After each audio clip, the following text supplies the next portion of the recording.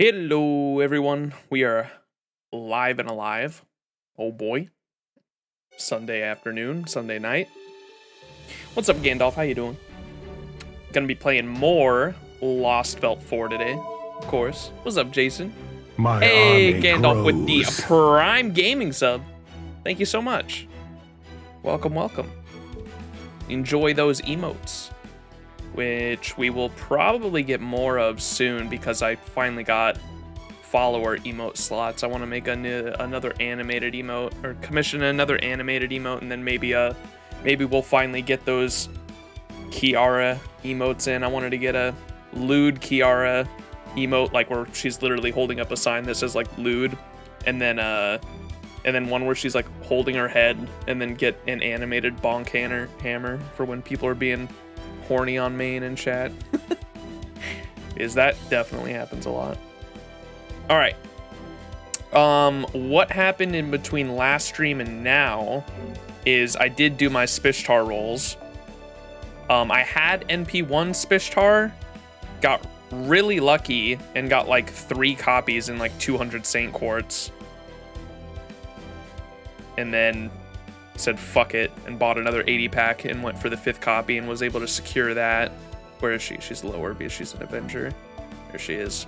So we went from NP1 from last year to NP5 secured. So probably going to be farming with her a lot. Or not farming, but going through the story with her through the normal nodes. Yeah, the Chad Giga Mesh. It's such a good emote. Thank you again for the Prime, brother. All right, let's hop back into the story though. And then I also I got extremely lucky with the Orion banner. I did one multi on the Orion banner and was able to get Mr. Chad Orion. Didn't go for multiple copies because he really doesn't need to have multiple. He really doesn't need multiple NP copies. Obviously, it doesn't hurt, but I just wanted to fool around with him and have some fun with him. And so since I didn't have a copy, I rolled for him, got him on a single multi. You can see I already unlocked all of his command codes there and threw just some standard ones on there for him. But I wanted to definitely play around with him in some challenge quests or something in the future. All right, I think that was all the gacha news from in between now and the last stream. And we will get to Saber Wars 2 before the event ends. We got 10 days left, so I wanted to finish up Lostbelt 4 before we did that, though.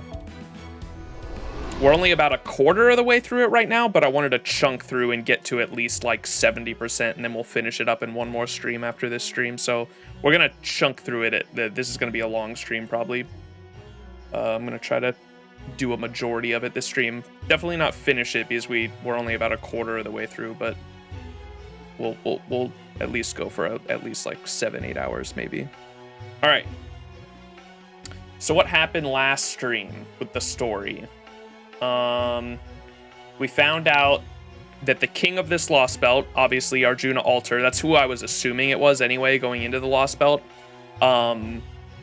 We found out that, oh gosh, what was the guy's name? The guy that Karna knew, Asvathaman, that was his name. Asvathaman was Pepe's servant, but Arjuna Alter is so fucking powerful that he literally yeeted Pepe's servant away from him. Just took the command spells and everything, and then either he learned how servants worked or something, and he summoned a bunch of servants himself then. And so Pepe, the master of this Lostbelt, pretty unique scenario that we haven't seen yet, is joining our side and helping us out because literally his servant and the king of this Lostbelt are like all against him. So unique scenario we haven't run into yet, which is interesting. I have won the FGO farming until 90++. Let's go. And then you need Melusine and Oberon, right? New Year's was costly. 46 tickets, 540 Saint Quartz got MP2 Muramasa, 420 Saint Quartz got MP2 Space Ishtar. So costly. New Year's got Super Orion out of a GSSR on last year's anniversary. Shoosh! Doman. What's up, Notorious? That's right, he was on the TV preview too. I was wondering for Arjuna Altar though, it was either I didn't know if he was going to be the Lostbelt's king or Pepe's servant. I was guessing one or the other, but we definitely got the confirmation he's Arjuna Altar is this Lostbelt's king for sure. Literally a god in this Lostbelt, so he can do crazy shit like that. Yeah, like all the Indian mythology gods mixed into one, right? That is fucking too OP, man. Just doing some heist battlegrounds, you know. Need the repulsor brace Akilos hand cannon for my hunter. Hell yeah. Yes, sir. Get that build going. All right. What else happened? We also lost 2 servants already. Sag. Neza got killed by another Neza, so there's a second Neza that I'm assuming is the Neza of this Lostbelt's timeline. So we have a Lostbelt Neza that is on the side of Arjuna Altar, and this Lostbelt's Neza killed our Neza. Neza went bye-bye. And then we also have Karna, who sacrificed himself going against fucking Arjuna Altar's Noble Phantasm, because we literally weren't going to make it within seconds, because we weren't going to be able to zero dive to get away from it in time. That's how powerful Arjuna Altar's Noble Phantasm literally just destroys the entire fucking world and remakes it. Truly an anti-world Noble Phantasm, fucking insane.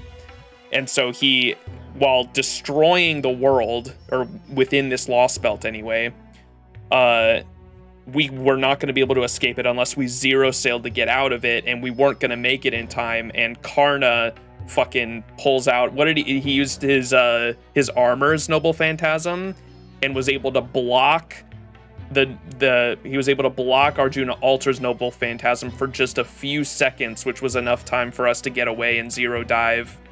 And Karna also died in the process, and so we've lost Neza and Karna now. So we're not looking too hot. That's all I really remember from the last stream. Neza's been in yeah, she was in the last one. We got her for 2 stories in a row, but which is sad. We had her in Salem Lostbelt 3 and 4. Yep. You just pulled your first Lobo during Space Age Char Banner? What? That's so sad. So you probably saw the gold Avenger card, huh? We're fucking hyped. You got spooked. Oof. For the first time, anti-world actually means destroying the world, right? Yeah, normally that shit is just like a huge AoE Noble Phantasm, right? But no, this one was like fully fucking remakes the world itself. Like, what the fuck does that even mean? That's crazy. All right. Let's get into this. Hopefully all the audio's all right and levels look all right. Let me know if anything's too loud though.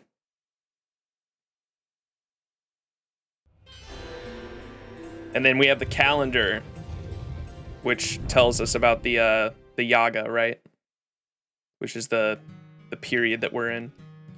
I experienced the Kali Yuga. Sorry, not Yaga. Yaga was the name of the Lostbelt 1 wolf race, I think, right? Yuga. I experienced the Kali Yuga ending several times after Asvathaman was taken from me. I felt the light of Oh, this is Pepe talking, I think. After Asvathaman was taken from me, it's gotta be Pepe then. I experienced the Kali Yuga ending several times after Asvathaman was taken from me. I felt the light of creation wrapping me in a tight embrace, just as powerless to do anything as the people, absorbed in their worthless prayers. As long as the god of this world doesn't consider you defective, at least there's no pain. You don't feel it. The light just keeps getting brighter, blinding you and even numbing you to the passage of time. The next thing you know, you're right back where you started, only everything around you has been changed. I don't know what the locals make of that experience, but it was awful enough to almost make me vomit. I'd rather stick my head inside of a festering... Doesn't know what the locals make of that experience, but it was awful enough to almost make him vomit. I'd rather stick my head inside of a festering dead body or kiss a pile of excrement from a prison cell without plumbing. Those options might be revolting, but at least I wouldn't have to at least I wouldn't have been so frightened. So while I hate to admit it, when that light finally subsided and I found myself standing there, I would be relieved that I had been would be relieved that I had avoided being taken away. But it was never long after that my relief turned to worry, to the point that I could barely think straight. Maybe I just got lucky this time. What about the next time? Or the time after that? So in retrospect, it was inevitable that I would take action like this sooner or later. This time, I managed to avoid the light by escaping to the reverse side of the world, so I thought I might be different. I might feel differently now, but surprisingly, nothing changed. Upon laying eyes on the new world of this cycle, I felt the same thing as always, loathing and discomfort. To use more contemporary slang, I just can't even with this world. I guess it's God bothers me even more than I expected. In many ways, it's a perfect world. And yet, it's also just unbearable.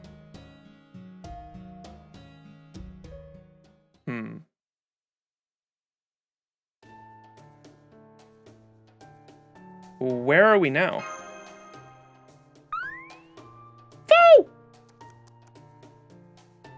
The air smells sweet.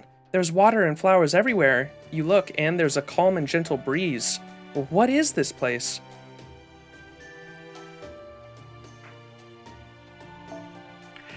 Want to know what the most surprising part is? You're standing in almost the same spot that we zero-sailed from. Our location didn't change. The entire rest of this world did.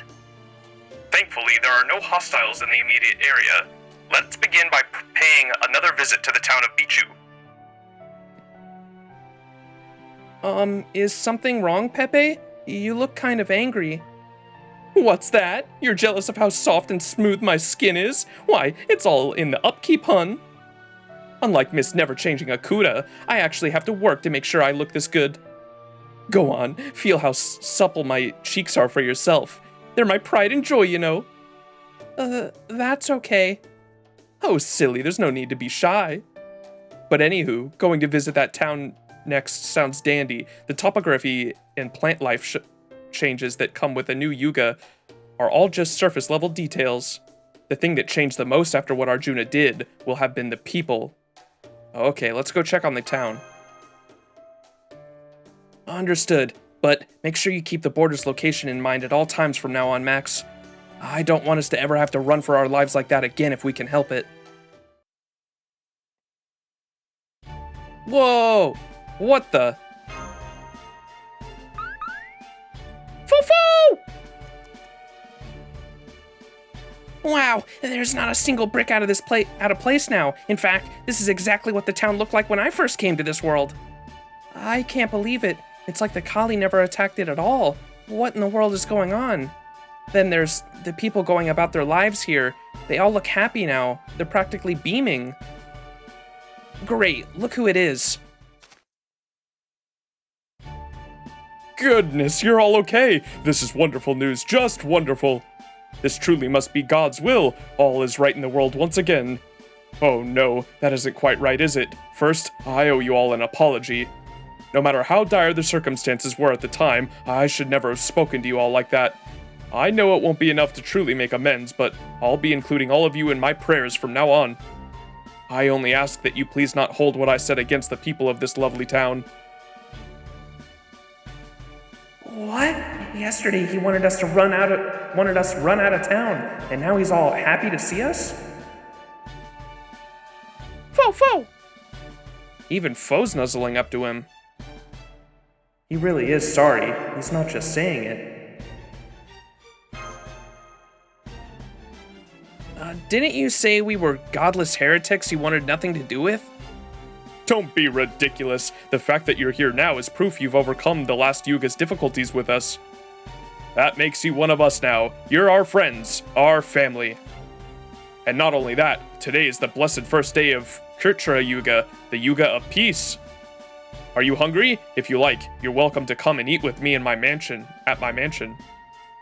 Or would you prefer some fine ornaments for the young ladies? We also have plenty of beautiful flowers. That's very kind of you, but we're okay. We kind of wanted to explore the town now, so... Oh, I see. Well, that is a pity. I was hoping to introduce you to the rest of the townspeople. Oh, by the way, that mansion over there is my house. I'm afraid it ended up that big on account of my being mayor. It's very embarrassing living somewhere so ostentatious as that, but it's not without meaning. Please feel free to come visit whenever you have time. You'll always be welcome in my home. Good day, then. Oh, what the heck? I've never seen someone go from jerkwad to sweetheart in no time flat like that. He seemed elated. It's probably because Kshetra Yuga is the Yuga of happiness. Tends to make most of the locals friendly and kind-hearted. Though, of course, I'm sure there are exceptions. You guys again? Oh, Master, it's Ajay. He doesn't seem any different now than he did before. I'm not judging either way. I'm just surprised how simply hearing him click his tongue again has made me feel so relieved. And then there's... Ah, it's you guys! This is such a surprise! So you made it the new Yuga, huh? That's great! Yes, it wasn't easy, but we did make it. I'm glad to see you're okay too, Asha. I sure am. I prayed extra hard, so I didn't get hurt at all. I see. That's wonderful. Oh, but speaking of hurt, is your dog, Vihan, is he okay? He hurt his leg before Kali Yuga, right? I don't see him with you. Huh? Who's Vihan? Bum, bum, bum!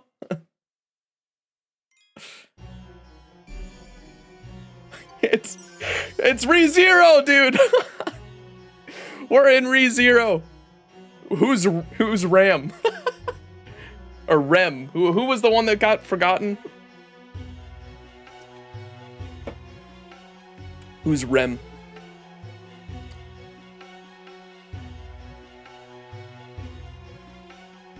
Stole all the Indian deities' power, so he's about as close to as a true god as you can get. Yeah. What's up, Rudimentary, my dear? How you doing? First time watching one of the streams live. Let's go. Pepe's peak sex appeal. I love him. Gotcha? Can you roll more gotcha? Rip the puppers. Who was the one that got forgotten? I don't even know. I know it's Rem and Ram, right? But I can't remember who's who. I think Ram's the pink one, right? And Rem is the blue one. It was Rem that got forgotten.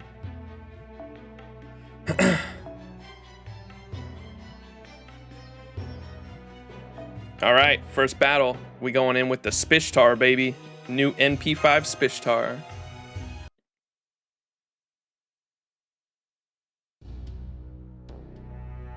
Rem and Ram, there's two? Yeah, they're the, Rem is the blue, Ram is pink. Yeah, that's what I thought. You only know Ram? Who's Rem? Ram is better and you can't change my mind. She is adorable. I like them both. I don't know if I can pick. Oh. All right, it should be safe to discuss this now that we've come this far, but what is the meaning of all this? This world runs on the Yuga cycle, but needless to say, they aren't proper Yugas. A real Kshetra Yuga, or Satya Yuga, depending on who you ask, is supposed to last for 4,800 years. Then, the Treasure Yuga is supposed to last for 3,600 years, the Dvapara Yuga for 2,400, and the Kali Yuga for 1,200. And on top of that, these are God years, where each one is equivalent to 360 human years. Suffice to say, we're talking about a really long cycle. Whereas in our world, it would seem only the ratios have been preserved, given that each Yuga is apparently 4, 3, 2, and 1 day long respectively. That's right, but the people I've talked to here said that things weren't always like this. It used to be that the Yuga cycle lasted for hundreds of years, or maybe even longer. So that is why this world is like So that is what this world was like immediately after it was pruned away and become a Lostbelt. Right. I'm sure this period where Kali would show up had to have been proportionately longer back then. But I'd also bet they showed up much less frequently than they do now. Otherwise, the people here would have gone extinct long ago. But over time, the cycles got shorter and shorter, and now it only lasts 10 days. I have to think that drastically shortened cycle is why there are so many more Kali now. They used to be only let out a bit at a time, but now the floodgates have been opened, so to speak. Well, why did Arjuna shorten the Yuga cycle so much? Part of it is thanks to that disciple pouring poison in his ear, like I said earlier. And part of it is that the Tree of Emptiness has given him power he didn't have before that lets him do so. Yes, I know that only addresses the how, not the why. I'm getting to that. I think the reason he sped things up so much is to reach whatever end he has in mind for all this.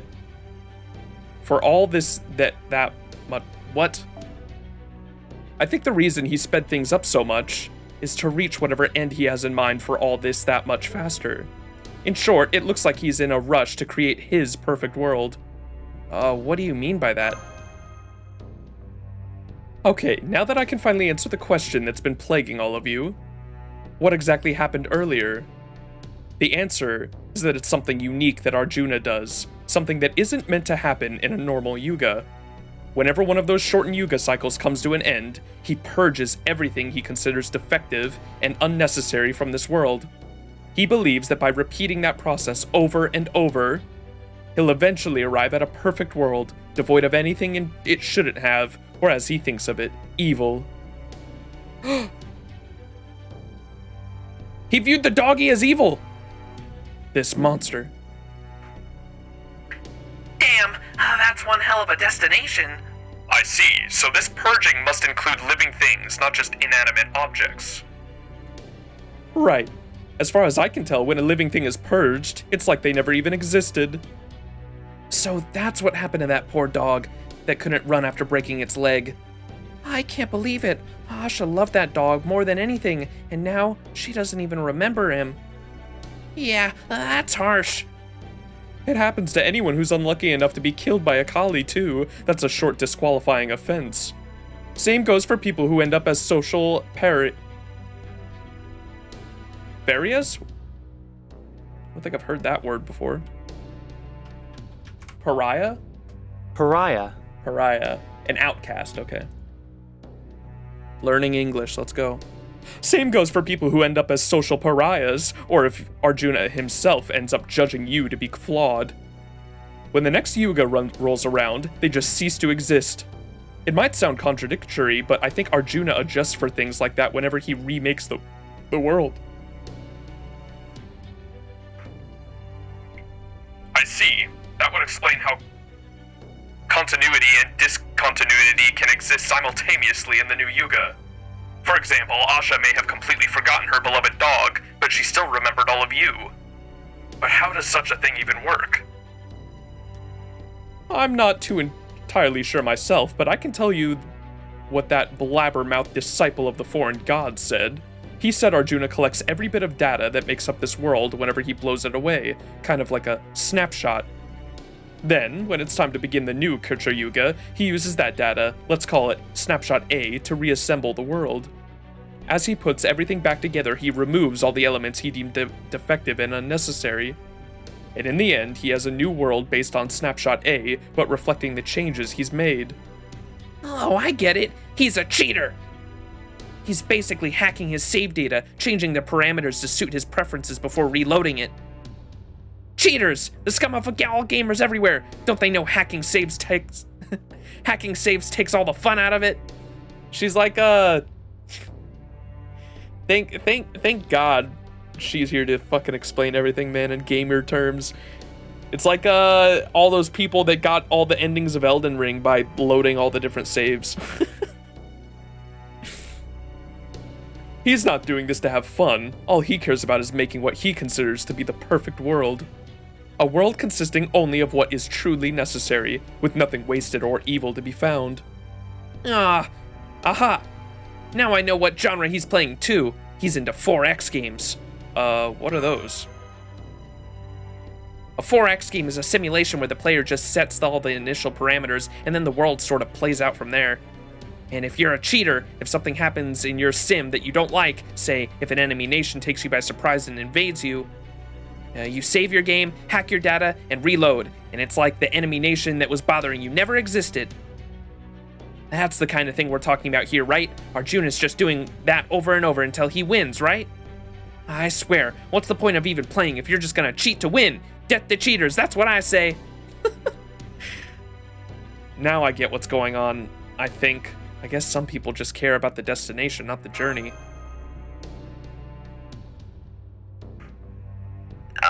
Video game analogies aside, if that's true, it sounds like Arjuna isn't remaking the world from scratch every time he resets the cycle then.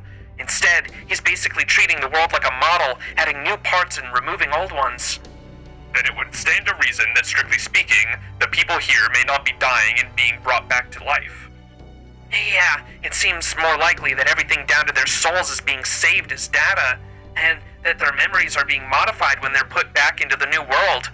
And if that's the case, we're talking about a much smaller scale feat than creating the entire universe from nothing. It's still a big freaking deal, don't get me wrong. But if Arjuna's got every Indian divinity and support from the Tree of Emptiness, it is theoretically possible. I'm beginning to see the larger picture. There is something about this Lostbelt that is almost reminiscent of a singularity. The Russian, Scandinavian, and Chinese Lostbelts we've seen so far all were the result of a world where some definitive event happened in their respective past to dramatically change the course of their history. But this Indian Lostbelt is still in the middle of its definitive event. Here is its king continually trying to evolve its world by regularly recreating it with parameters that would be unthinkable in proper human history. While he has yet to reach his goal of a perfect world, I suspect the reason this world was pruned is that the very act of trying to change it in such a manner was considered a mistake. What is it, Director Gordoff? If you have any questions, please go right ahead. Do you ever shut up? I don't mind you explaining things, but I insist you do so concisely in a report I can read at my leisure. You just gave me flashbacks to one of my teachers in the clock tower days who would lecture me for what felt like days on end.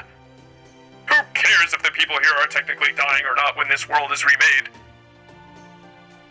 Is he when he's referenced the teacher, he's talking about, wasn't the female homunculus from Fate Apocrypha the one that taught him in this timeline, right? I think.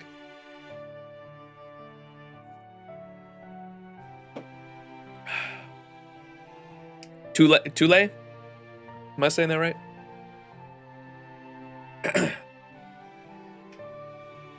The dog's dead. Lostbelt's got to go now. I don't make the rules. Lostbelt 1, Patsy. Gouda decides John Wick. Lostbelt 4 kills beyond Gouda. I'm going to do what's called a pro gamer move. Who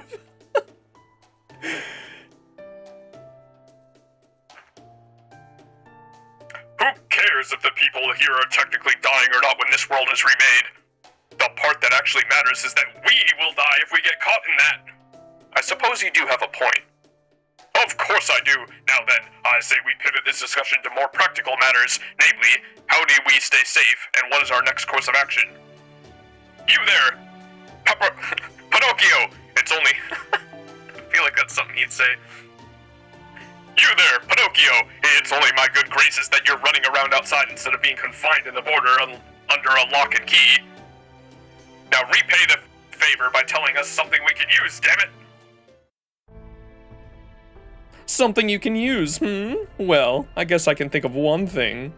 Pulling off a feat that massive takes a lot out of Arjuna, so he isn't able to move around as much. And I don't just mean that long stretch of time at the end of the Kali Yuga when he charges up that noble phantasm.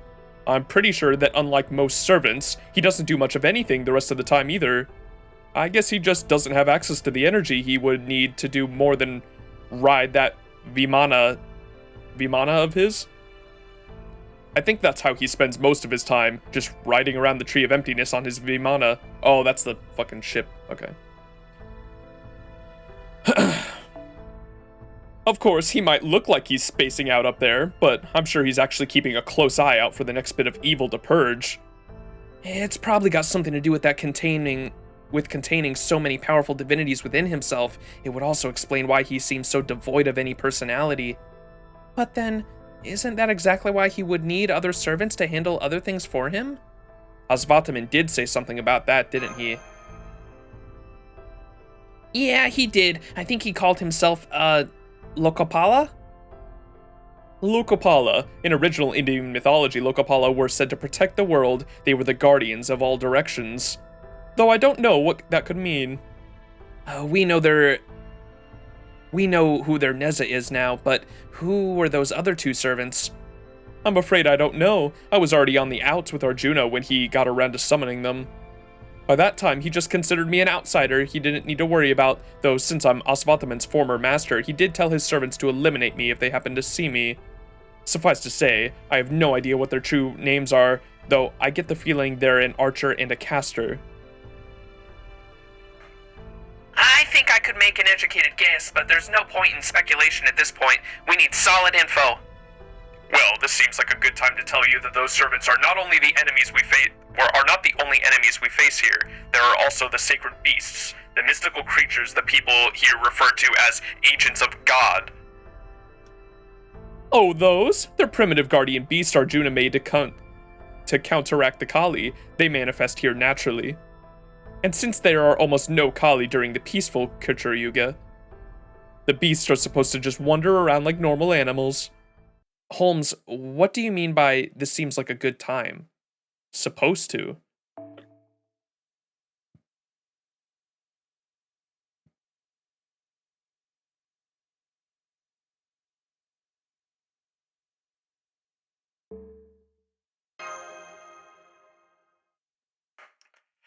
I suspect the answer to that and your next immediate course of action will be clear to you soon enough. Oh. Sacred beasts! I guess that means Arjuna really doesn't want us here then. So of course they'll attack us right on sight now, just like the Kali. You said these beasts were wandering around just like ordinary animals, yeah? Then we clearly can't let our guard down just because the Kshetra Yuga is now. Still, I don't know if it's the sunshine or what, but my body feels lighter. This shouldn't take long. Yeah, I'll just show you guys how I can hold my own in a fight, or at least I hope I'll be able to.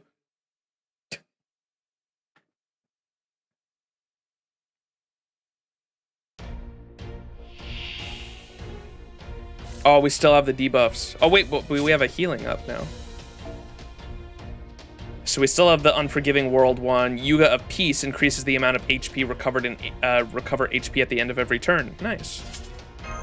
So we're gonna have different buffs every cycle, or every time of the cycle.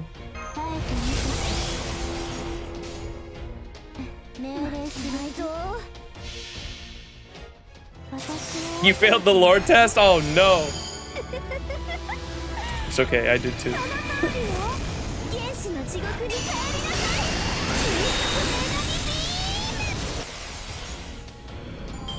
The second an animal dies, all hell breaks loose. True.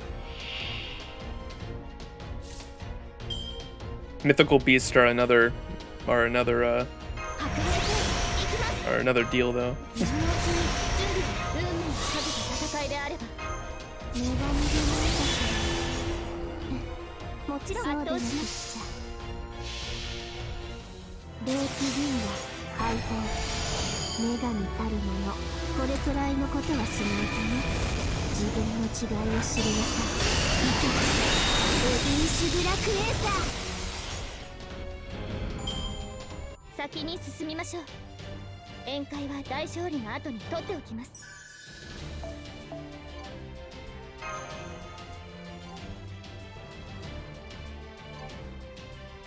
Oh, we have to kill wild beasts too. This is perfect.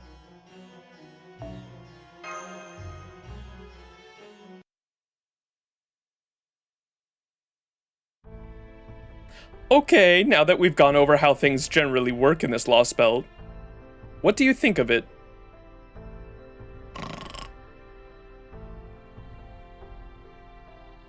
Puppy.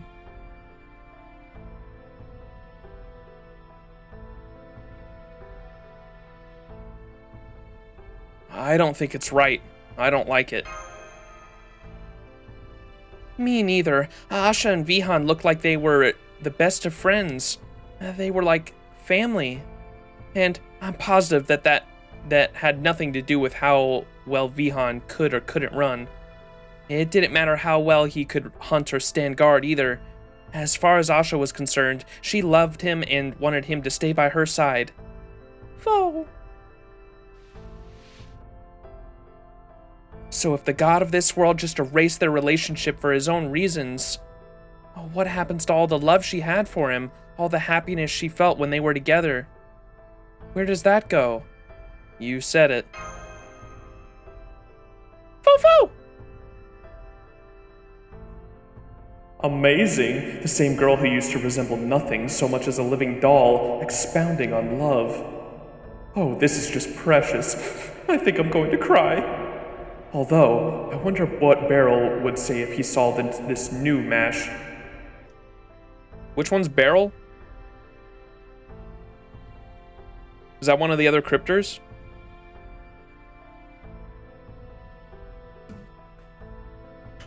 You're gonna go be back in a bit. All right, bench.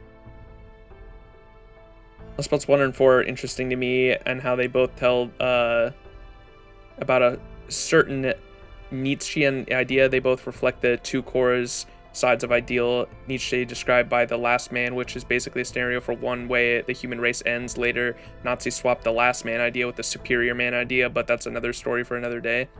Beryl's the creep. I think we talked about that in my Lostbelt 1 playthrough too.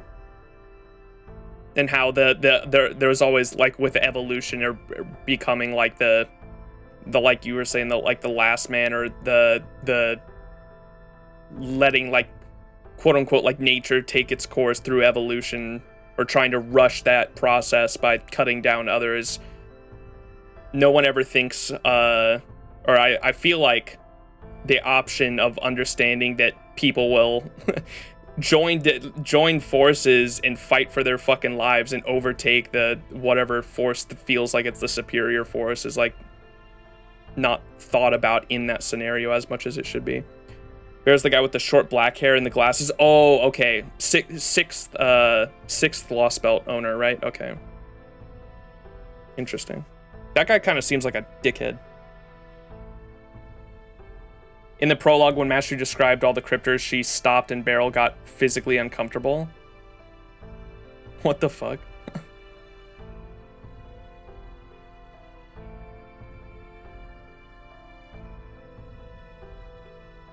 Okay.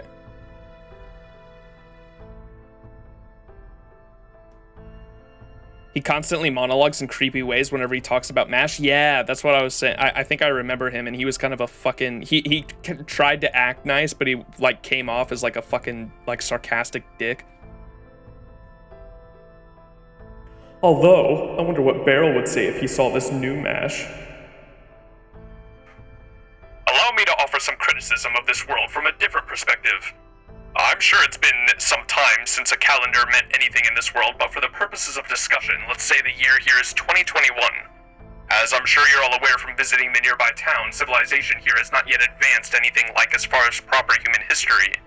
That is not to say I only value oh my god.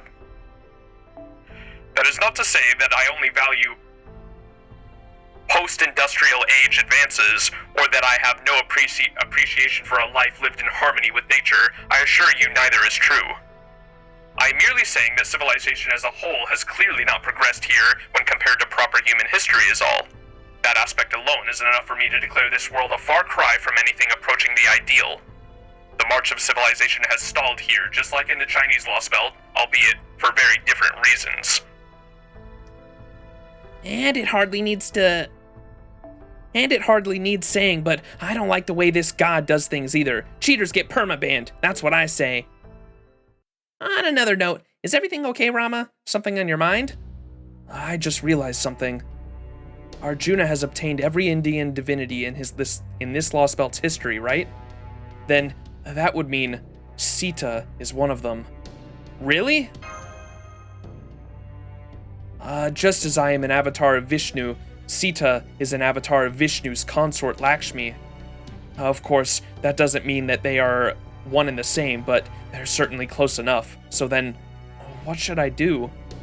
Oh, what else? I have to save her. That is who I am. It's my very reason for existing.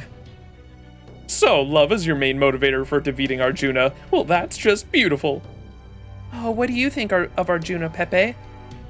Me? It's like I said. I thought he and this world were dead end the moment I met him. Can't get much further from my type than this version of Arjuna. He might have a pretty face, but that soul of his is ugly as sin. Master, there may not be any need for me to say this, but please let me say it again anyway. Pepe is a good person. I believe we can trust him, and I think we should work together with him on this. I think so too. Looks like we're on the same page, Mash. Oh, that's sweet. Thanks, you two. Nonetheless, the fact remains that you are a cryptor. Are you truly about to let your assigned Lostbelt be destroyed? What will you say to the others? Why? I'll just say I did my best, but it wasn't good enough. Oopsie. I don't want to get on their bad side either. I'm just going with the flow here. Well, I trust you even less now. If you're so easygoing, why did you join the cryptors in the first place? You could have just turned them down from the start. Well, that's a cruel thing to say. Huh? Are we gonna get a little more info on this? I kind of figured the cryptors were given a second chance at life, I think. I'm pretty sure they were either given the option of become a cryptor and, like, they're all fighting for their own lives. I'm pretty sure in these Lostbelts, right? Because if their Lostbelt dies, they die too. Or they don't die too, because I guess Lostbelt 1 was destroyed and Kadok is still alive. But they were all basically put in this scenario. It was either choose this or choose death, right? That's what I'm assuming. In the prologue, when Mash got physically uncomfortable, not Beryl. Gotcha. Okay. Yeah, he's a fucking creep. It seemed like he, like, bullied her, right? Or, like, liked to toy with the fact that she had, like, no emotions for the most part. Pepe is peak sex appeal? Hell yeah. Circumstantial change confirmed.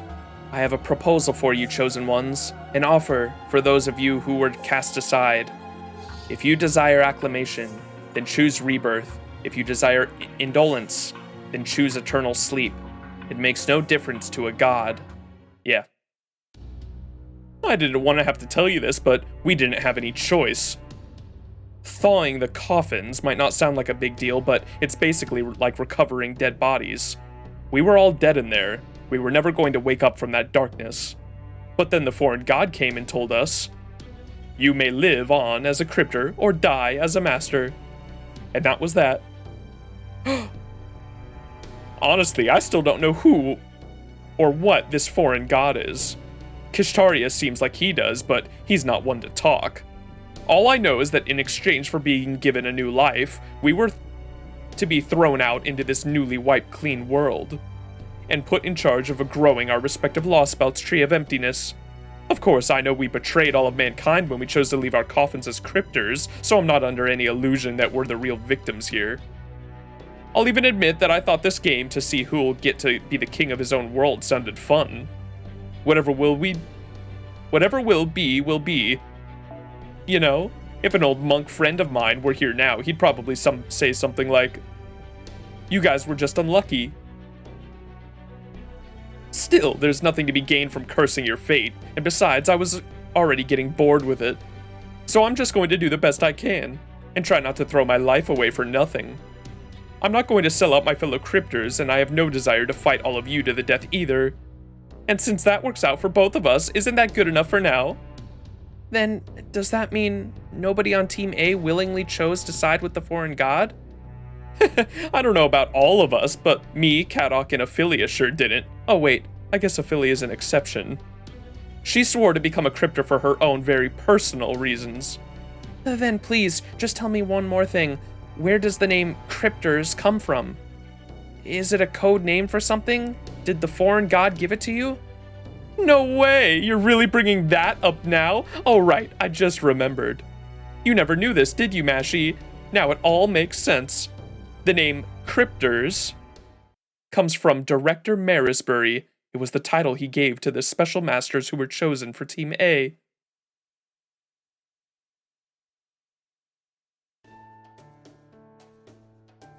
What? We're just gonna not talk about that detail a little more? Fuck, maybe my theory about the one going in between all the Lostbelts that's been helping us out really is Marisbury then. Interesting.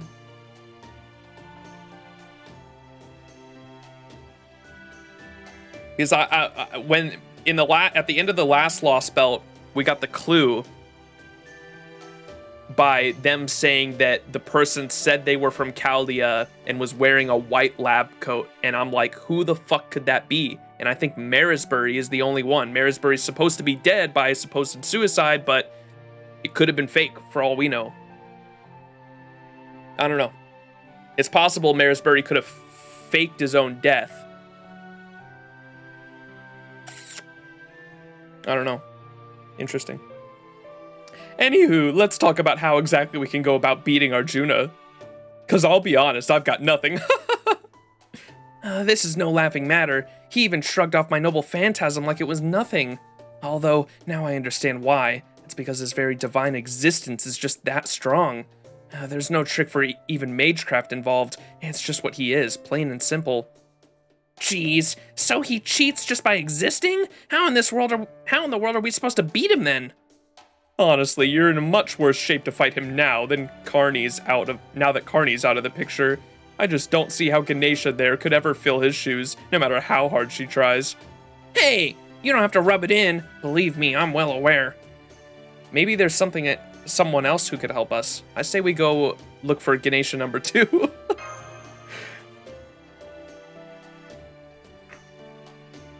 there could well be another rogue servant. There could well be another rogue servant here. If we could find them and win them over, it would be the fastest and surest way to bolster our ranks. That would be great, but it is a big if. Well, if there is anyone else like Ganesha around here, there's a good chance someone in town might know about them. Why don't we head back to Bichu again and see what we can find out? Sounds good to me. Then what are we waiting for? Like they say, no road is so long with good company, and it's best to make hay while the sun shines. Eee! Don't worry about a thing. I'll make sure we never run out of things to talk about on the way. I can't say that was actually a concern.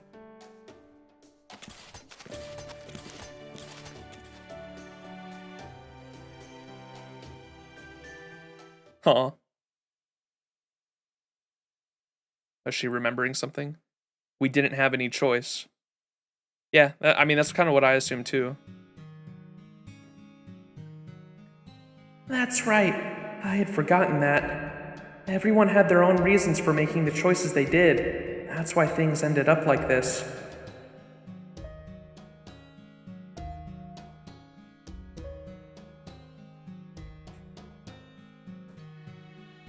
Ophelia.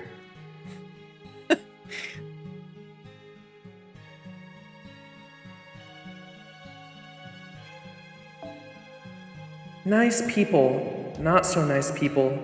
People who were interested in me, people who weren't interested in me. I know everyone on Team A. I'd forgotten I knew that. I only just remembered that they were also people who lived in Chaldea.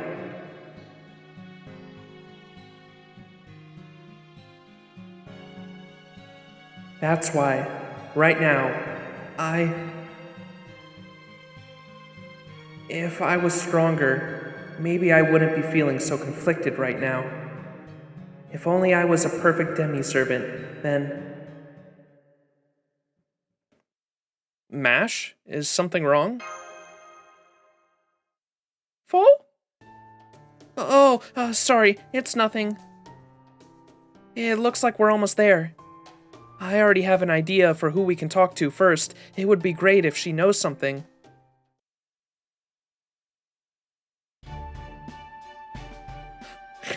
Other gods? I guess you haven't heard anything then. Maybe using the word God isn't the best way to go about it. It might be better to take a different approach.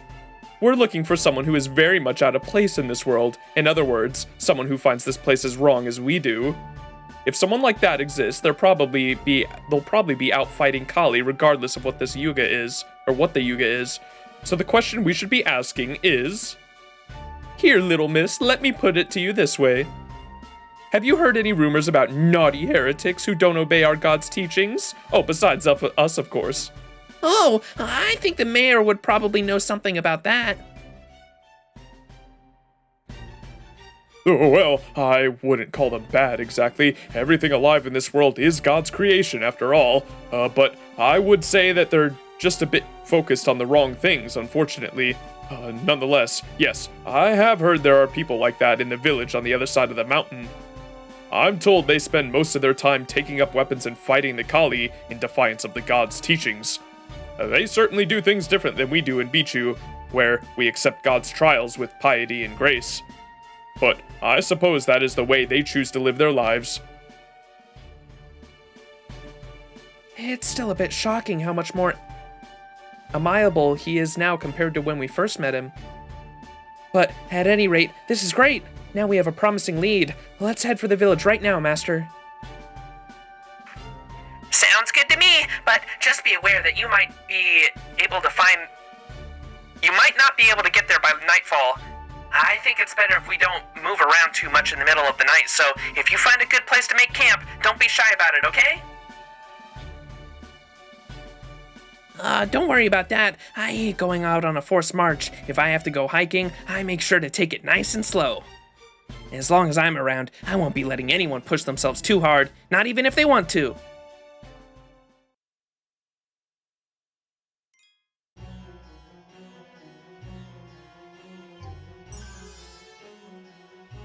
Hell yeah. What's this?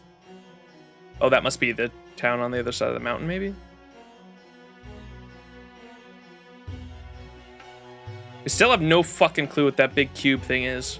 The god boulder or whatever they called it. Another thing about Beryl in Lostbelt 1 Prelude, he seems almost scared of Pepe at certain points, and in Lostbelt 2 Prelude, he outright states that Pepe is the one person he wants to anger least of all. Oh shit. Pepe a badass. What is this? This is not Lucasfilm copyright infringement? The Queer Eyes Pepe edition? Apparently Bichu was supposed to be translated to bitch, but they changed it for obvious reasons. Beach? That's funny.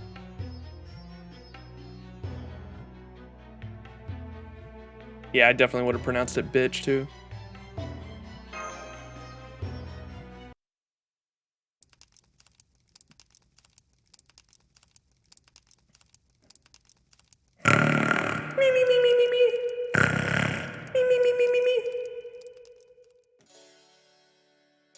We'll be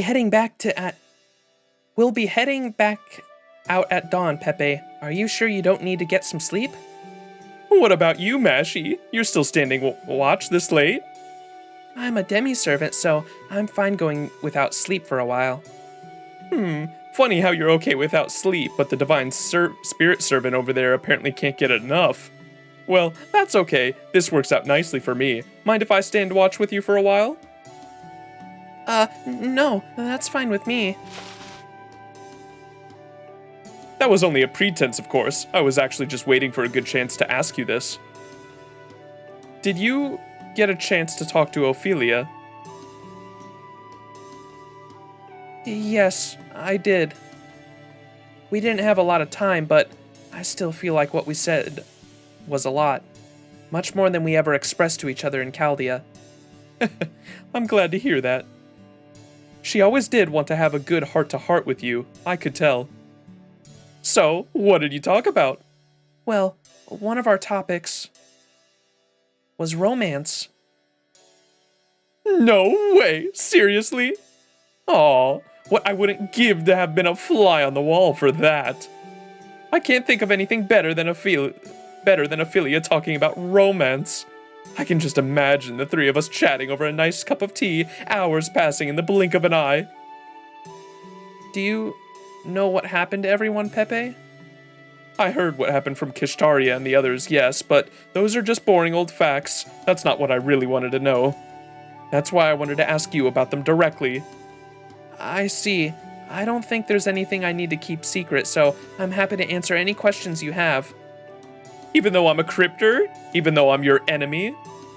Yes, I remember that. Despite everything that's happened, we were still both members of Team A. That hasn't changed just because you're a crypter now, too. I see. Well, thank you.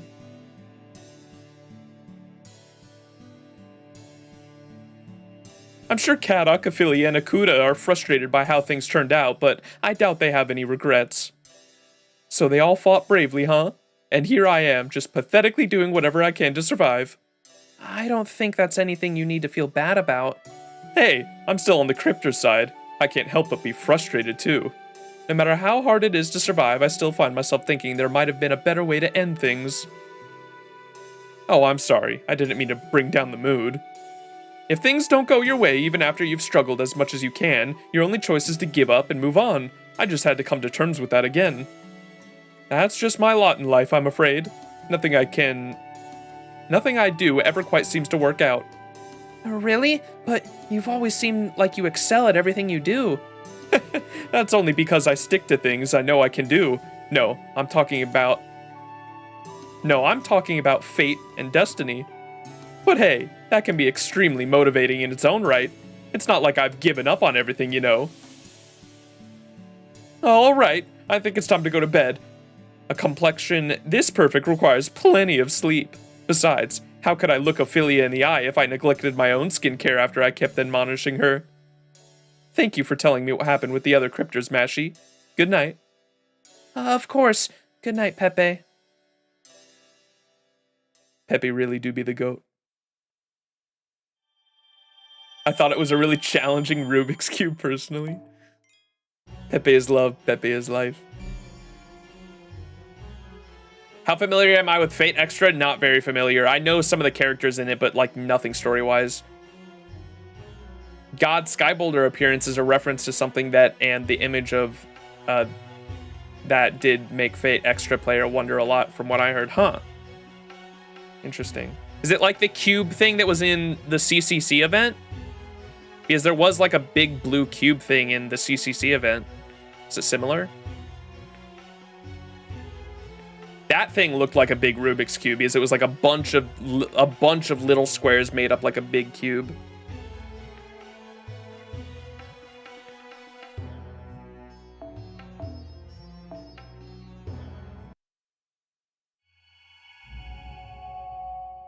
The Queen of the Walled Village.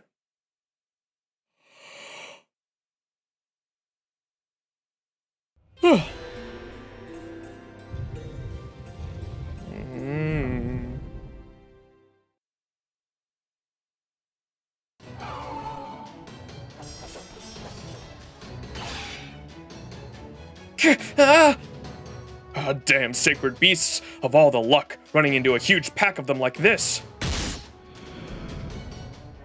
It seems luck was not on their side today. I was hoping we could pass them without incident, but oh well.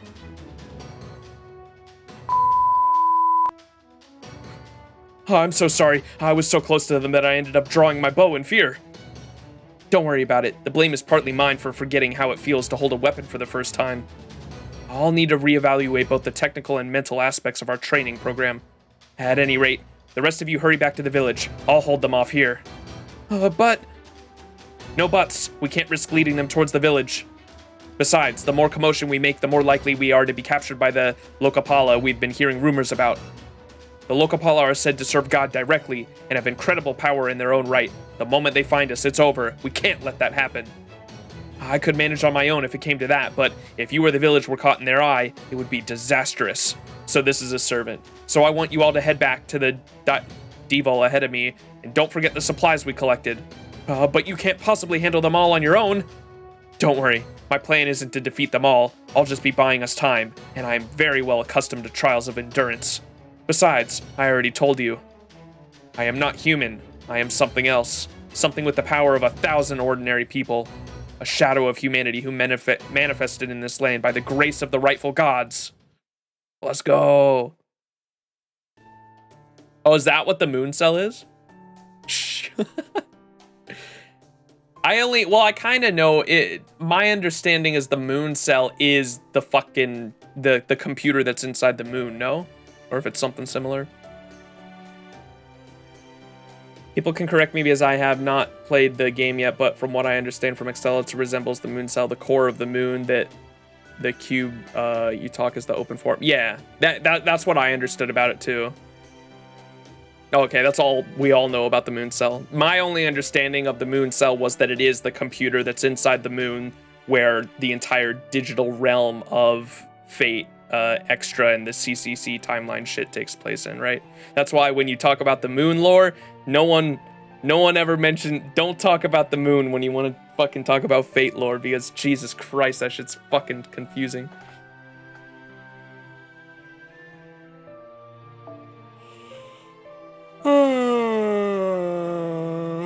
God damn it.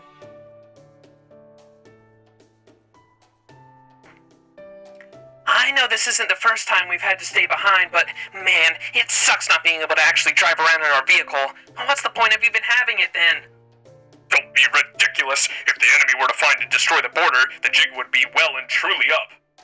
Camouflage function or not, we still need to make sure we stay out of sight at all times. That mad dash we made to pick up the field team during the Kali Yuga was under the most extenuating of circumstances. There will be no repeat performance. Yeah, I was just grumbling. I know you're right on this one, Gordy. Oh, just a moment. Do you think you can stop and hide in all that tall grass over there? Yes. I'll set up the Ortnax to silence mode. And please be as quiet as you can, everyone. Foe.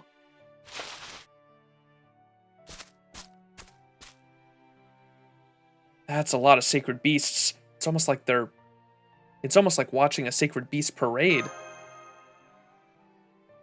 Luckily, they don't seem to have noticed us. Let's stay here and wait for them to pass. They're certainly very pretty to look at. No wonder the people here call them agents of God. They really are just like any other animal without the Kali around, huh? I wonder what they eat. Maybe we could use food to tame them.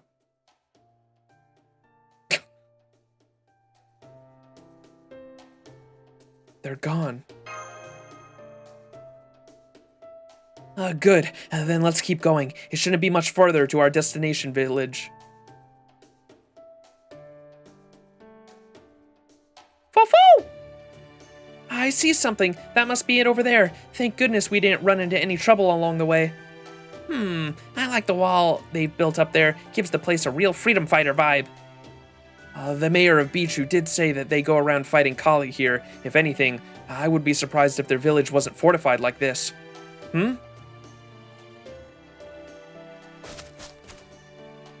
Come on, hurry! It's us! Open the gate, quick!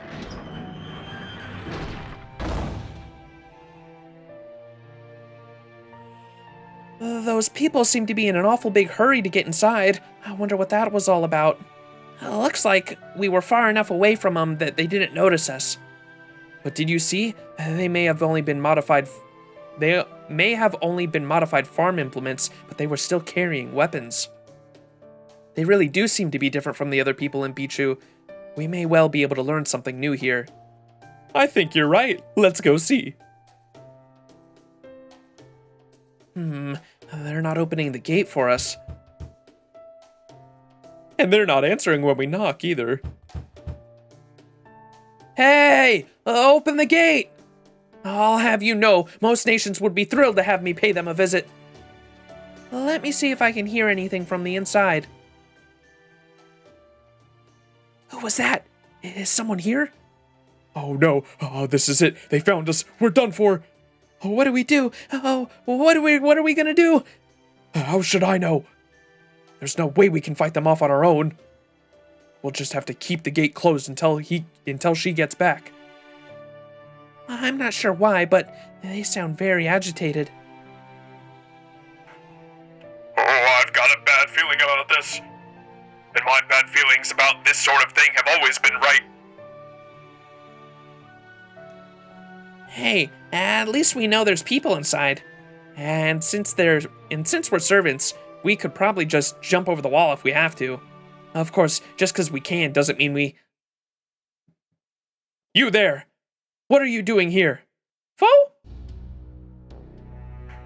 A servant reading? Well, it seems luck is on your side today, Master. Of course, we aren't sure whether this is good or bad luck. Whoever this servant is, they're heading your way at top speed. Be on your guard.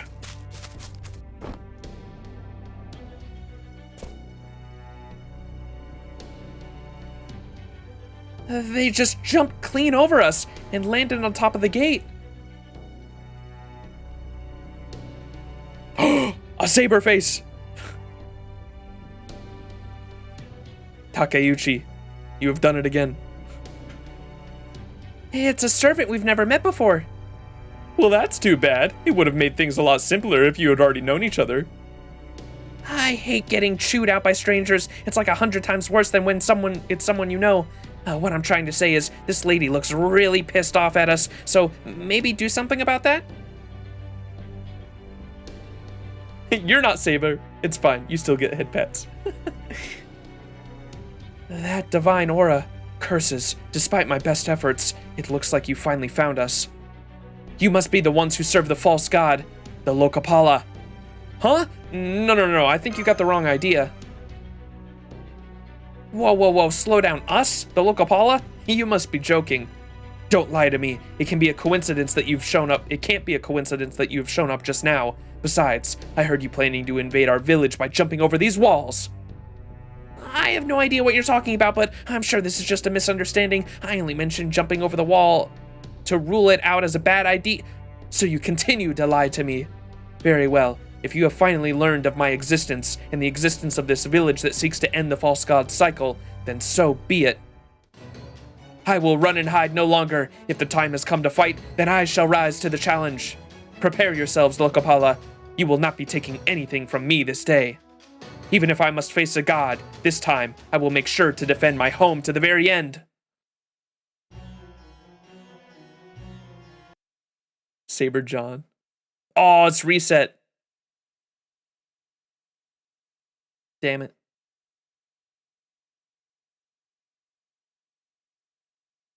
Time to find her lewds.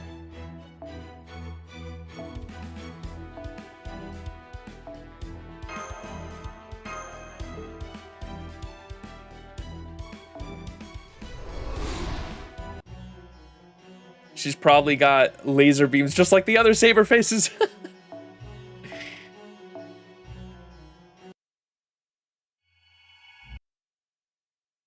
Did you already grab your costume for Spish Chart? No, I haven't done the event at all. We're gonna read it later this week though, before it ends. For sure though. I will.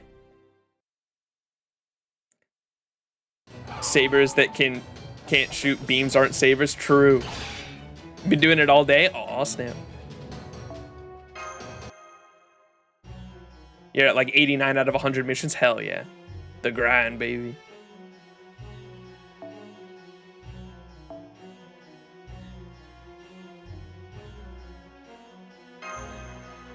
All right, Spish Char Punch.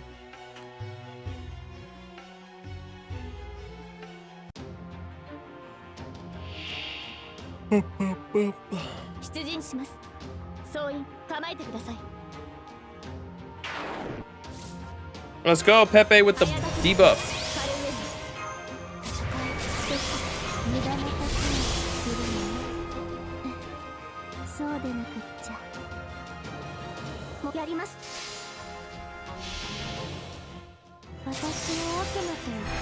I mean, archers throw swords or punch people to death, so I don't know anymore. Very true.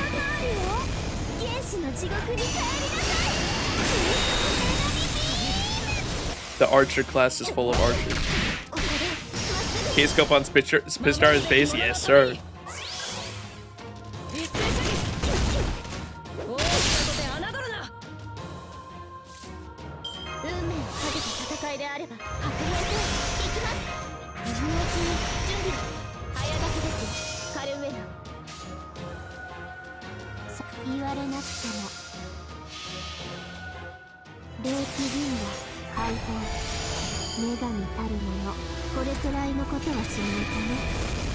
Is it? Yeah, I feel most farming units, I think it's either K-Scope or Black Grail, right? Dude, that extra Spishtra's extra attack is so fucking good. I hadn't seen it until I started using her this week. And I was like creaming over how good the extra attack looks. Archers throw things and punch, and Lancers die. The night classes are truly in another league of their own.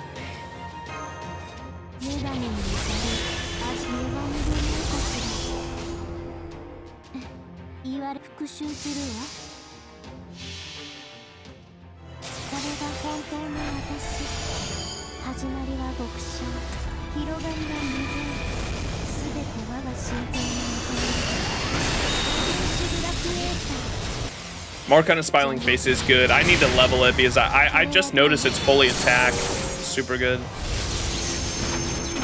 Look how good that looks. Oh, I love the extra attack. Takes off the coat and goes ham.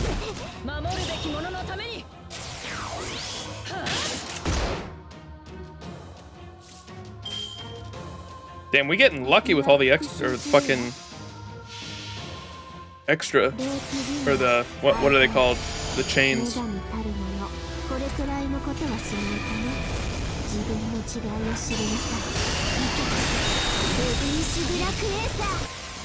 I was able to NP every turn, dude. Jesus.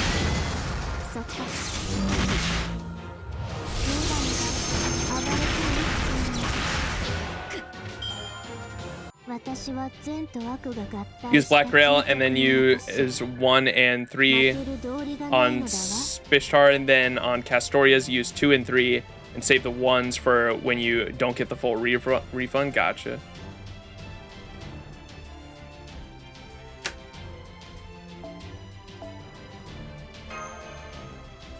What's up, Starkiller? How you doing?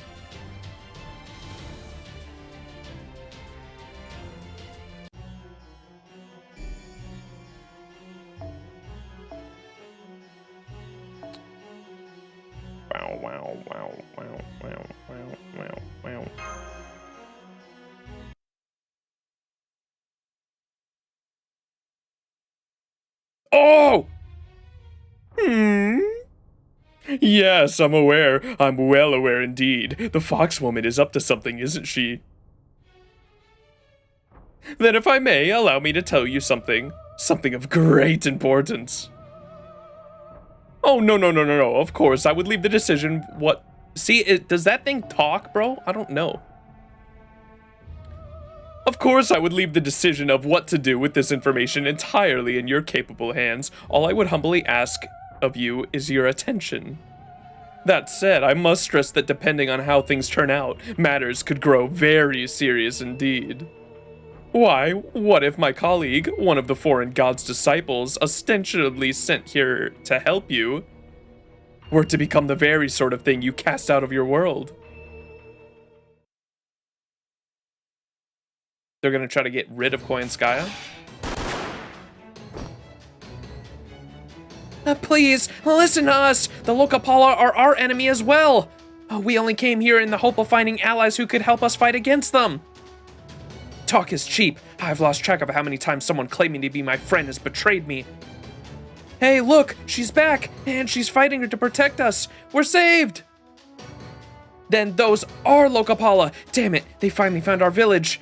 Please, my lady, help us! The Loca Paula showed up right after we got back to the village. We've been barring the gate and holding out until you arrived. There, you see? I knew you couldn't be trusted. What did I tell you? Misunderstandings only invite further misunderstandings. I've seen this sort of thing before, back in the clock tower. No, all my life, really. I would look around one day and realize everyone had forsaken me, even though I didn't do anything wrong. Well, maybe that's not entirely accurate. There was this one time Oh, sorry, hon, but your life story's gonna have to wait, okay? The circumstances being what they are, she doesn't seem to truly be trying to kill us, but she's certainly very hard-headed. Her movements are as firm as as her beliefs, it seems. Hey, Rama, are you feeling this too? I am. It's faint, but she definitely has the air of a divine spirit. Maybe she's a pseudo-servant like you? Good grief. I knew India had an expansive pantheon, but that can't be the answer for everything, can it? One does not generally run into a divine spirit at every corner, so to speak. Forget that. How do we get her to listen to us? We'll never get anywhere if we don't clear up this misunderstanding. We've been telling her over and over, but she won't listen. I can't seem to get through to her no matter what I say. Foe. Well, aren't you going to try to scale these walls? You'll need to do better than... Huh? Is that... It looks like something caught her eye. Why'd she jump back onto the wall?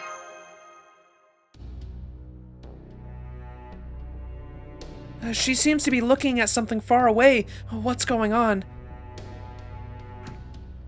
Well, this is certainly less than optimal. I know you're in the midst of a battle, but I strongly urge you to take note of your surroundings, particularly what is behind you, immediately. But behind us? What? Sacred beasts? Huh? Oh, wait, this pack looks kind of familiar. Are these the ones that passed us by earlier? Those were going in a different direction, and I'm pretty sure they didn't notice us at all. Maybe there's something here that lured them this way. A different group from the sacred beasts we encountered earlier? Of all the times they show up now. No, this is no coincidence. It only makes sense that Loca Paula would have the means to control them. They must be trying to make their way into our village and cleanse it, especially since one of our elderly died this morning. Huh? Be gone, foul agents of the false god! You will not be claiming our dead today! My, she does make for quite the striking figure, doesn't she? She certainly does. She must be the manifestation of a noble heroic spirit here to guide the people of this place along the right path. But... Oh! Huh? What happened? Did something knock her off the wall? No, it looked to me like she just, sort of lost her footing? And now she's wriggling around where she fell. It looks like her feet are stuck in some hole in the ground. Ah, curses! I can't believe I fell into one of the pitfalls we dug to prepare for the next Kali attack. Give me a moment. I'll be out of here in no time. Looks like they're pissed off about all the dramatic tension evaporating, though I could just be projecting there. We can't let the sacred beast hurt her while she's incapacitated. Let's take them down and keep her safe, Master. You know it. Get them, guys. Foo! Sick of Mashu.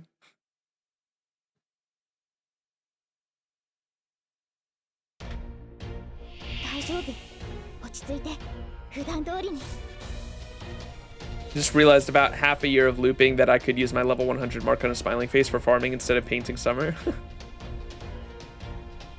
She needs the head pads. She does. She fell into a hole. Oh dear.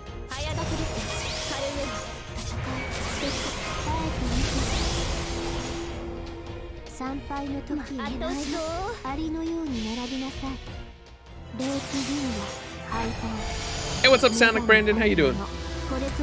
Bangy.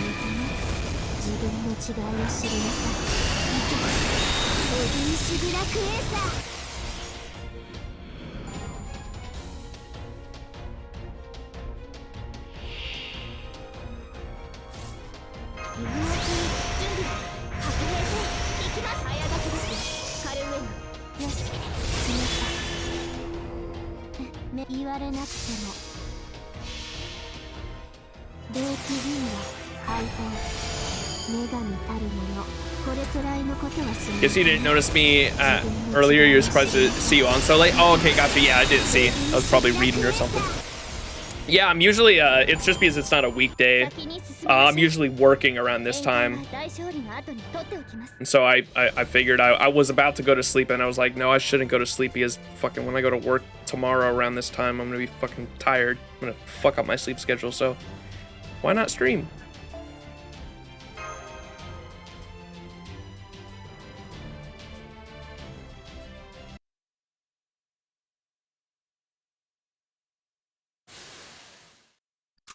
What the hell, Notorious?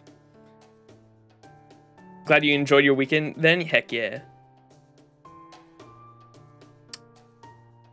All hostiles in the vicinity eliminated. Well done, everyone.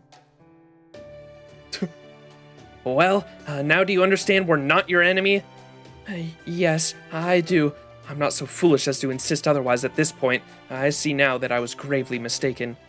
No one who would fight against the sacred beast could possibly be allies of the false god. I am truly sincerely sorry, and I thank you for your assistance. Please, tell me why you have come here. No, on second thought, it's only right that I tell you about myself first. Yeah, you have a point. Alright then, let me ask you this. Are you a divine spirit?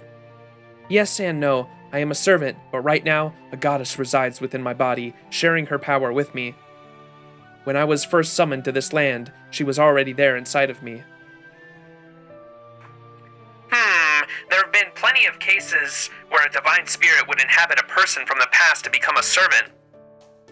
And since heroic servants are technically people from the past, I guess it makes sense that a divine spirit could inhabit one of them too. Though I definitely haven't heard many cases where it happened quite like this. Did I do that? Hey, Hygor, FGO, appreciate the follow. Thank you. Choco John.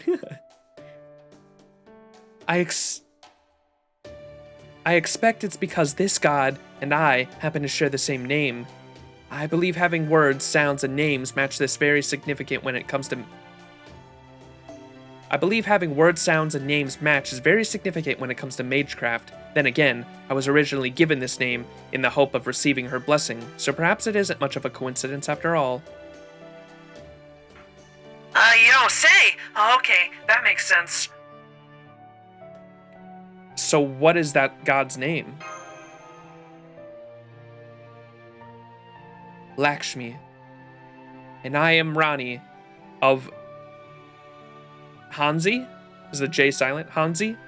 A land which once existed in India, who was named for her. My name is Lakshmibai. Yay!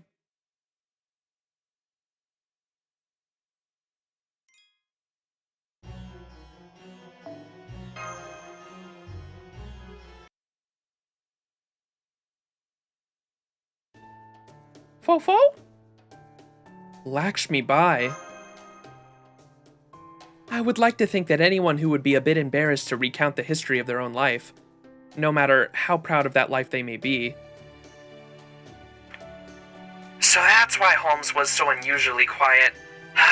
Alright then, I guess I'll... Lakshmibai is a hero from the 19th century India, known for her role in the Indian Rebellion. Oh, thanks for jumping in, Captain. Why don't you take it from here, then? Despite being born into royalty, she took up a sword and led a small rebel army in order to protect her nation of Hansi. She was known far and wide for her leadership and charisma. At the time, revolts were breaking out all across India under all manner of different circumstances. When one small state tried to revolt, the neighboring nations would often end up siding with the British, isolating the rebels and cutting them off from working like-minded people in other regions. But the Hansi rebels managed to hold off until the very end, and it was all thanks to their exceptional leader, Lakshmibai. I wouldn't call myself exceptional. I was just flailing around trying to hold everything together as best I could. Between Kunar Signe, Tatnya Tope, and others I could name, there were no end of leaders more talented than me. Sorry, I'm butchering all of these names. The 3 Ellies in Saber Wars gave me a very hard time. 22 turns, sheesh! My command spells. All that aside, you sound like you know a lot about your struggle. Are you Indian yourself? Whoops. nobody. Just another nameless. It doesn't matter where I'm from. I'm dumb now. Over and out. Oh, while we're at it, we should probably also go over your divine spirit, Lakshmi. Though I'm sure Ganesha and Rama know a lot more about her than I do. In Indian mythology, Lakshmi is known as a goddess of fortune, prosperity, beauty, And the consort of Vishnu, right? That's right. Then, could it be? Oh no, is it his wife?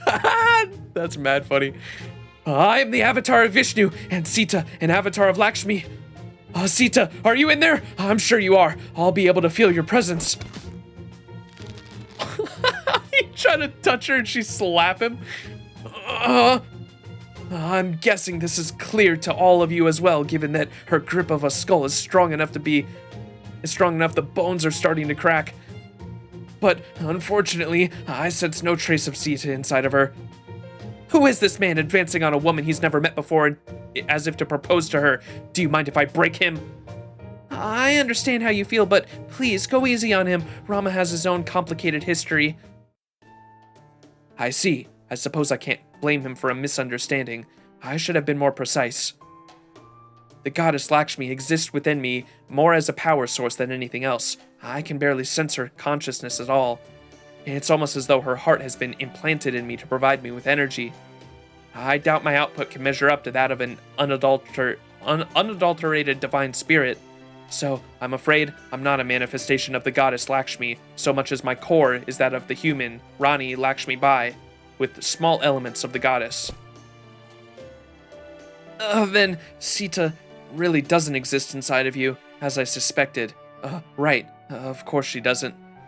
Now that I think about it, if she had, I would have sensed her well before you introduced yourself, but I was not able to tell you that. I was not able to tell that the deity inside of you was Lakshmi. You must have only her divine power and nothing of her consciousness. Ganesha didn't realize who you were either. Of course, that might be because he was never very close to you, seeing as how you're just up there in the pantheon as his mom, Parvati. Ganesha, yes, now that you mention it, I do sense a divine presence inside of you, one I would never in a million years have guessed by looking at you. Yeah, I know, but it's true. Believe me, I've spent pretty much this entire time wishing all this were just some weird joke. And I, Rama, the king of Kosala, surely you've heard of me, as well as my beloved Sita?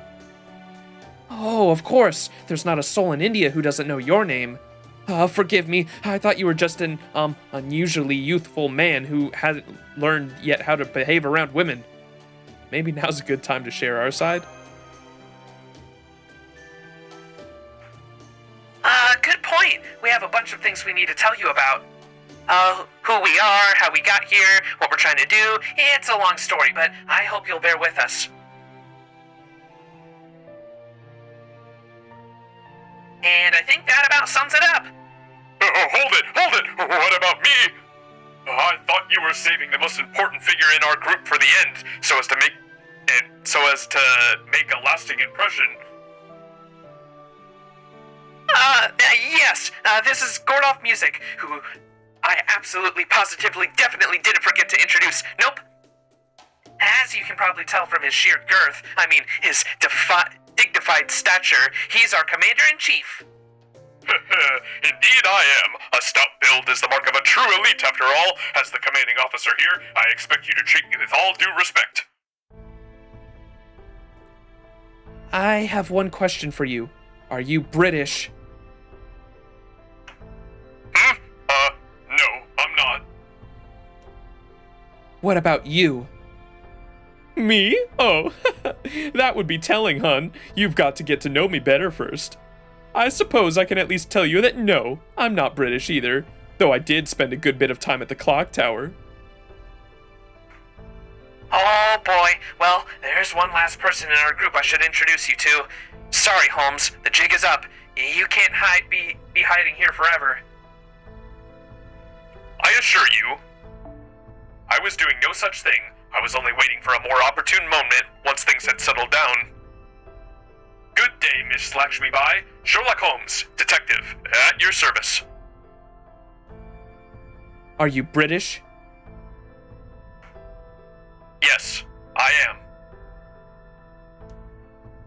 Angry face.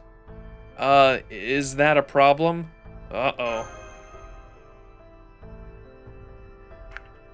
The Indian Rebellion was, well, it was a war for Indians' independence against the colonizers, the British.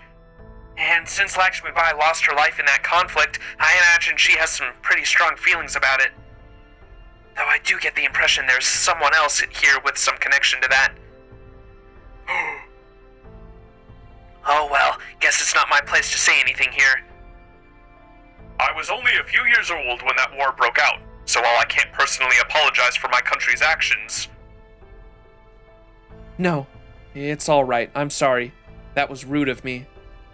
There is a little sense in me asking that. It's just an old habit, one I can't seem to shake. You have nothing to apologize for. It's not for me to say whether you should or shouldn't feel that way. Nor is it for me to say whether you should hold on to those feelings, or try to forget them. All I can say for sure is that our country's histories are intertwined. Certainly neither of us can pretend otherwise.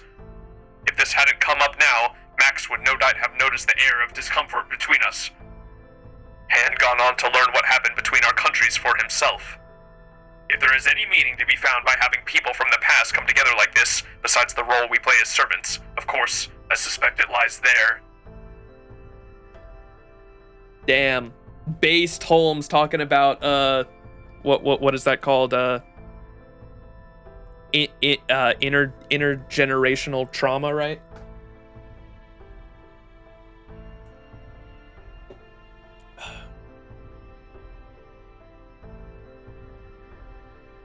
Agreed. I will think of you as no more than a man by the name of Sherlock Holmes. Besides, under these circumstances, the more allies we have, the better. Dude, I need to screenshot what he said there. Holmes worded that really well.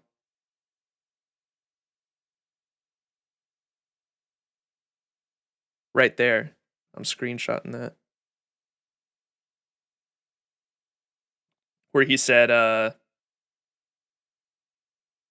you have nothing to apologize for. It's not for me to say whether you should or shouldn't feel that way, nor is it for me to say whether you should hold on to those feelings or try to forget them. All I can say for sure is that our country's histories are intertwined. Certainly neither of us can pretend otherwise. That's really good.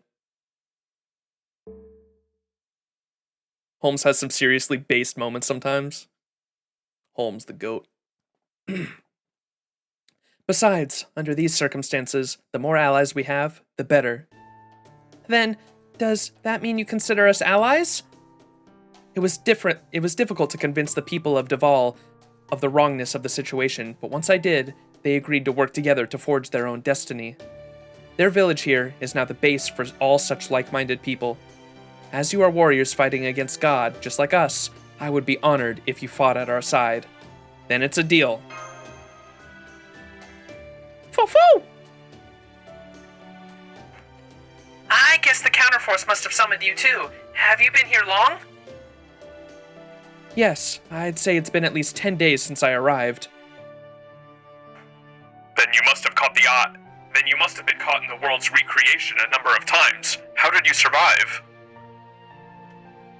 God or not, remaking this entire Lostbelt is a major undertaking. Arjuna wouldn't change how he goes about it just because a servant's been added to the mix. So long as he doesn't think of you as an unnecessary or defective unit, I expect he'd just be bringing you back along with all the other people. Ugh, it just galls me thinking how our very survival in this Lostbelt is completely dependent on this absurdly arbitrary standards. It's natural for gods to be somewhat self-centered given their immense power, but Arjuna definitely takes it way too far. Oh, speaking of which, you should know he's already got his eye on us. So if you join us, you're sure to wind up with the whole evil label, and you won't be able to survive the world being remade anymore. That's fine. It could only have been a matter of time before he took notice of me anyway. Besides, you have a way to evade the destruction, yes? So if it comes to that, I'll be counting on your help. You mean the border? Yes, of course. You'd be welcome to join us in there, wouldn't she? The border is the last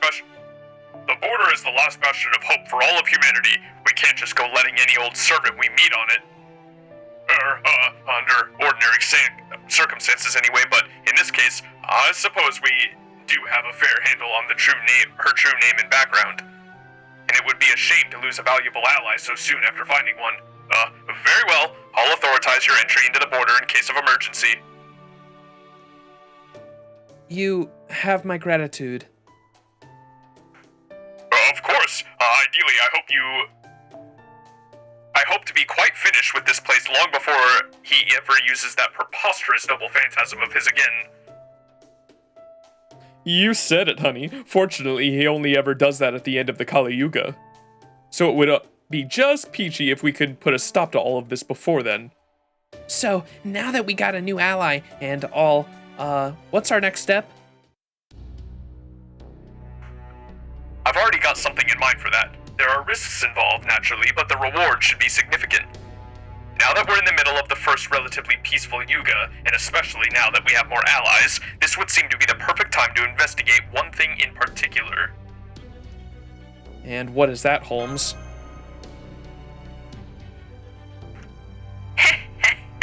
Remember that thing we've been wondering about ever since we came to this Lostbelt? It's the biggest, most mysterious thing here by far, and it's got to contain some useful information. Now, we want you guys to finally go and investigate it. The god Sky Boulder. To the god Sky Boulder! Give me the cum cubes. Aw, snap. The skirts of the god Sky Boulder. To the cube! Berserkers, huh?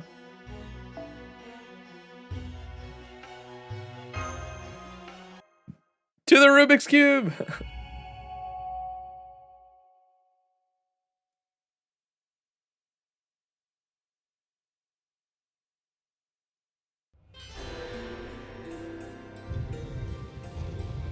Ooh.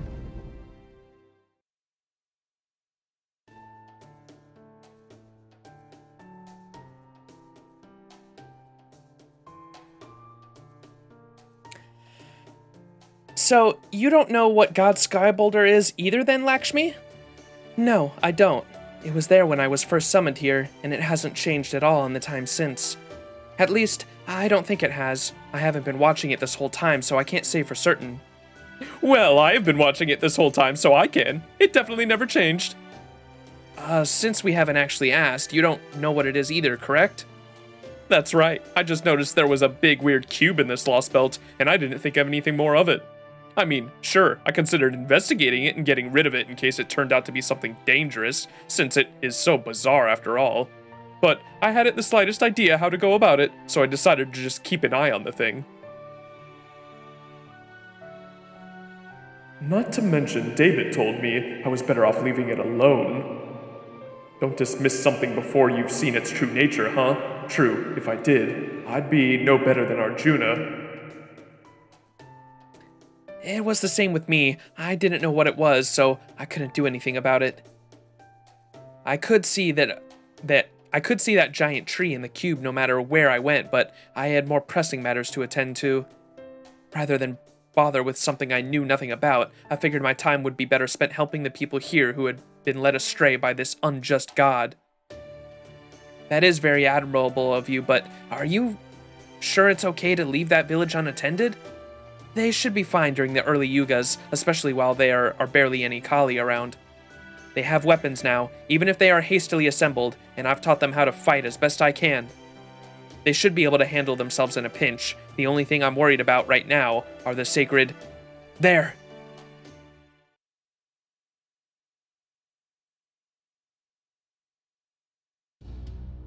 It's another pack of sacred beasts, Master. Let's hide and wait for them to pass again. It's not just the sacred beasts. There's something else there, next to the road. Wait, is that a person? I'm not picking up any vital signs. I'm afraid it's a dead body. Perhaps they died of a disease or an incident. Remember, the sacred beasts were going to the base that we just came from too, and they thought that they were one of their people had died, and the sacred beasts were going to come and collect the dead body. So it's probably a dead body they collected. Oh, why are you going over to it? Damn, we're too late.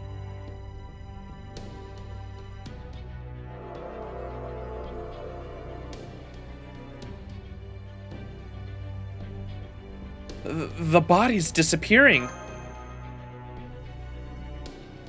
So you didn't know then? That's one of this world's mistakes. The sacred beasts purify the bodies of anyone who happens to die unexpectedly. Huh? My guess is the false god thinks dead bodies don't belong out in the world and wants them gone as soon as possible.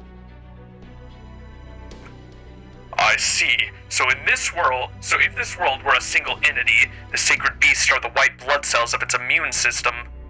Since we can assume this world's god would be the head, the sacred beasts must be its macrophages, created to detect, isolate, and remove any foreign elements. So then, does this mean the Kali they fight are something like a virus?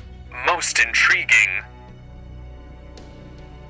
Whatever the case, people are people. When they die, they are killed, chat. When they die, they are killed. They shouldn't just be cleaned up like trash. Their karma should determine what they become in their next life. At least, that's what my people believe. That's what a true samsara cycle is meant to be. We cremate dead bodies to free their souls and ensure they go on to their next life without issue. But here, as long as the sacred beasts are around, nobody will be able to hold a proper cremation. There's a lot of the Eastern cultures in general cremate bodies, and I kind of like that because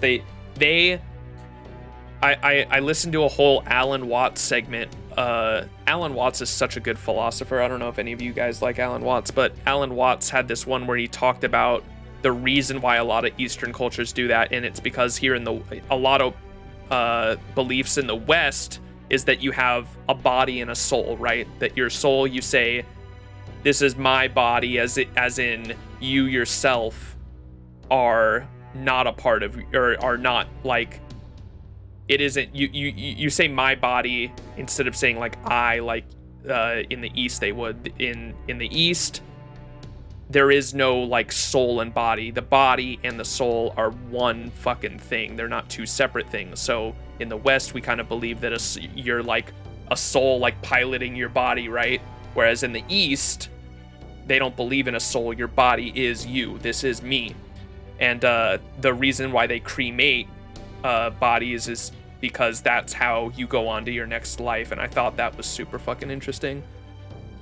Cremation itself is dissolving and getting rid of your entire body so it can be carried on to your next life, because if you were to leave your body here, they don't believe in a soul, and so you're not able to leave the earth and go to the afterlife unless they completely get rid of your body. And I thought that was super interesting. Philosophy is cool. I dig it. Sorry, I just wanted to share that. But here, as long as the sacred beasts are around, nobody will be able to hold a proper cremation. If this world has no respect for the journey of the dead, and no hope for those who are left behind, then it is nothing but a world of death. So that's why you were concerned with the sacred beast showing up in Duval. Because one of your elderly had passed away. Right, he was an old man whose time had come. There's nothing anyone could do about that. But I didn't want the false god stealing our right to give him a proper farewell. You really helped us out there.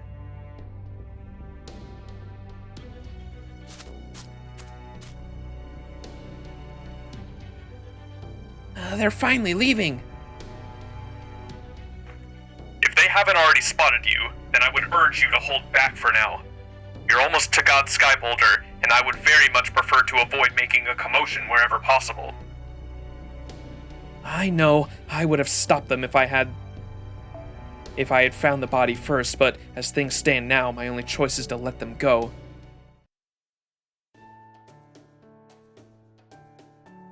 We should be okay now. I'm certain the sacred beast can't detect us from this far away. Good. I'm glad I didn't have to sneeze while we were hiding. Let's go. Wow, I knew she was cool and collected, but I didn't know she had this much of a charming sense of humor.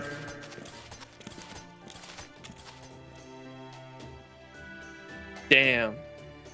My, seeing it this close up really makes you realize just how big it actually is, doesn't it? Oh, I've got an idea. Why don't we take a little group photo to commemorate the occasion? Pepe, look behind you! Behind you! Was that a joke, or are you just trying to avoid facing the reality of our situation? Either way, it wasn't funny. If you want to pick, go ahead and take all the selfies you want. Just don't come running to me if the whole thing turns out into a jump scare. Foo foo foo! Aw, you guys are no fun. I was just trying to lighten the mood a little.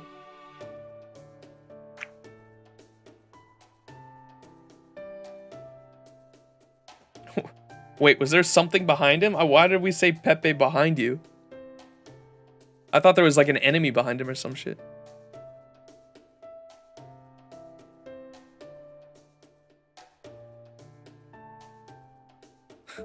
Or were we just angry that he was just joking around? I like the idea of cremation because the body itself has all sorts of scars and an acclamation of your life, accomplishments, and efforts, so leaving it to rot behind on Earth when you die just feels like completely abandoning the greatest evidence of all your hard work. Yeah, I did cremation too. I don't know, obviously I still, hopefully, have a lot more left of my life to decide how I want to go, but I definitely like the idea of cremation. That's very cool. Yo, puppers. That's a cute emo. So, these numbers we're seeing are accurate, right? Our sensors aren't on the fritz or anything, right? That's right. We made it to the area near the cube without a problem, but... Ah! Gators, get the shovel! Well, where did all these Kali come from? I thought there were supposed to be barely any during the Kshetra Yuga. I think it's the place, not the time. They're showing up as though they've just been here all along, rather than coming from somewhere else. Be that as it may, the sheer number of them is almost absurd. There are as many as there were during the Kali Yuga, maybe even more. Hey, I've got an idea. Well, why don't we just run away? Seriously? You have a point. We can't investigate the cube with all these Kali around, annoyingly, since we just got here. If they surround us, we'll just have nowhere to go. True. We can only take so many risks when it comes to safety, and there's certainly nothing to be gained by attempting to complete an impossible goal. Well, guess we don't have any other choice. We're getting out of here, now! Understood. We'll break through the Kali behind us and make a run for it. Awaiting your orders, Master. Run. I think it's follow age if you're looking for that. Explanation point follow age.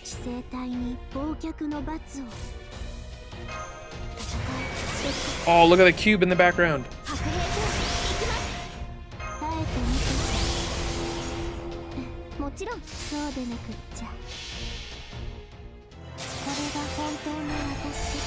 Let's go.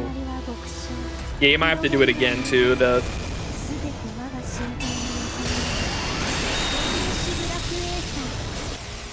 bot can only do it so fast. Looping time, let's go.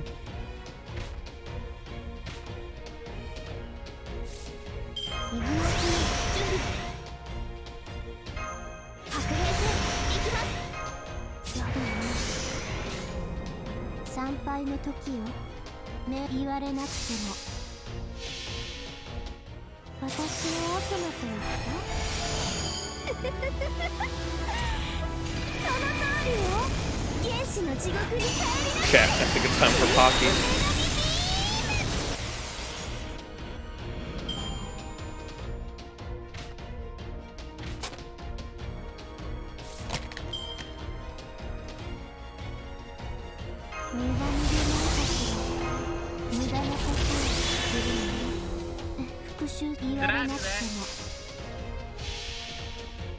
Hey, Kuma, appreciate the follow.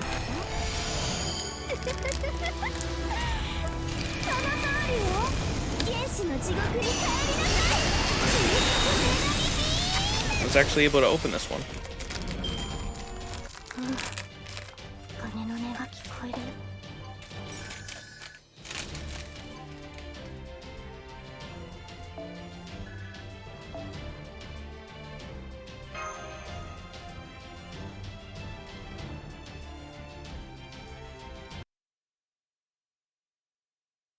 Oh, I can finally farm arrowheads in this Lostbelt, right? And I need those for Koyanskaya. She needs quite a bit of them. I think she needs like 60 something.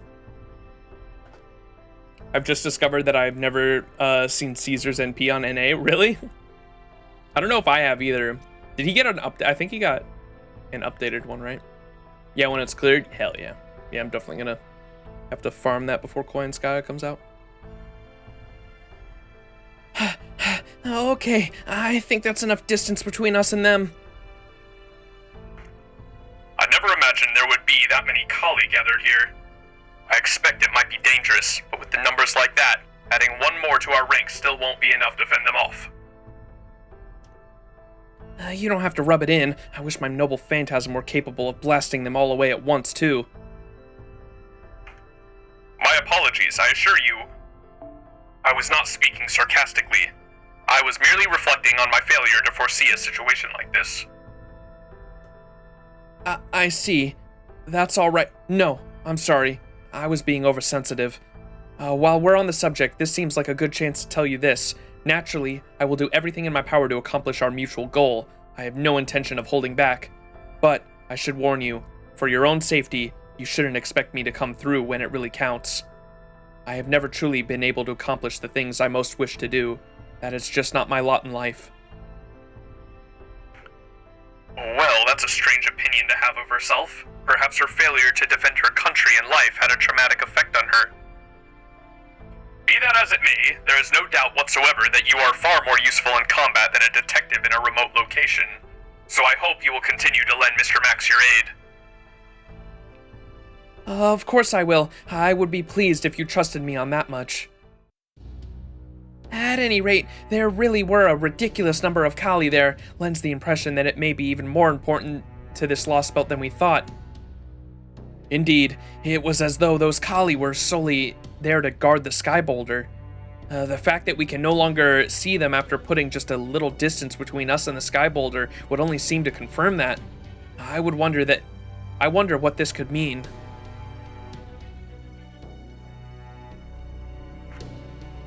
For that matter, we still don't know what those Kali demons actually are. I'm guessing Holmes is probably right in that they're all a virus infecting this world in opposition of the sacred beasts. But still, we have not the slightest idea what they are, where they come from, or where they go. I don't know either, but I can say they're not of any ordinary kind of creature. Given that they stick around even after this world is remade, maybe Arjuna uses them as a means to determine who is worth preserving.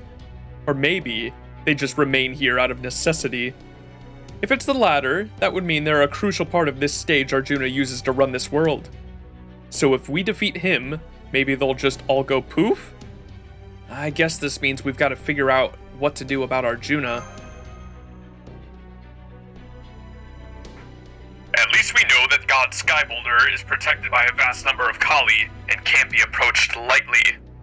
It may not be much, but it is more than we knew before. In the meantime, I suggest we return to the Dival and plot our next course of action, Duval. Alright, going back to Duval.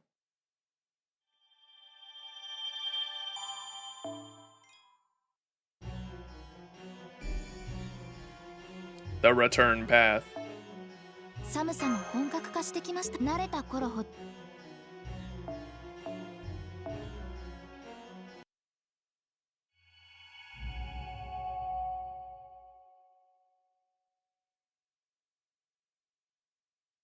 NP got upgraded during last Valentine's Day? Oh, okay, gotcha.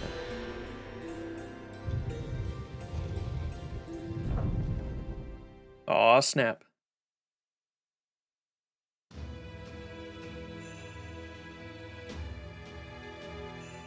Katnajo. That AP cost is so low, yep. I think it's because the I think they lowered it all permanently, didn't they? I think. To help people catch up.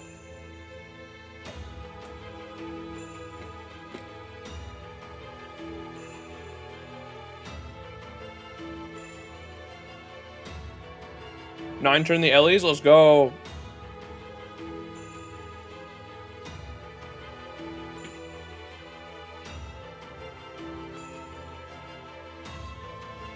Anger, fury, rage is all I've got. Wait, is Asvatman? Anger, fury, rage. That's all I got. Goddamn bastard. Servant memories are weird. It doesn't matter if they're from before your current body's age or after. Everything that ever happened to you while you were alive comes flooding into your head all at once. They're simultaneously your own memories and the recollections of a complete stranger, facts you know to be true, and lies no more real than a dream. I think that's why I remember, why I know what I once did. I remember the end of the war, when I heard that Dishtadumana's cowardly plot had succeeded, that my father had been killed. I remember when I heard that Bhima had cheated to inflict a fatal wound on Duryodhana, the oldest of the 100 Kauravas' princess. Everything inside of me vowed then that I would make them pay. I apologize for all the butchering of Indian names. Rage. I swore I would exact revenge on them by any means necessary. So I chose to sneak in under the cover of the night and murder all of my enemies in their sleep. You think that cowardly? Criminal? An effort to all that is good and just? I don't care. I don't care. I don't care. I was so angry I didn't care about anything else. I think that's when I threw away everything in me besides fury. I let my fury swallow me whole until I was nothing more than a beast, a vessel of pure rage. To put it another way, that was the moment when Asvathaman became no more than an anger incarnate.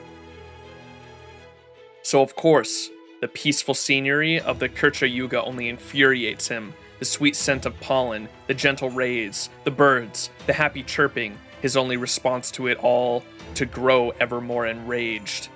Everything he sees and doesn't see makes him angry, but the things that anger him most are those he sees both constantly and never. He is always angry. Always.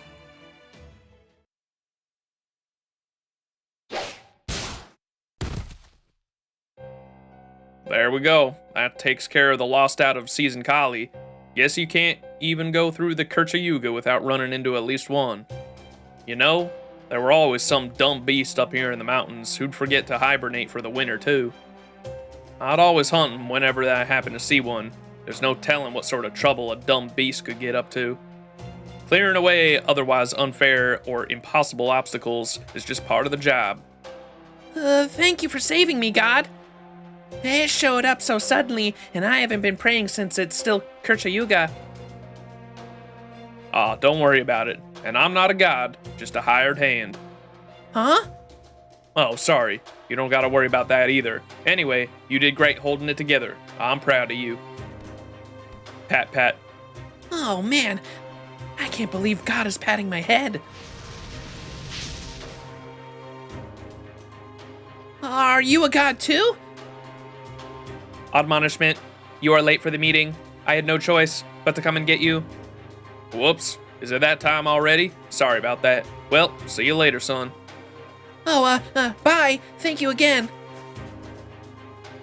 Do you like kids? What the fuck? Oh man, why is that such a good fucking... Definitely screenshotting that to fucking reply to fucking shitpost later. Who could say? What?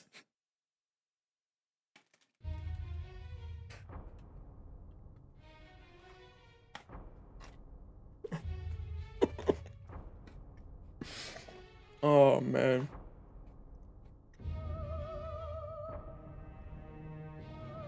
There's a permanent AP cost down eventually. Has that already happened on here on NA? I think it has.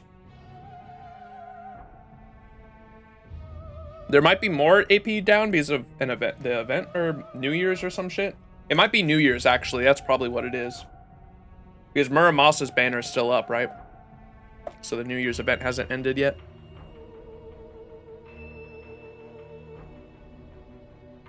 Hey, sorry I'm late. Oh my gosh, my mouth.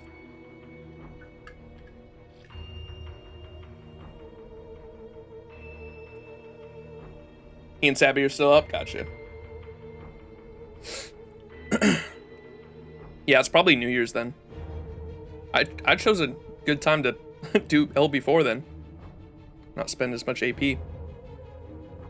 Hey, sorry I'm late.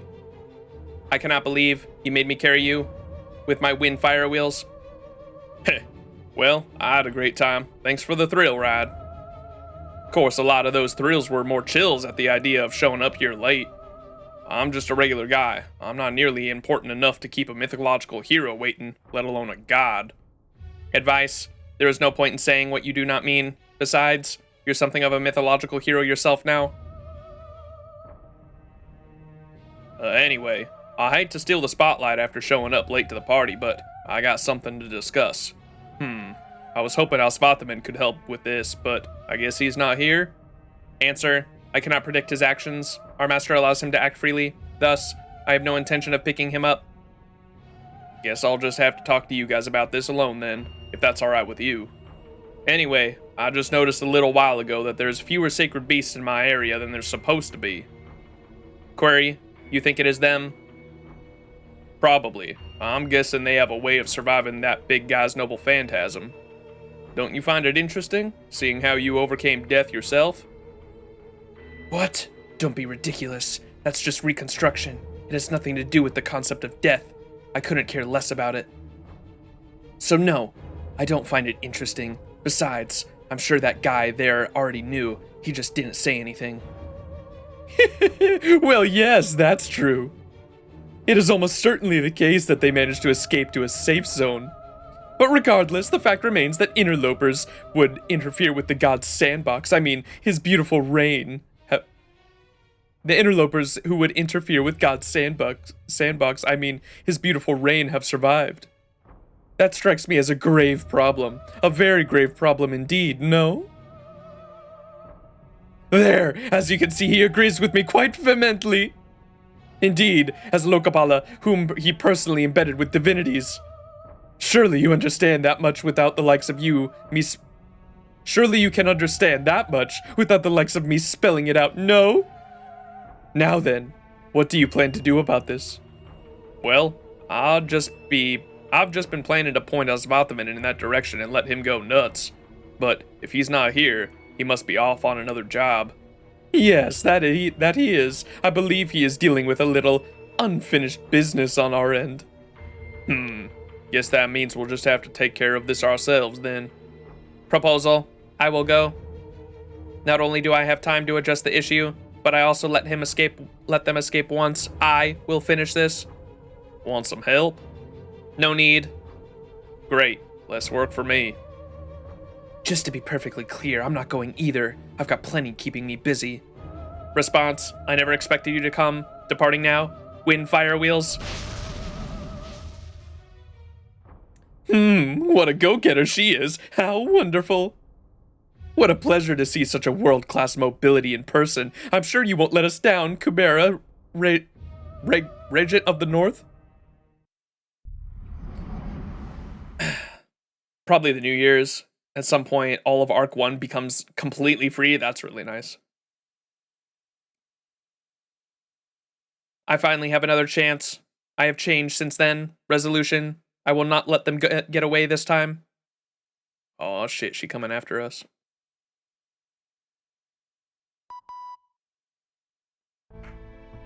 Damn. So we can't even get close to the god Sky Boulder, and here I thought this would be our big breakthrough. I was hoping we could find a way to take Arjuna down there. So much for that. I knew it. I knew this wasn't gonna work out. It never fails on the rare occasion I ever try to actually put a little effort into something. I just end up getting reminded of what a failure I am.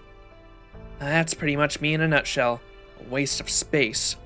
It's not your fault it didn't work out, Ganesha. None of us expected there would be that many Kali there.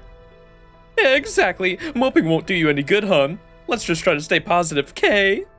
I agree. There are limits to that. And getting past those limits is what separates the children from the grown-ups. It's like remembering to be grateful for the things you already have. That's a pretty important ability in my book. Fo! For my part, I was essentially fighting this battle alone until all of you came along. Now there's a chance, even if it's just a small one, for us to go on the all-offensive. I think that's progress in itself. Oh, why don't we rest up for a while? Maybe that will help a good idea come to us. Lady Lakshmi, welcome back! Thanks for standing guard. Anything to note? No, everything's been the same as usual as before. I see you're all armed here, unlike Ajay and the other in Bichu. I guess those rumors about you fighting the Kali instead of just praying were true. You must be Lady Lakshmi's companions. Yes, that's right. I'm afraid Lady Lakshmi had to explain to us many times before we understood, but eventually we realized that there's something strange about this world, that we didn't like it here. This has been the way things were as long as you've known. I'm sure it wasn't easy to see them differently. I think I once had someone I loved more than anything, but I can't even remember their name or their face. Whoever it is must have been killed by the Kali in the past Yuga. Anyone who Arjuna considers defective, unnecessary, or evil disappears when the new Yuga begins, as if they never even existed.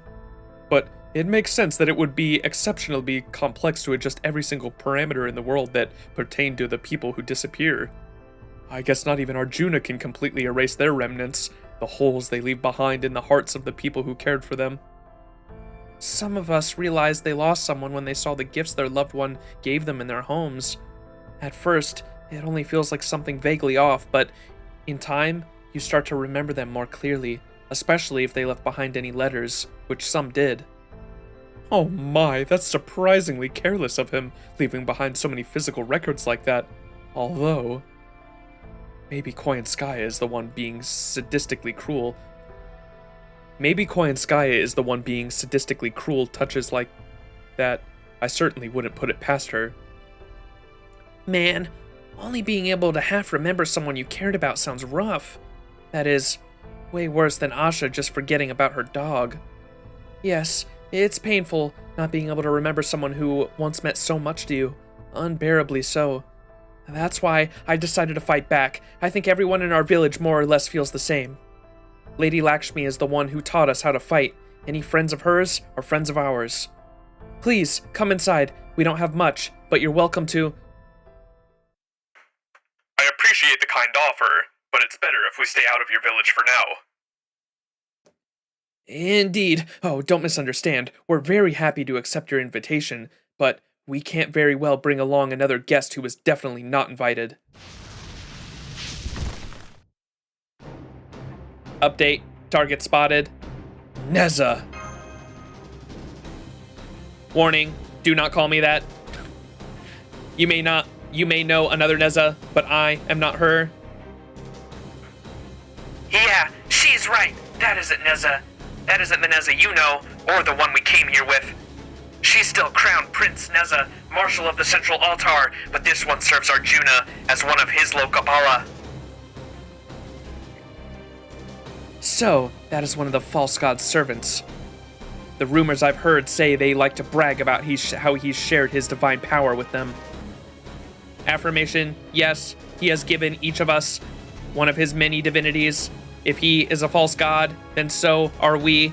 Conclusion, that is all I need to know. If you would refuse to obey his laws, then I cannot stand idly by. Assertion, divine punishment is required. I guess we can't talk our way out of this one. All right, Pinocchio, this is your time to shine. You said she ran off to pursue you back in the mountain where we found Ganesha, yes? Then your job is to draw her attention away from us once more. I'm pretty sure that's not gonna work now. Last time she didn't see you guys as a threat. I don't think that's the case anymore. Affirmation, that man is no longer my sole target. You are now all equally high priority targets. I will not let any of you escape. See? But why? Even if you are a different aspect of her that was summoned, or were embedded with a divinity, you're still Neza, aren't you? And the Neza we knew always had a strong sense of justice. In this world, the only measure of something's value is whether God deems it worthy or not. He's the sole arbiter of what should and should not be. I think that's inherently unjust. It disparages the value of feelings, memories, life, and death alike. So then, how can you... Oh my, that was certainly heartfelt. She really has learned how to express her anger. You are a product of mankind's arrogance and rationalism, so while I'm glad to see such emotion from you, it makes me a bit nervous. Your innocence was your greatest source of strength. Once that's gone, what will you have gained instead? Neza, please tell me something. What do you think of this world? Answer, unnecessary. Commencing attack. We're not going to go down without a fight. Get ready to fight back, everyone. You've got it, Master. I can't let you return to your false god now that you know about our village. Prepare to die. You do realize saying stuff like that totally makes you sound evil, right? Anyway, Neza's a figure in a Journey to the West in the Oh, really? Isn't Journey to the West the one that what's his name is from? Nemo? Anyway, Neza's a figure in Journey to the West and the investiture of gods, right? I think some people also call her Neza? Oh man, I can't believe I'm going up against someone famous. Then again, I guess Ganesha's right up there too, huh? Alright, fine. I'll just put it off. I'll just put in a pick-up effort like usual. Pico effort? It's a word I came up with. It means my usual willingness to try, my usual hopelessness, and my wish to avoid responsibility. It's basically all sorts of feelings rolled up into one big old mess, okay? Get with it! Oh, Journey to the West is the Sanzang. Oh, okay. Thank you, thank you. So that's the one Why do we not have Wukong? Where's Wukong? We need Wukong servant. Wukong's definitely... what's a... Chat, what's a servant y'all want to see in FGO that isn't in FGO?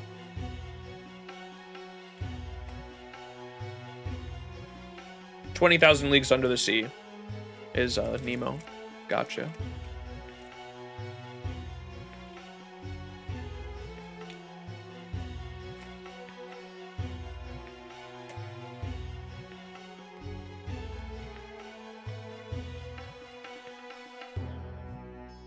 Queen Elizabeth. Dude, the amount of memes I saw in the FGO community, oh my god.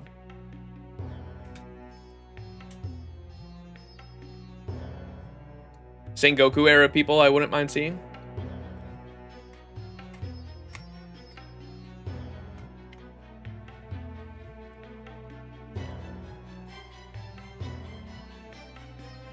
What's the rule? What's the rule for servants when it comes to how old they are? Isn't it 100 years? They have to be over 100 years old, I think.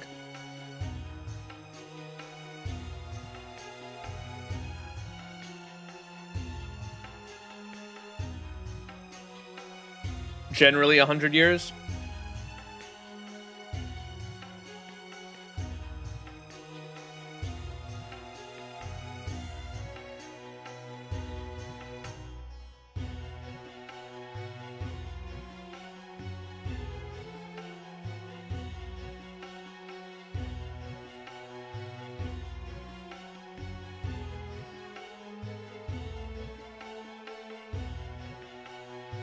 What was the, have y'all ever heard the story of this, I can't remember the full story. I think it was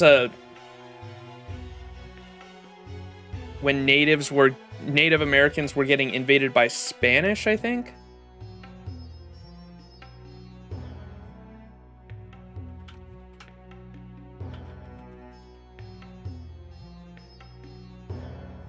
Tide. It was the story of a guy who... It was a story of a guy who, him and his country were getting colonized, and he was fighting back, and as punishment, they fucking cut off his arms. This motherfucker tied blades to his fucking amputated arms and went after them for revenge, and I was like, holy shit, dude, what? We need that guy as a fucking servant. Make him an Avenger. That shit sounds insane. Blades to his amputated arms. Galvarino, 1500s. A warrior of the Mapuche tribe, native, Chile, was captured by Spanish soldiers and had both of his hands cut off as a lesson to the tribal warriors. In a place of his severed hands, he tied knives to his stumps and continued to fight the colonized fucking soldiers. That's insane, dude.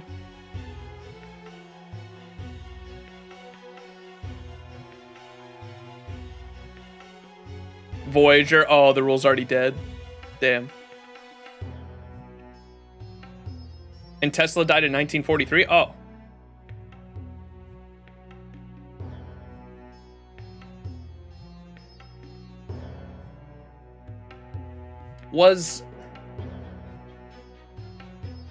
Who was the... Oh my gosh, what's the name of the Tsar from Lostbelt? Or no. No, I'm thinking of... Never mind, I'm thinking of Rasputin.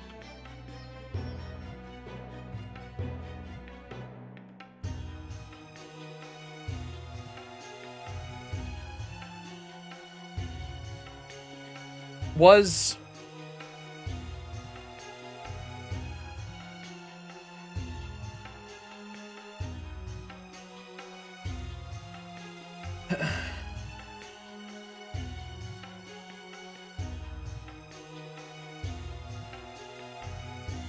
Was Rasputin part of the same revolution as Lenin?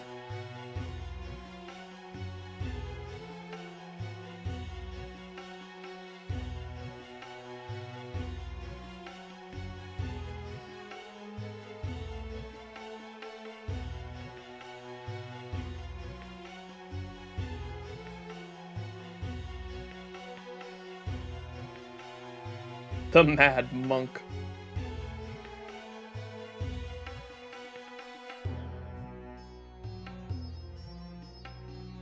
They actually made Rasputin's kit so fucking good with his actual character because he was like actually fucking unkillable. They fucking poisoned this man, shot him, filled him with fucking holes with like spears and shit, fucking threw him off he fucking jumped off a cliff into a river, and only then did they find his body fucking downstream. Fucking crazy.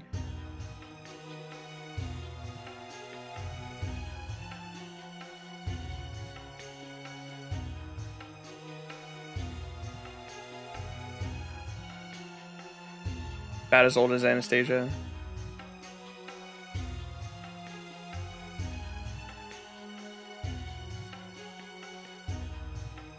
How recent is Musashi?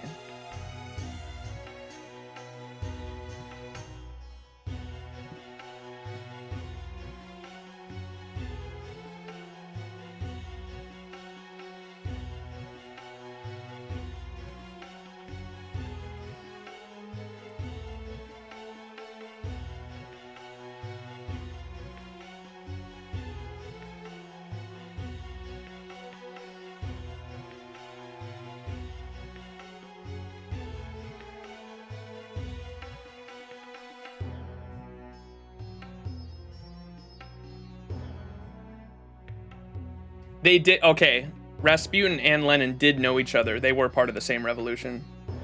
I was just thinking Lenin would be an interesting servant just because I feel like there's a lot of servants that he could fucking interact with story-wise. I feel like if there was ever a place to put him in, though, it definitely would have been the Russian Lostbelt.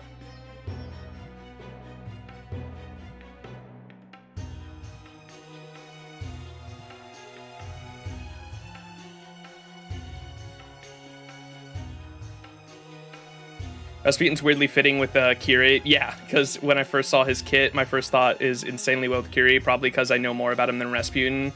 But Kyrie's basically unkillable and just gets stronger the more you beat him. Yeah, but so was Rasputin. That's why it's so fucking... That they definitely picked a good historical character to make Kyrie a suited servant. Lenin could be too controversial. Yeah, that is true. Geronimo Alter would be cool.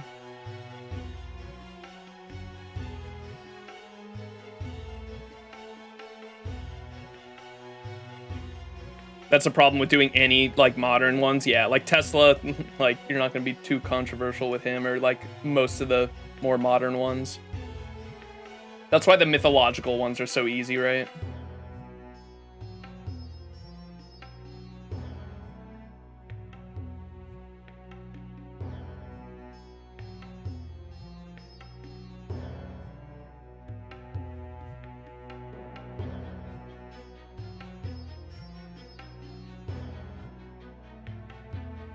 Yeah, especially political figures. That's why they. That's why for the U.S. presidents they just threw them all into fucking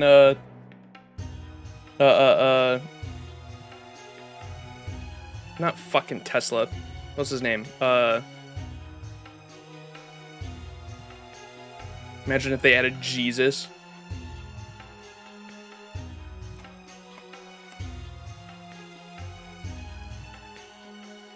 Edison, yeah. They just threw every president into Edison, so they never have to fucking make a US president servant because they're just all in Edison.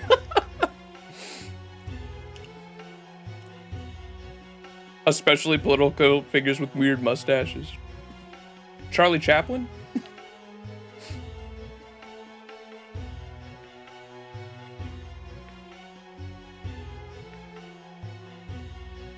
I really want Wukong though. I'm honestly surprised there's no Wukong yet because we have Swanzang.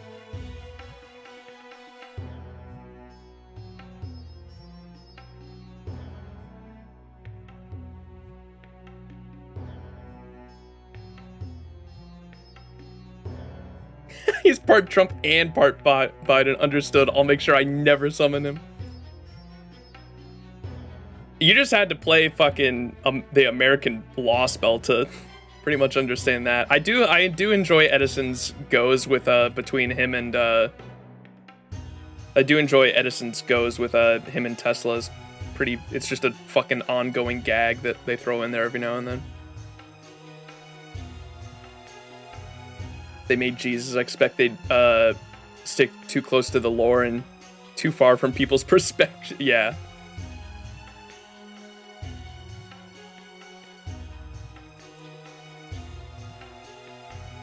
The lore.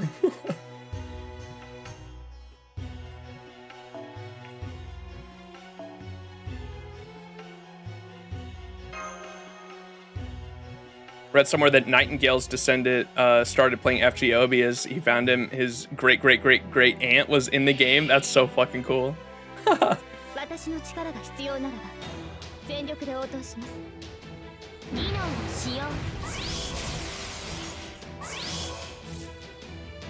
Shit.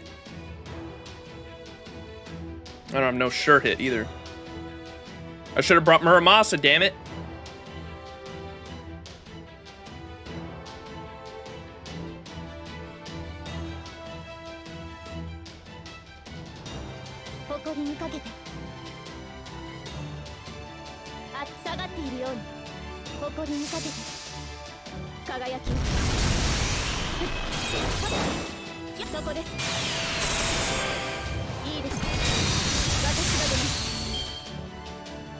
Oh, it does have to be in that chain. Okay, I was always curious if oh, how long does that evade stay up?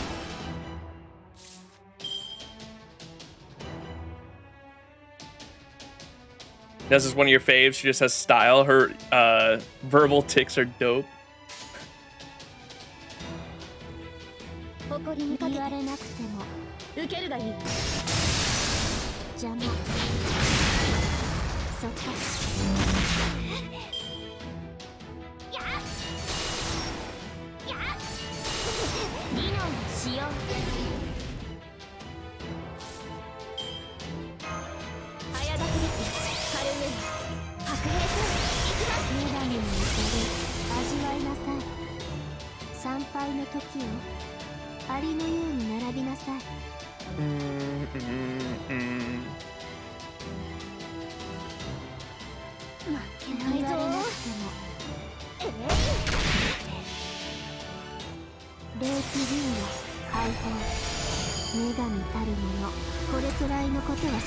Teddy Roosevelt as a berserker.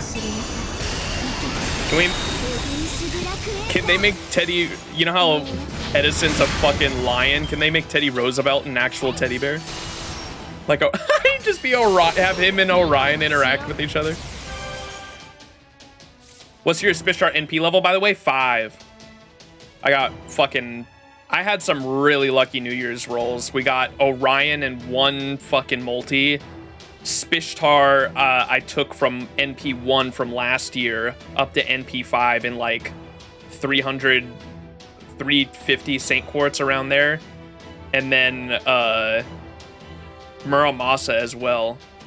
We just fucking like lucked out. Definitely in like full. I do kind of want to copy a Karen, maybe just one, just because I like her art. But we're pretty much in full savings mode now for next summer. It's gonna be fucking hell.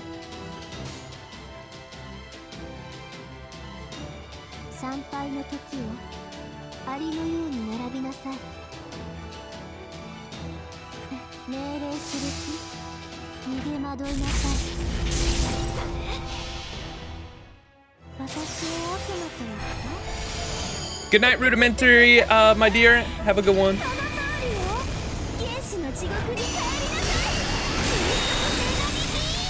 Congrats on the nice rolls. Yeah, thank you. I fucking... Whoa!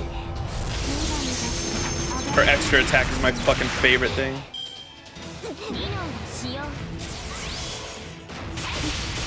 Owie! Don't hit her. No! Yeah, I really need to fucking bring her.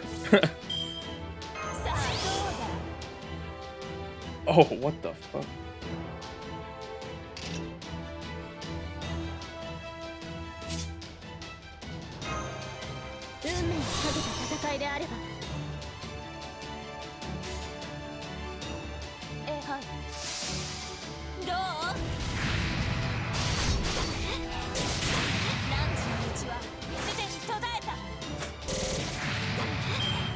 My full savings mode was 110 pull on Maid Alter, Spishard, 210 pulls reserved for Karen, who I was planning around your full savings mode. Okay, let's NP5 Muramasa, get Spishard to NP5, grab Karen on the way. Pretty much. What do I've always called myself as I still don't consider myself necessarily a whale because I don't like roll on I feel like a whale rolls on every banner, right? I'm just someone who aggressively goes after the characters I like. Like, if I like a character, I want that character NP5, like, no exceptions.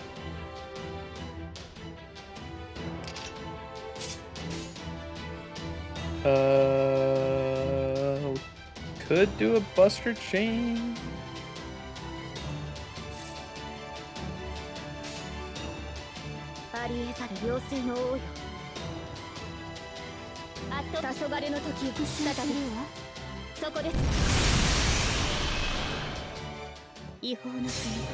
A whale doesn't need to throw out money for everything.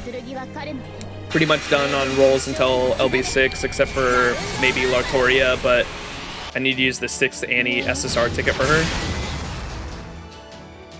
Oh, do we have I didn't even realize we had a 6th Annie SSR ticket.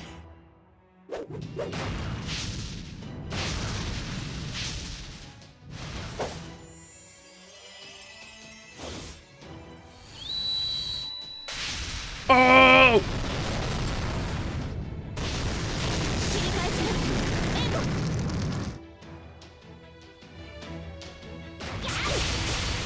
Damn, dude. There goes my Castoria.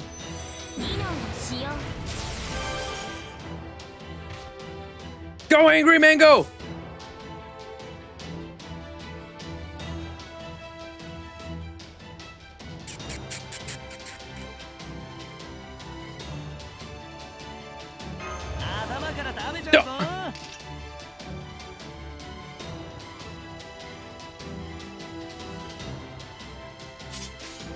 Okay, we do have the cure one.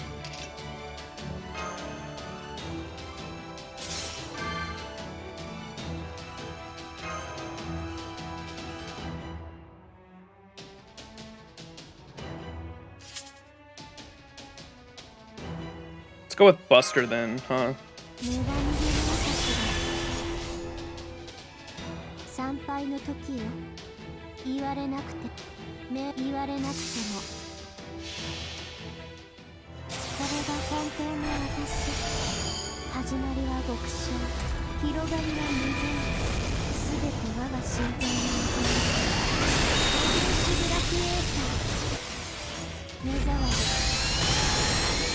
Oh, the newcomers get it permanently. That's really nice. That's going to be so nice for people to get through the part 1.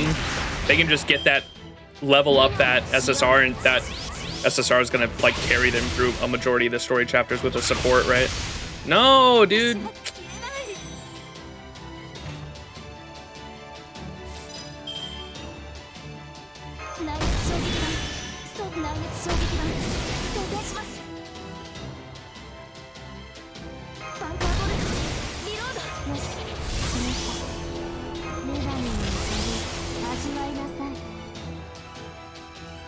Oh shit, I didn't realize we had a Mashu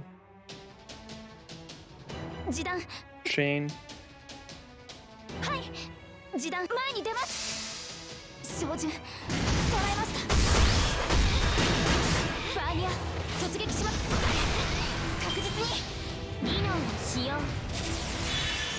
Oh my god.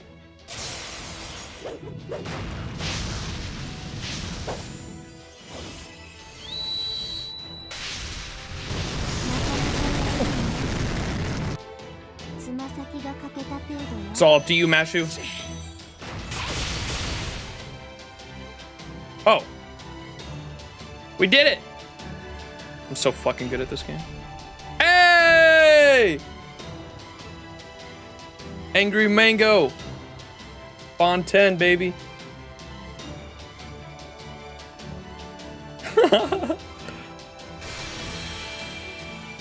Ooh. Apply attack advantage against Beast. Class and Guts restore 20% HP one time for himself only if Angry Mango Avenger is equipped with his craft Stephens. I'm bringing him into every future Beast fight. They say that an evil heart lies beyond the horizon, cursing the world of men. It is a necessary evil that laughs at the wickedness of mankind, a safety mechanism to create a tiny bit of peace.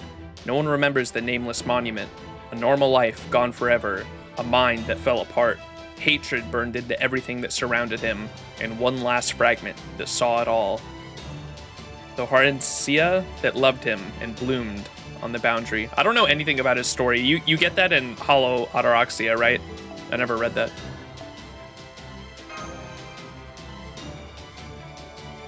Now the real fight begins. Okay, I definitely need to get my Buster team out with Herc in the back line.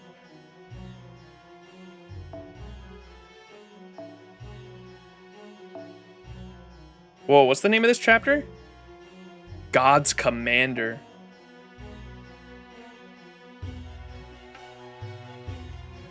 All right, who's got a good Merlin?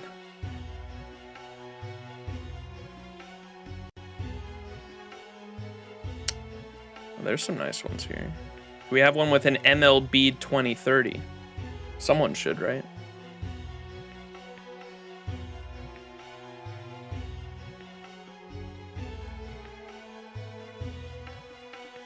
Oh, snap. Himiko, Himiko, Himiko.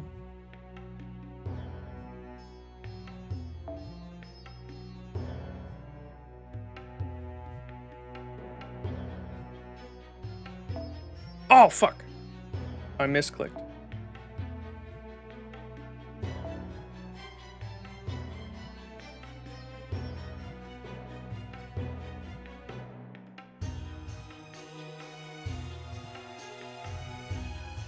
Oh shit, let's go, baby. I probably have to exit out of it, huh? Or maybe refreshing works.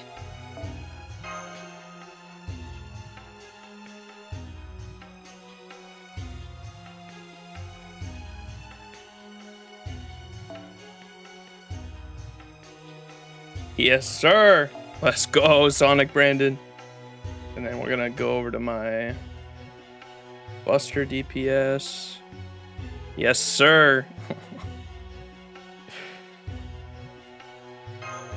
This shit about to be crazy.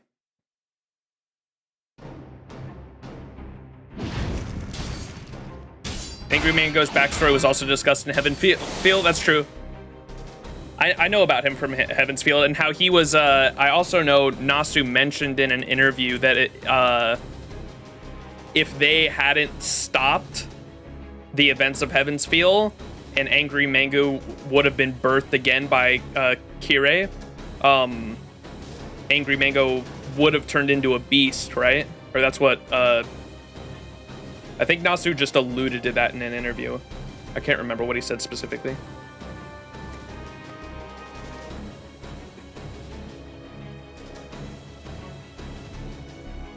Makes the events of Heavens feel a lot more dire, right? Knowing that fucking a beast was basically about to be born in Heavensfield. Crazy. He said that explicitly? Aw, snap.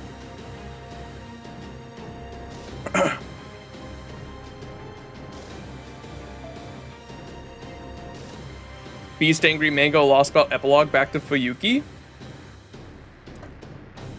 I don't know what any of that means. Oh, like after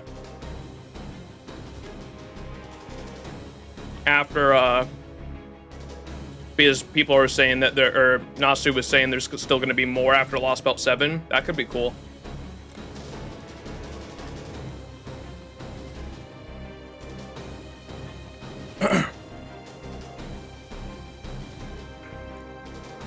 How can she have that? So many noble phantasms. What's going on here? I don't think those are noble phantasms. They're probably Beobe depicted in the investiture of the gods, so I can understand why she has them. But the Neza we know has never exhibited this kind of fighting ability. There's something else going on here. She did say that Arjuna shared one of his divinities with her. I suspect the key lies there. This is no natural divine spirit amalgamation. Like we've seen with Sitonai, this is a case of the divine element simply being fused into an existing being, as difficult as it may be to believe. If one of Arjuna's divinities is truly able to coexist with a servant spirit origin, that would indeed explain this remarkable increase in her power and abilities. So hold up. Did they put one of the Indian gods inside of each one of these servants? Bro, we're fucked.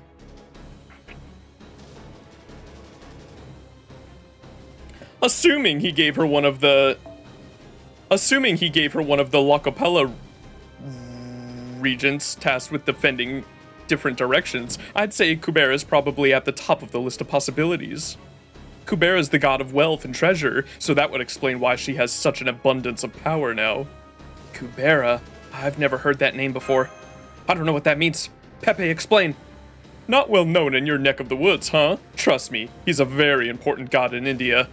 There are all sorts of stories about him, but they all agree that he was the guardian of the north.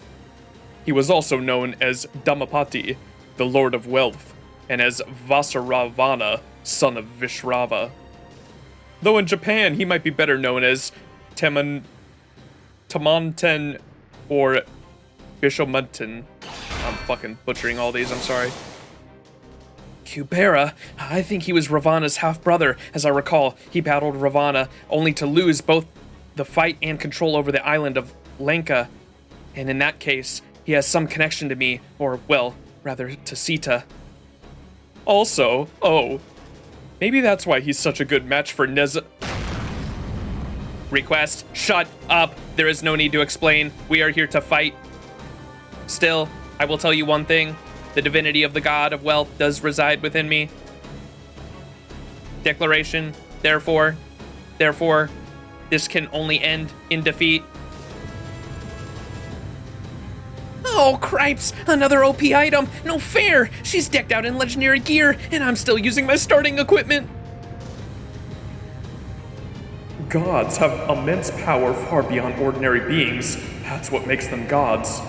If this Neza really has been given a divinity, it would definitely explain how she got so absurdly strong. But it's so sad, I can barely stand to watch. Perhaps. People have been theorizing that Fuyuki will actually be the finale of Part 2 in some way. Solomon's voice in Lostbelt trailer said something about going back to the beginning of it all, so who knows? Ooh.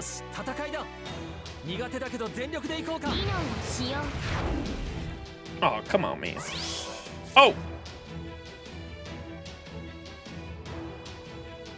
さてカウンティングオーバー。さあどうだ。おやいいとこ行くかい。切り込む。そうです。ミノンを使用。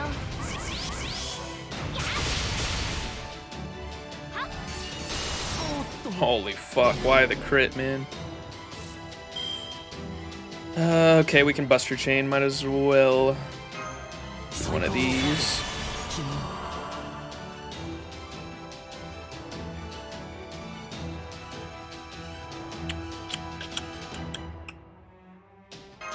Fuck it.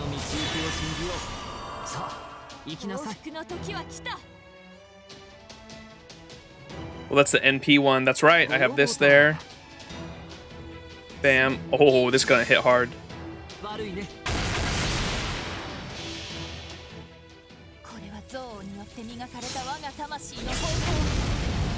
La Grandamente do Hen. Oh, not as hard as I wanted though. No crit either, Sag. Oh my god, bro.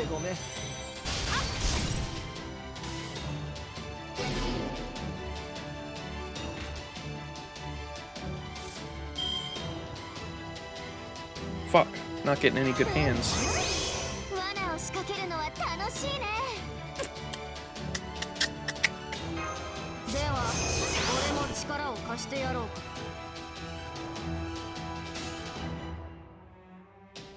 Okay.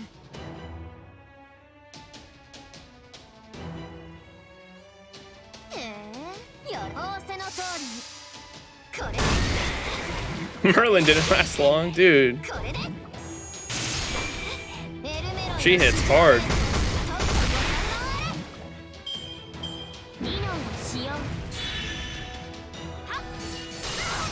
Oh my god, bro.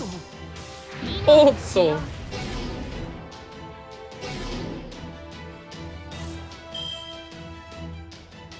Oh man, I really need an NP this turn.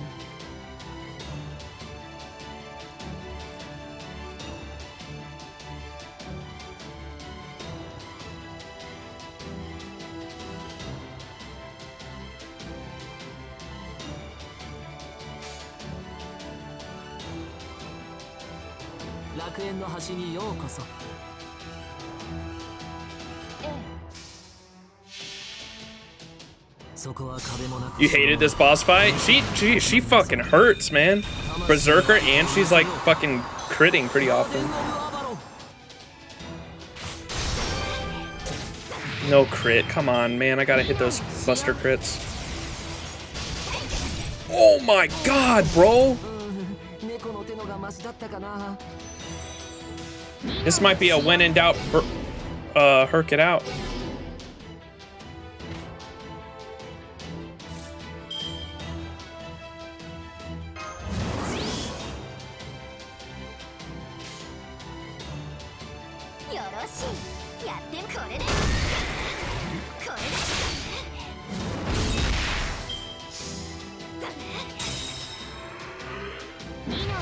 Don't hit my Jolter, please.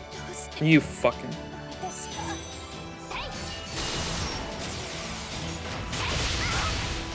Jesus! Oh my god, of course, dude.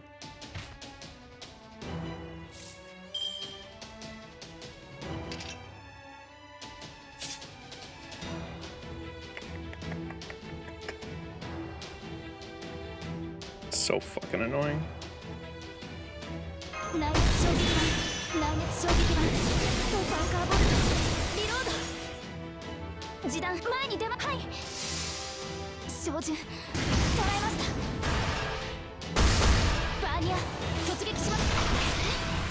Perk solos, I believe. He's gonna get fucking burned here, and that's gonna proc all his fucking guts.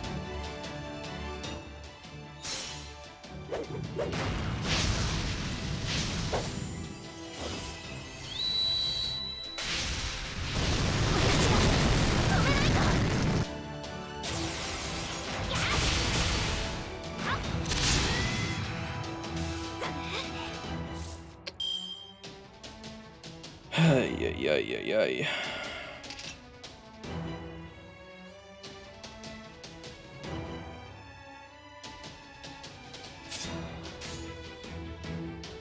Just gotta hope Mashu. Oh wait, I can cure. That's right. I set this up. Hold up.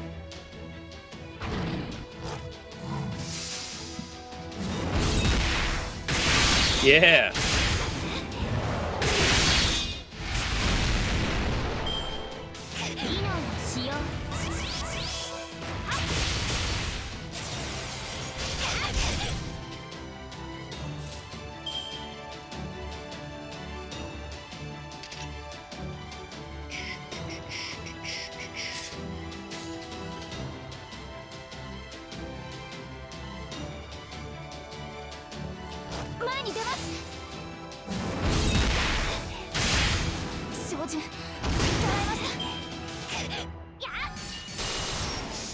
No, dude, I fucking didn't even see his guts wasn't fucking on. Mashu, I believe.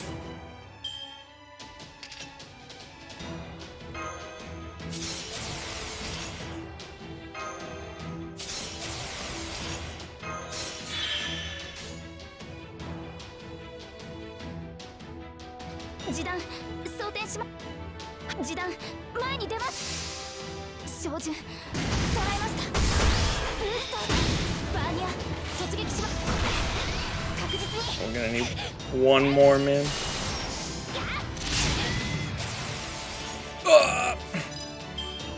Oh!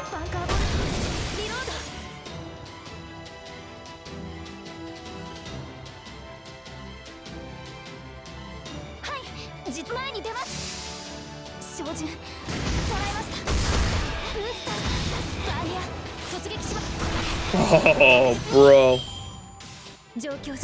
Smash, mash.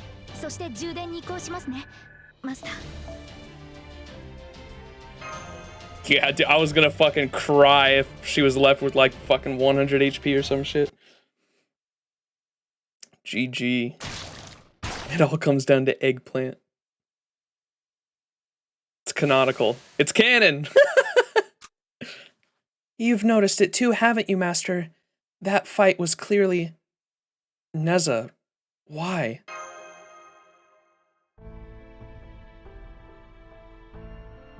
That was an incredible display of wealth and fortune. It almost makes me envy you. But... You took it too far. Even with all your abundance, you were spending it faster than you could replenish it. You know, I thought the way you were burning through your items seemed familiar. You were doing it on purpose. You went out of your way to use more of your power than necessary.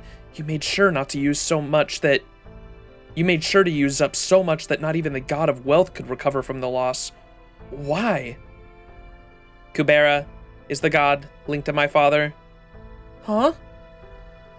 In China, Crown Prince Neza's father is known as Tuao Ta Lin Tian Wang, aka pagoda-bearing heavenly King Li, aka Li Jing. And in Japan, Li Jing is considered to be the same as the figures I mentioned before, Tamaten and Bishamatan.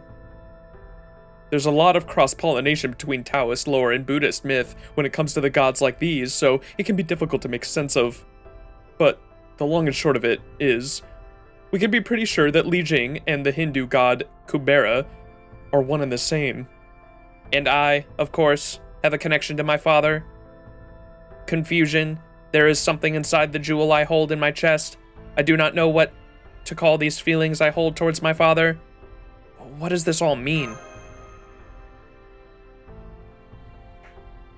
The details are a little different between Journey to the West and the Investiture of the Gods. But basically, Neza was born with tremendous power and wrecked a lot of things even as a baby. Her father acted in anger and fear, and Neza lost her body as a result. She was later reborn into a new being thanks to the Buddha and Tai Zenren. Well, the real story might be more complicated than that, but that's an accurate picture of all the central relationships. Plus, they say Neza's father is still afraid of her power, so... I am Crown Prince Neza, Marshal of the Central Altar. I am not Li Jing. It is therefore impossible for me to tell what I think and feel now that both beings have been combined within me. But I can be certain about this. It is not right for Li Jing to exist inside of Neza. It is utterly preposterous. Truth, such a being can never be me. Truth, that is not how I am meant to function. That's why you burned yourself out. You couldn't accept what you've become. But why take such a, well, roundabout approach to suicide? Good point. If you wish to end your life, you could have just done so in a number of other ways. For example, you could have fought back against the god who made you that way with all your might.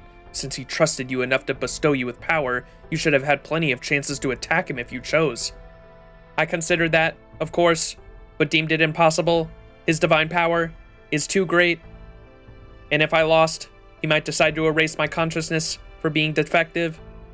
Then I would truly become nothing more than a puppet with Neza's body and Kubera's power. Conclusion, that would be a fate worse than death. If you ended up as a berserker, thanks to that violent side of you being the most prevalent in your manifestation, that would probably also mean that feelings about your father are stronger and fresher than the usual Neza, which would also explain why you just didn't want to deal with it. Yes, I tried not to think about it at first. I buried my feelings deep down and did my best to forget them. But then, I saw her. Our Neza. The moment I saw her, it felt like I had been cursed. I was overcome with rage, hatred, and envy, so much so that I couldn't stop myself from destroying her. I could not stand the idea of another me, a truer me, being out there. I could not accept it, but destroying her did nothing to lift my curse. I could no longer ignore my incompleteness. I could no longer stand how ugly I was. That's why I did this. Elaboration. It was not you who destroyed me. I destroyed me. I can't say I approve of what you did, but I can understand it. That is fine. If nothing else, I was able to avoid the worst possible outcome. For that, I thank you. But I will not apologize. The one to whom I should apologize to is no longer here. Defects should just disappear. For the first time, I understand that logic. The defective Neza mixed with her father will disappear. That is how it should be. Salvation. I will not return in the next Yuga. You're a servant of that god. You have no right to say that. My lover is gone now. How dare you say they were defective? How dare you say they deserve to disappear? Apology. I have no way of knowing that. All I am saying is, for those of us ashamed of our defectiveness, getting to disappear can be a kind of salvation. Hang on, if you're really grateful to us, then give us some more info before you disappear. It can be about anything. Arjuna, the other Loca Paula. Oh, and we want to know about the god Sky Boulder, too. That giant cube, truth, unknown. I know nothing about it either, nor do I know who might know something.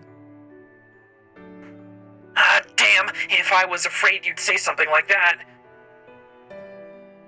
The Loca Paula are servants that he bestowed with divinities. If you defeat them, those divinities should disperse, like mine is. So we can whittle down their forces by taking them out, huh? That's definitely good to know. Whenever we inevitably face off with Arjuna, not having to also fight 3 servants with godly power at the same time will definitely be a huge help. Can you tell us anything about the other Loca Paula? Answer. Osvathaman is a special case. He goes around on his own, fighting battles in place of Arjuna. The others watch over different regions. They sometimes assemble under Arjuna's orders, but in general, they keep to their assigned area. Bro, this is the longest servant disappearing I've ever watched. There are only 3 Loca Paula, so each one covers a wide swath of land. I do not know what happened to the gods who were originally meant to guard the different directions. There are supposed to be 8 Loca Paula, one for each cardinal direction. I wonder if their divinities are still inside of Arjuna because he doesn't need them. What do all of you Loca Paula do exactly? In which directions do you oversee? Answer. We watch over people, guard against revolt, and take care of the sacred beasts. My territory stretches over everything from the north to the southeast. The old man handles everything from the north to the southwest. And the young man handles everything from the southeast to the southwest. The old man is William Tell, an archer, and the young man is Asclepius, a caster. There we go, we got names. When everything else is trashed, count on MASH. She is my eggplant.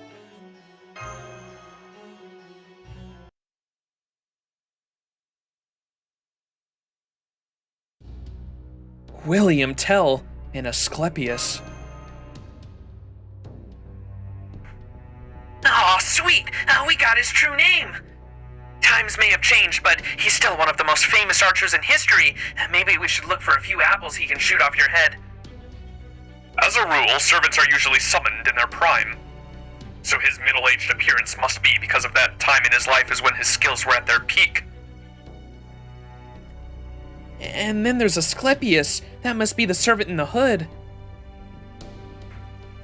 He was one of the Greek heroes who slayed the Argo. He's known as the father of medicine, and he's still worshipped in some circles today. Interestingly, neither of these heroic spirits have any connection to India whatsoever. But now, they've been given the divinity and power of Indian gods. I wonder what effect that'll have on their abilities. Answer, unknown.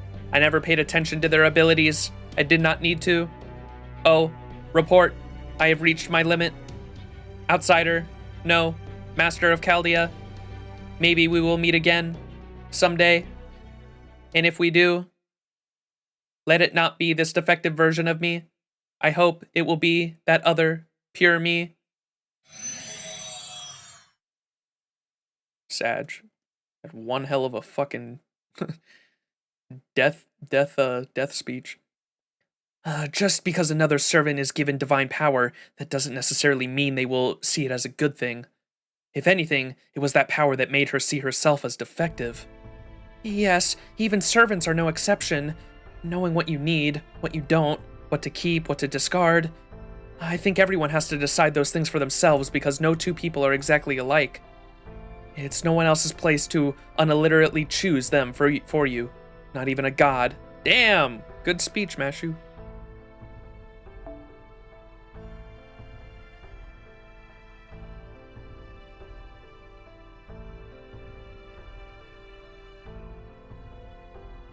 I like that.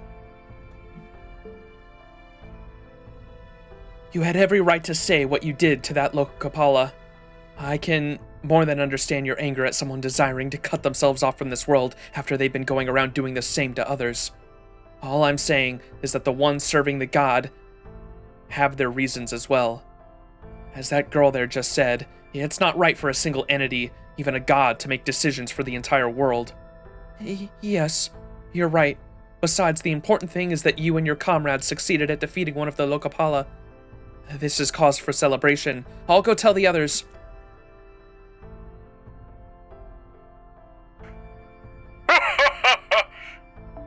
Not only did you defeat one of the Loca Paula, you even learned the true names of the other two servants.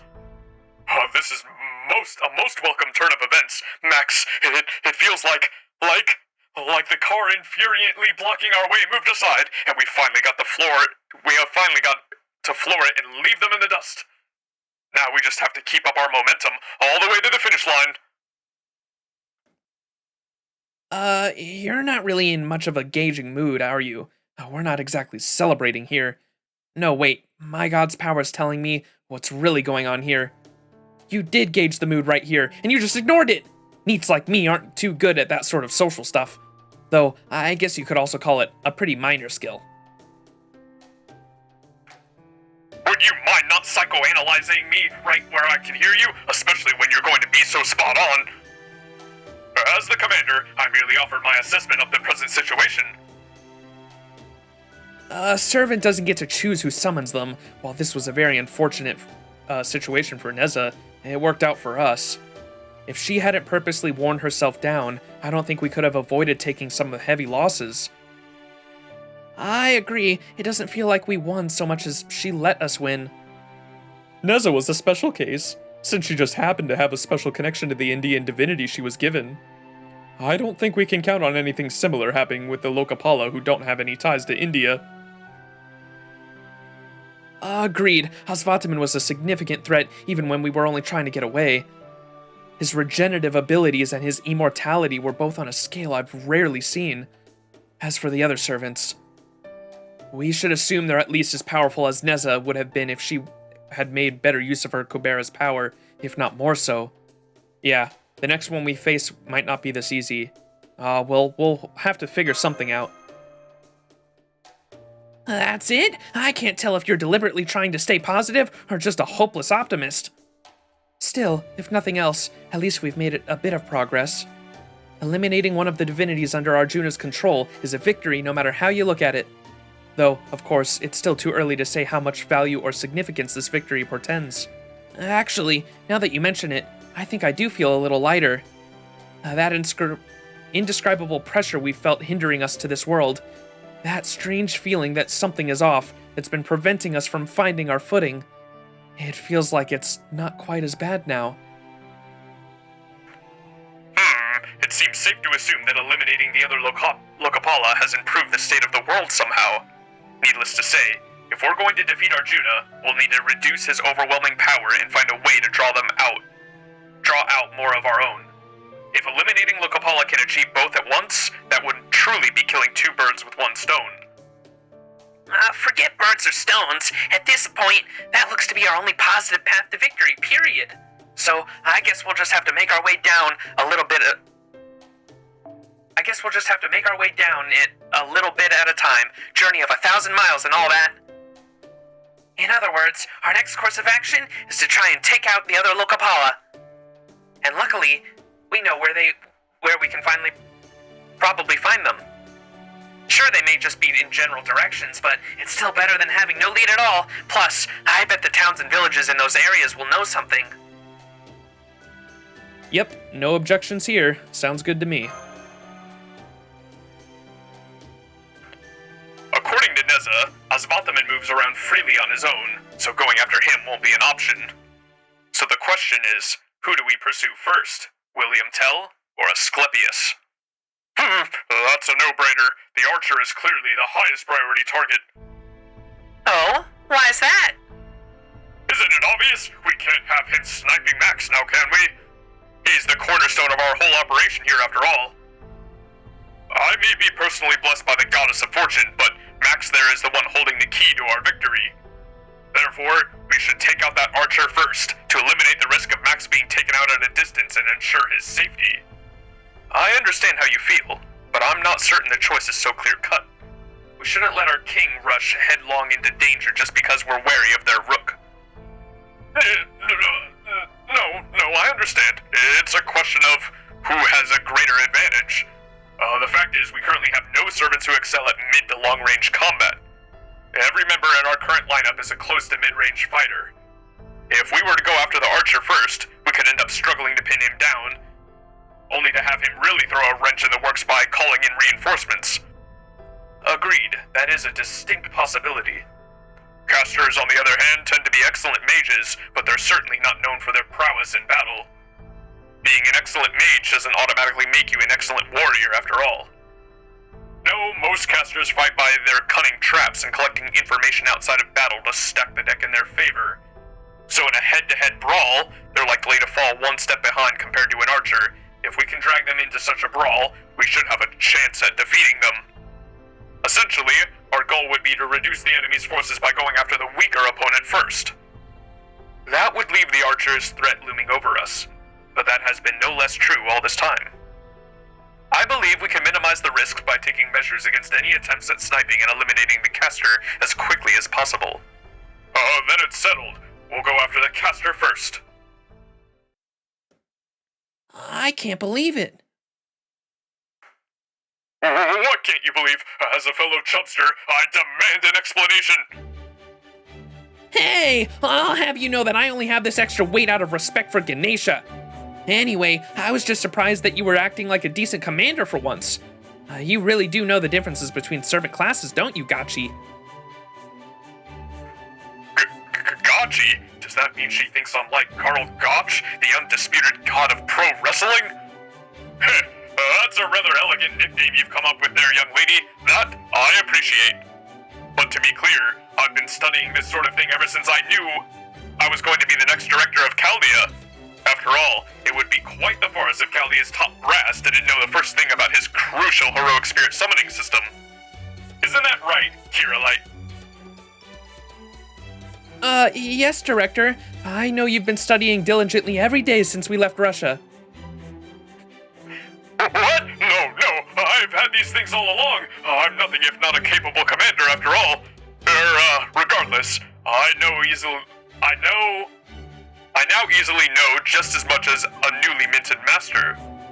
Furthermore, I've also taken another look at Max's reports. By this point, I can quickly calculate each class's traits, the cost of a summoning, a given servant, and the amount of strain placed on the nervous system by the Mystic Code. With just one hand and a common pocket calculator. Incidentally, Max, you'll be getting hungry in about 3 hours, so make sure you have some rations ready to go. Oh, wow. He's even calculated the rate Master burns calories. Yes, very impressive. Now, can we get back on track? So we'll be going after Asclepius first. Neza said he's in charge of the south, but how do we go about finding him? I am told there's a town in the south. If his job includes keeping an eye on the people in that region, there's a strong chance he'll show up there. In that case, we should be able to ask someone in the village where to find it. Okay, sounds like a plan to me. Good. All right, Max. Your next mission is to head south, find the caster Asclepius, and defeat him. I love the Da Vinci glasses. They're so cute. Oh, and don't worry. Yours truly, the beautiful Miss Da Vinci, will be holding an extensive lecture on Greek heroes to give you something to listen to on the way. Let's go. Bye, Notorious. Sorry if you're already dipped. Mod check.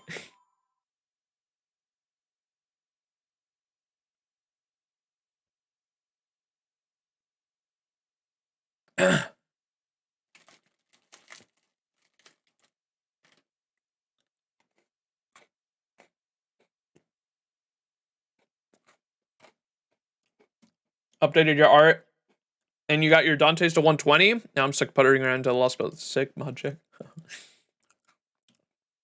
Let's see the art.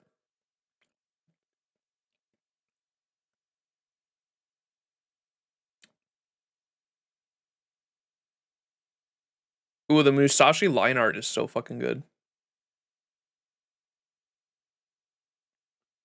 That's cute.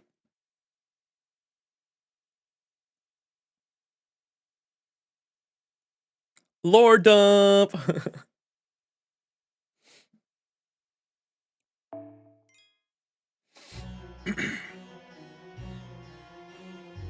Unforgiving. Oh, unforgiving. Oh, the debuff. Wow. Okay. So the debuff, the unforgiving world that we got since we entered here on the servants has been lowered after defeating one of those. Interesting.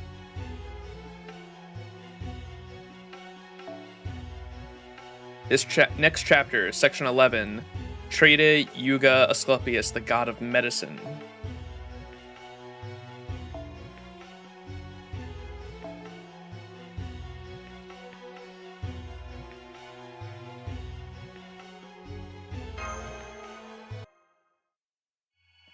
The debuff will start being addressed. Let's go.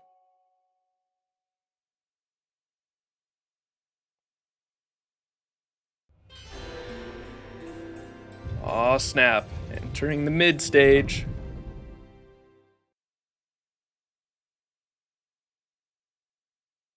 Yeah, let me...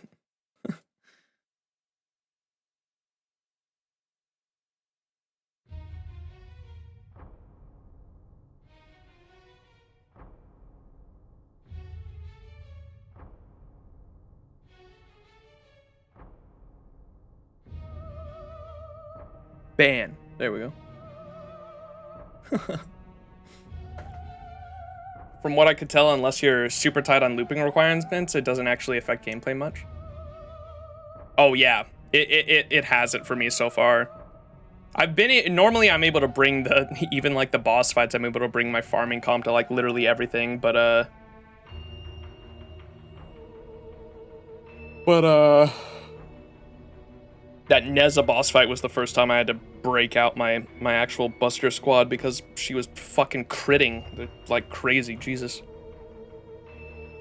It's also because she was a berserker, so hopefully these other fights aren't as bad. oh my. It would seem the Kubera has vanished. Well, damn. Now I feel bad for pawning my job off to her. Don't be stupid. She ran off on her own. You didn't ask her to go. Also, if you're going to bother saying that sort of thing, then you could at least pretend you mean it. You don't look the least bit sorry. Yeah? Don't know what to tell you then. I'm really broken up over here. This won't do. This won't do at all. I could tell Crown Prince Neza was up to something, but she was still one of the hands of God. The fact that she's gone now is... There is no problem. The god's power is infinite, even if one is shattered. I remain limitless. Indeed. Of that I have no doubt whatsoever, but you must agree that it is inconvenient to have one fewer pawn to serve you, yes? Is that not why you summoned the other servants after Asvataman? To have them execute your will? What do you say? If you like, I would be happy to provide you with another summoning spell. No, even that is of no consequence. All I need now is to keep repeating the Yugas. Thanks to the power you all brought me, I have been able to speed up the sluggish Yuga cycle. So I will continue on. I will keep drowning the world's defects, its evils, and cutting them away. The demise of the great Yuga, the cycle formed by the other Yugas that only a god can see, is approaching. The Great Yuga, huh? You said this 10-day Yuga cycle you're repeating is itself just a part of the Great Yuga, right? Indeed! Now is the time for this universe to end! The whole world has lapsed into degeneracy. The great Kali Yuga and its massive destruction is at hand. Oh God, you should be proud. The seeds of morality you have tendered to for an eternity are at last about to bear fruit. Ordinarily, it would take hundreds, no thousands of years, but that would be far too long a wait. Thanks to your dramatically shortening all the small Yuga cycle to 10 days, the great Yuga cycle has been sped up as well. How wonderful! And then, all that will remain is that which is truly good, truly necessary. Then, I will be able to create a perfect, ideal world. Indeed! What a lovely world that would be if that really does happen. Why, that would just be lovely. Soon, very soon now, I think. You will remake the world over the course of enough small Yugas for us to get there. I wonder how many more Yugas it will take. 1, 2, few enough that we can count them with our hands. I cannot wait to find out. Hey, alter ego. Enough with the digressions. Basically, the boss is telling us not to worry about Neza's death, right? Fine. Got it. Now can I get back to my research? I've got a lot on my plate, you know. I swear there's nothing worse than all the time people waste on pointless chatter. Especially when they're your patient and you've got to listen to them babbling away about their inane personal lives. It would be one thing if they at least had some interesting rare disease, but it's almost always just another boring cold or broken bone or something. Wait. Alright, if you want me to wait, I'll wait. What is it?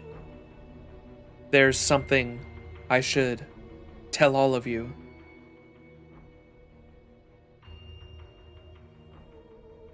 Oh my, how unusual. Yes, it's not every day we see a glimpse of his humanity. Monka? Fofo? I don't see as much as water or flowers as I did yesterday. This looks like a harvest season. I guess that's dependent on the current Yuga, too.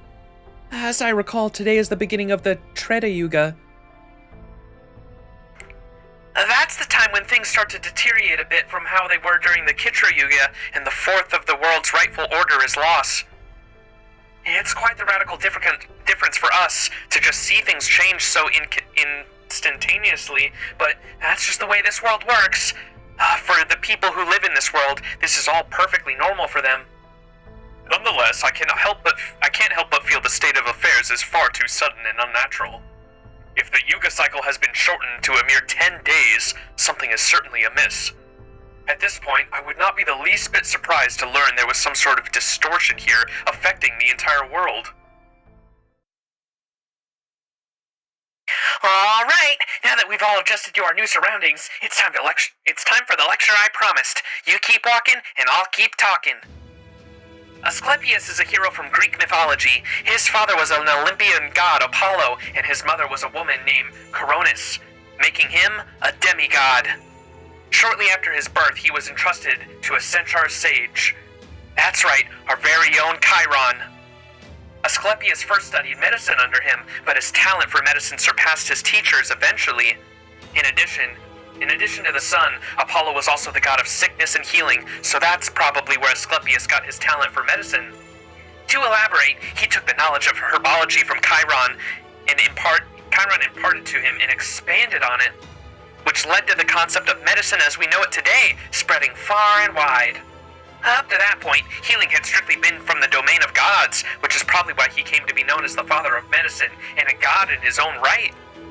At the time, the concept of a doctor, someone with both knowledge and skills to treat injuries and disease, and someone other than himself, and a patient, the beneficiary of a doctor's knowledge and skill, was a huge paradigm shift, and Asclepius is the one who made it happen. Wow, when you put it like that, he sounds like a really big deal. Though, of course, I'm sure Ganesh is way more famous than him, being an actual god and all. As I mentioned earlier, he was one of the Argonauts, owing entirely to his skill as a doctor. He probably got to know Atalante, Hercules, and Medea during the voyage of the Argo, too. It's too bad none of them are here now. They might have been able to tell us more about him.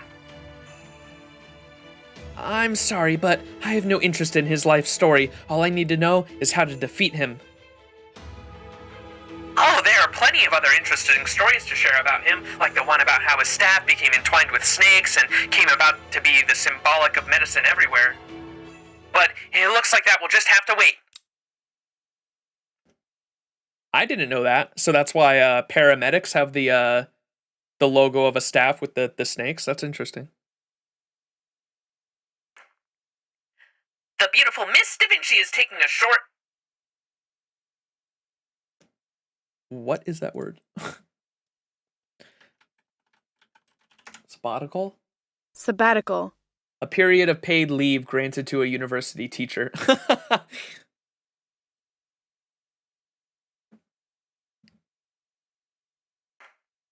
beautiful Miss Da Vinci is taking a short sabbatical. Why is that? I'm picking up a huge wildlife reading. It looks like some sort of hydra. Is this because I mentioned snakes? Maybe words have more power than we give them credit for. While there are many Indian legends involving serpents, such as a Naga and a Vitra, this would seem to be no more than an ordinary creature, one that is apparently set on having Mr. Max for its supper. I'll take a hard pass. Talk about the struggle for existence here. There is no need to bother Indra about this. The fewer dangerous animals there are, the safer it is for anyone. I don't want to be eaten either. You guys have seen how a snake's stomach bulges out after it swallows a prey whole, right? I'm warning you now, Hydra. The same thing's gonna happen to you if you eat me. Oh, by the way, I'm a vegetarian now, so if you want to make me an offering, some potato chips, that would hit the spot.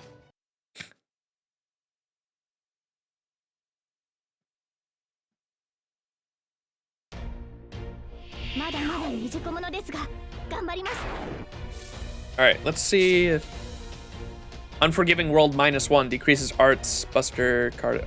Oh, there's no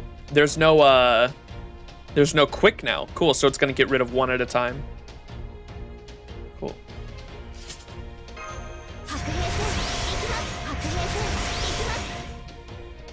女神に味わいなさい。もちろん最後のこっちゃ。これが本当の私。始まりは極小、広がりは無限。すべて我が身体の無限。シブラクエーサー。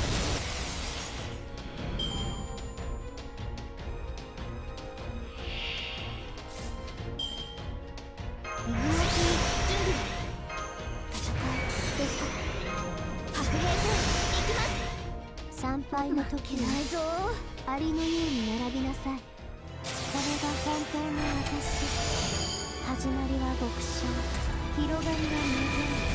すべて我が身体の無限。シブラクエーサ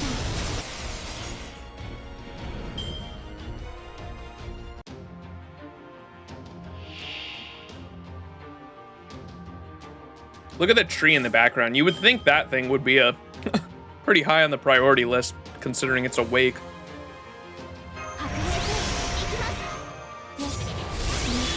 I guess we still don't fully know what they do yet, but I thought once the tree awakened, shit was gonna go down, because the last Lostbelt at the end, the tree awoken, we found out there was a fucking galaxy inside that started milking it, or started leaking out. And we were like, we need to fucking take that thing out now.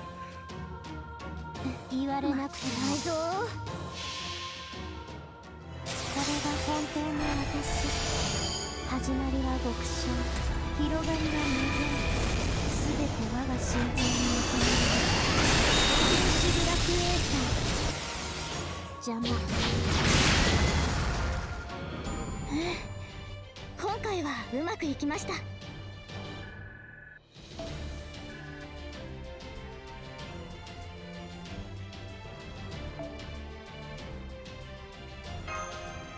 Chat, I was trying to think of fucking characters I could fucking cosplay in the future. I think I might just say fuck it and do a Castoria one. And literally just wear the outfit. Whoops. I could definitely rock that outfit.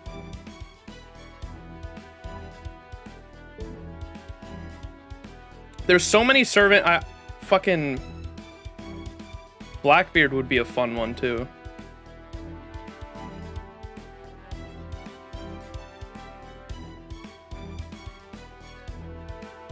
I wish there were more servants with beards, man.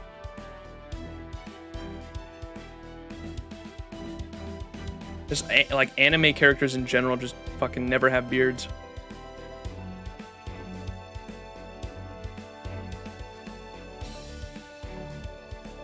I honestly mostly just want to wear the hat.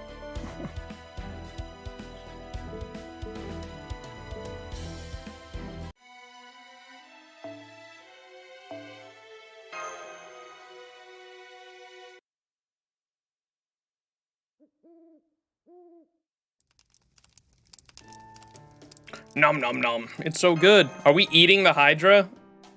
Right, right. I make the best roasted bananas you'll ever have. Roasted bananas? What's up, Anarchy? Go on, Mashy, try one. They're great for your skin and staying in shape. You're still a growing girl, so you've got to eat up. Of course, I'll be digging right in with you. I'm eating one right now. It is really good. Fo?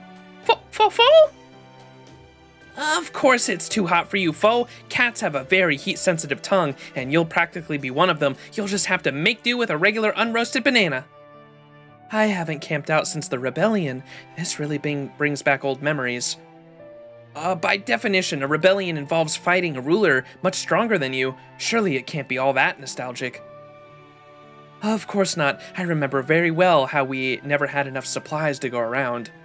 The sepoy incited uprisings left and right before they ran off to the Delhi, leaving us, Janzi, to clean up the mess. Thanks to that, we had almost nothing in the way of people, funding, or supplies. Sometimes my comrades and I had nothing to eat but a single half-rotten banana between us all. You could do Muramasa? I do not have the abs for Muramasa, dude. Are you kidding me? Maybe one of his later ascensions.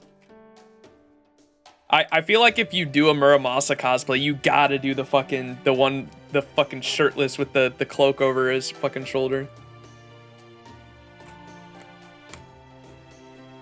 Arash would be an easy one too. I love Arash too.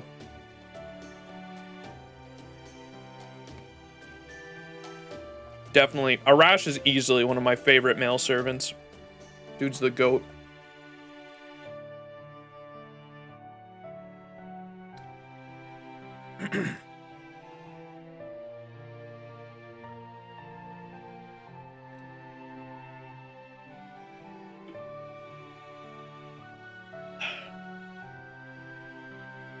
Hey, I know it's none of my business, but are you sure you don't know... Are you sure you don't want to join in on the conversation? Heh, you are quite intelligent, aren't you? You are quite intelligent, aren't you? Then you do know who I am. Well, if you are who I think you are, I just remembered that there were rumors of you helping the Sepoys in their rebellion. Of course, that is just how the story goes, so I have no idea if it's true for sure. Who can say? The truth is, I'm really not anyone right now. All I can say is that if Sion hadn't summoned me, I wouldn't be who I currently am. Huh? Then, does that mean... At any rate, we should be using this time to let Max and his team rest, right? I don't see any need to jump in with my old unasked for stories. I'm going to take another look at the engine. If you don't see me again tonight, it's because I'm busy there. Got it.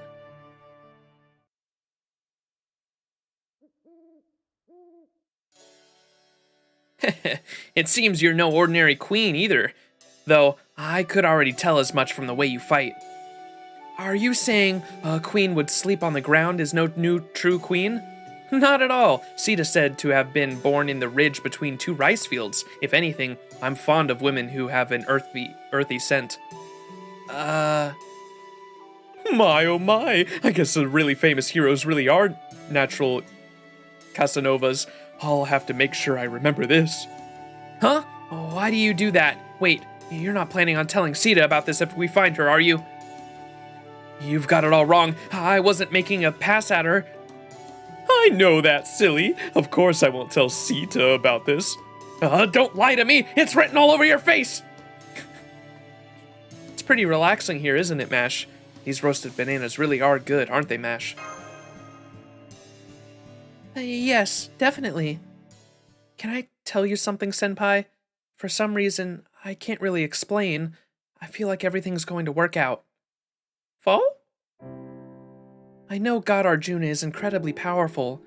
I know this world runs on a truly bizarre system.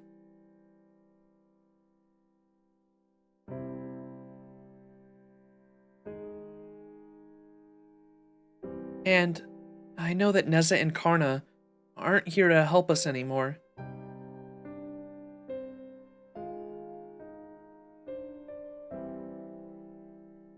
We've seen some very, very painful things. To be honest, it was all bringing me down a little. Yeah, me too. But now, having all of us gathered around a campfire like this makes me feel more optimistic. Pepe was always so nice to me, even back when I didn't know anything at all. I knew he was a very social person, so it was difficult for me to accept that he had become our enemy. But now, we're sitting around the same campfire, united in a common goal. It's also, I don't know if this is the best way to say it, but it makes me really happy. And, you know, I'm actually kind of hopeful right now. Maybe, just maybe, Asclepius the caster we're about to face will have his own feelings about this world, just like Neza did. So if we talk to him, maybe there's a chance he'll be willing to help us out. Oh, you've grown up to be such a good girl, Mashi. I'm so glad to hear you think that. Pepe. Of course, I'm not too hopeful about my own prospects, so I can't share your optimism. But in that sense, we each have our own place with our own bets, so it's nothing you need to worry about. You're right, it's definitely not impossible. It might be worth our while to try talking to him and William, even if they are Loca Paula. But I don't think we should waste our breath on Osvathaman. What makes you say that? You saw what he's like when we fought him before. You know how fiercely and determined he is.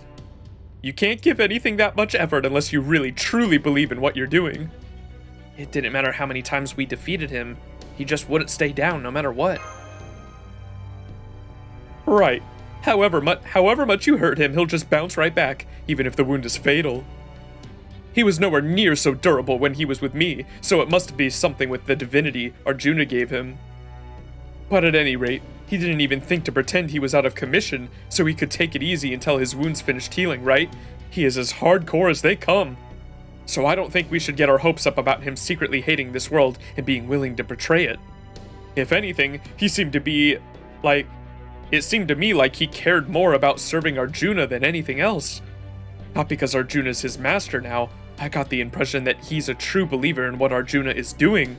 He and Arjuna might have been enemies back when they were human, but I'm pretty sure Arjuna is way beyond thinking about Kauravas and the Pandavas at this point. I always meant to try to get to know what Asvatham... I always meant to try and get to know Asvathaman better, but I was so busy when this Lostbelt was first made that I kept putting it off. Now, I really wish I had made time for him. Maybe then I'd at least have an idea of what he's thinking now. Foo! Foo foo! Oh my, are you trying to slap some sense into me, little animal? Trying to tell me I shouldn't have let my contract with my servant be taken away? Yes, you're right. I am his former master, so I do feel responsible too. Even then, he always seemed like he was angry about something. We couldn't have been less alike. But I didn't mind that. I figured that way I could let him handle everything that wasn't in my wheelhouse. Not to mention he was always an incredible fighter. Angry, huh? That's true. He was always super pissed off. Is there, like, a reason for that? Or is it just how he is? I'm not sure. All I know is he was right like that from the start when I summoned him. So who knows? Maybe that is just how he is. There is one story that says he attacked an enemy army in the dead of night out of anger over his father's murder, even though that sort of thing was absolutely against the rules of warfare at the time. Anywho, as a servant, he's always been fueled by rage. I'm sure there's more to him than that, but his rage burned so hot it seemed like it subsumed everything else. In some aspects, you could say he was a bit socially awkward, but anger is a force to be reckoned with. Some people think anger is giving you blinders and making you unwilling to see reason, but on the other hand, that kind of focus can be very powerful. So the idea of going up against someone who is relentlessly devoted to his cause, well, it scares me. Honestly, I don't know what he'd be like now, if I was still his master. It sounds like he would have been a very helpful ally.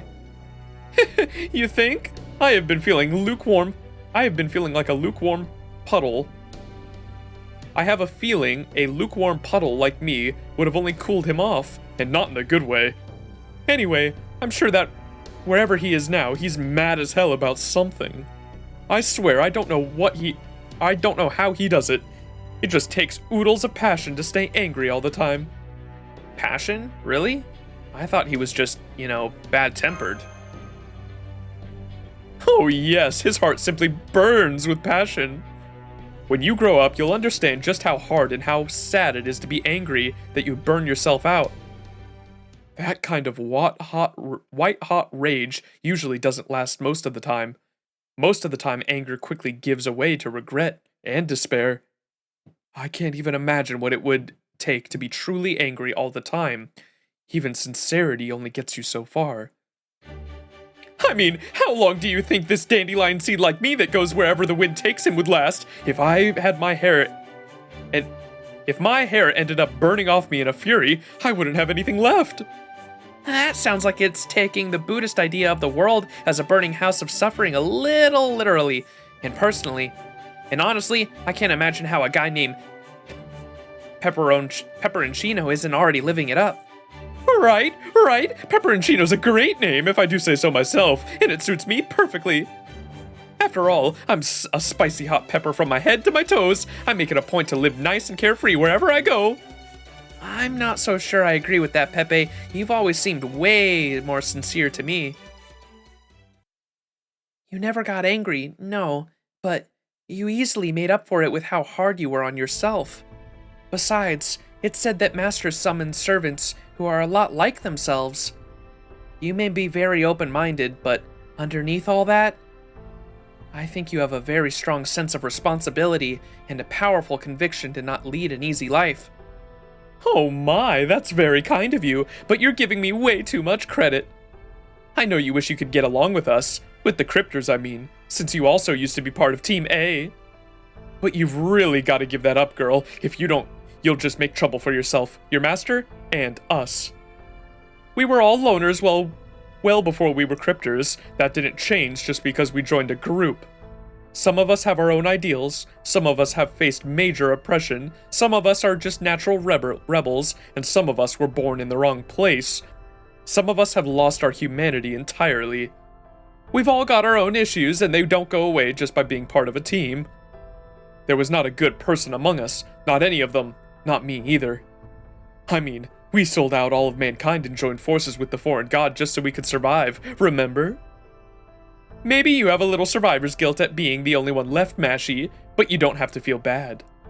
This was always going to happen to us. Always going to happen? Where are you getting this from, Pepper and Chino? Still, I really did enjoy my life in Chaldea, so for me, you might even say it gave me a reason to live. I see. I don't quite get what you're talking about, but I can see that you are a man of conviction. You have quite the keen eye, don't you? I've noticed it helping us in battle ever since you joined. That keenness doesn't seem to be entirely physical either. Is it some sort of magecraft? Why, yes. It's divine power, just like the kind you use, Rami. It's a technique I came up with to let me use the power of the gods in my human body. I'm also pretty good at Jinzokutsu, Tashinitsu, and Rojinitsu, I'll have you know. Jinsokutsu, Tashinitsu, and... I'm fucking... cannot say that shit. I could have sworn I've heard those terms somewhere. Do you know anything about them, Administrator Advisor? Those are the three of Japan's Shunget.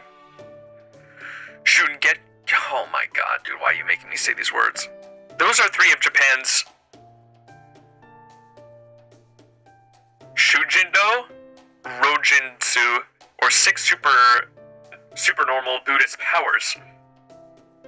Junsokutsu is the power to run faster than any ordinary human. Tashinitsu is the power to read others' minds. And Rojitsu is... my apologies, I do understand the concept, but I struggle to articulate it and make myself understand. It's something unique to Buddhism, almost an awareness of one's destiny, not dissimilar to enlightenment.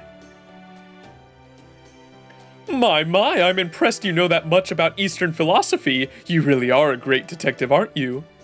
I would say Rojitsu is the power to know oneself well, maybe? That's as good as a way to remember it as any, Max. Of course, I doubt you'll have much use for it, being Mash's master and all. I mean, knowing that much about yourself, that's just asking for trouble, right? Interesting. Rojitsu is said to be a state of mind that quells all doubts, yet he thinks of it as making trouble. Why did you call yourself a dandelion seed earlier? Oh my, that's what you're concerned about? You're awfully bold for such a cutie. It's simple, I ran away from my country when I was about your age. Ever since, I've been an international stranger. Chaldea is the first place in my life that I could really call home. And why did you run away? Why? Because there wasn't anything there for me. I didn't get along with anyone in my family, extended or otherwise. That's putting it mildly, of course. Since I hated them so much, I killed them all myself. Oh well, funny old life, isn't it? Huh? I get a feeling, Pepe probably has some kind of fucking plan and he's not really helping us out. He's probably fucking... It's probably going to be like another Scotty situation where he helps us defeat the big bad. I do think he's actually against Arjuna Altar and all the servants and everything going on here, but I have a feeling like after we wipe them out, he's fucking got like another plan to fucking swoop in and try to defeat us afterwards. He's been saying a lot of sus shit in his inner monologues. No fucking face.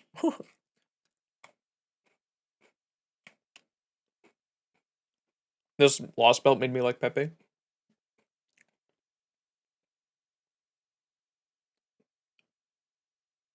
Saying Scandinavia pepperoncino in various voices is so fun. Butchering foreign words 101, learning through example lead. Professor Max, no! He creeps me out so much.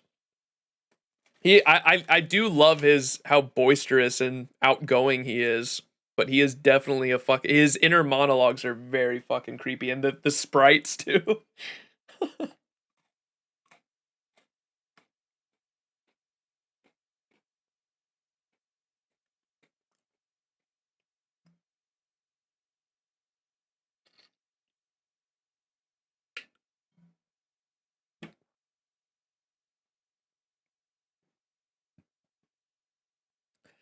Damn it.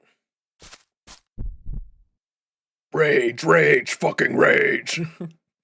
God damn it all. Rage, rage, fucking rage. Grr, this pisses me off.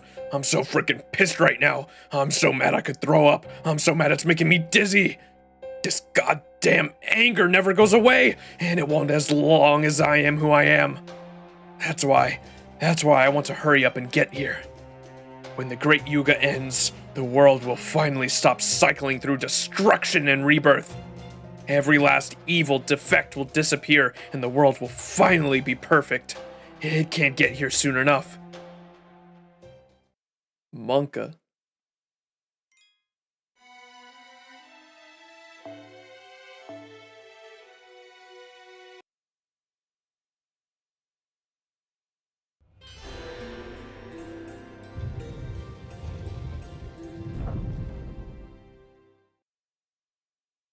Hey, Hot Wheels, stop being angry.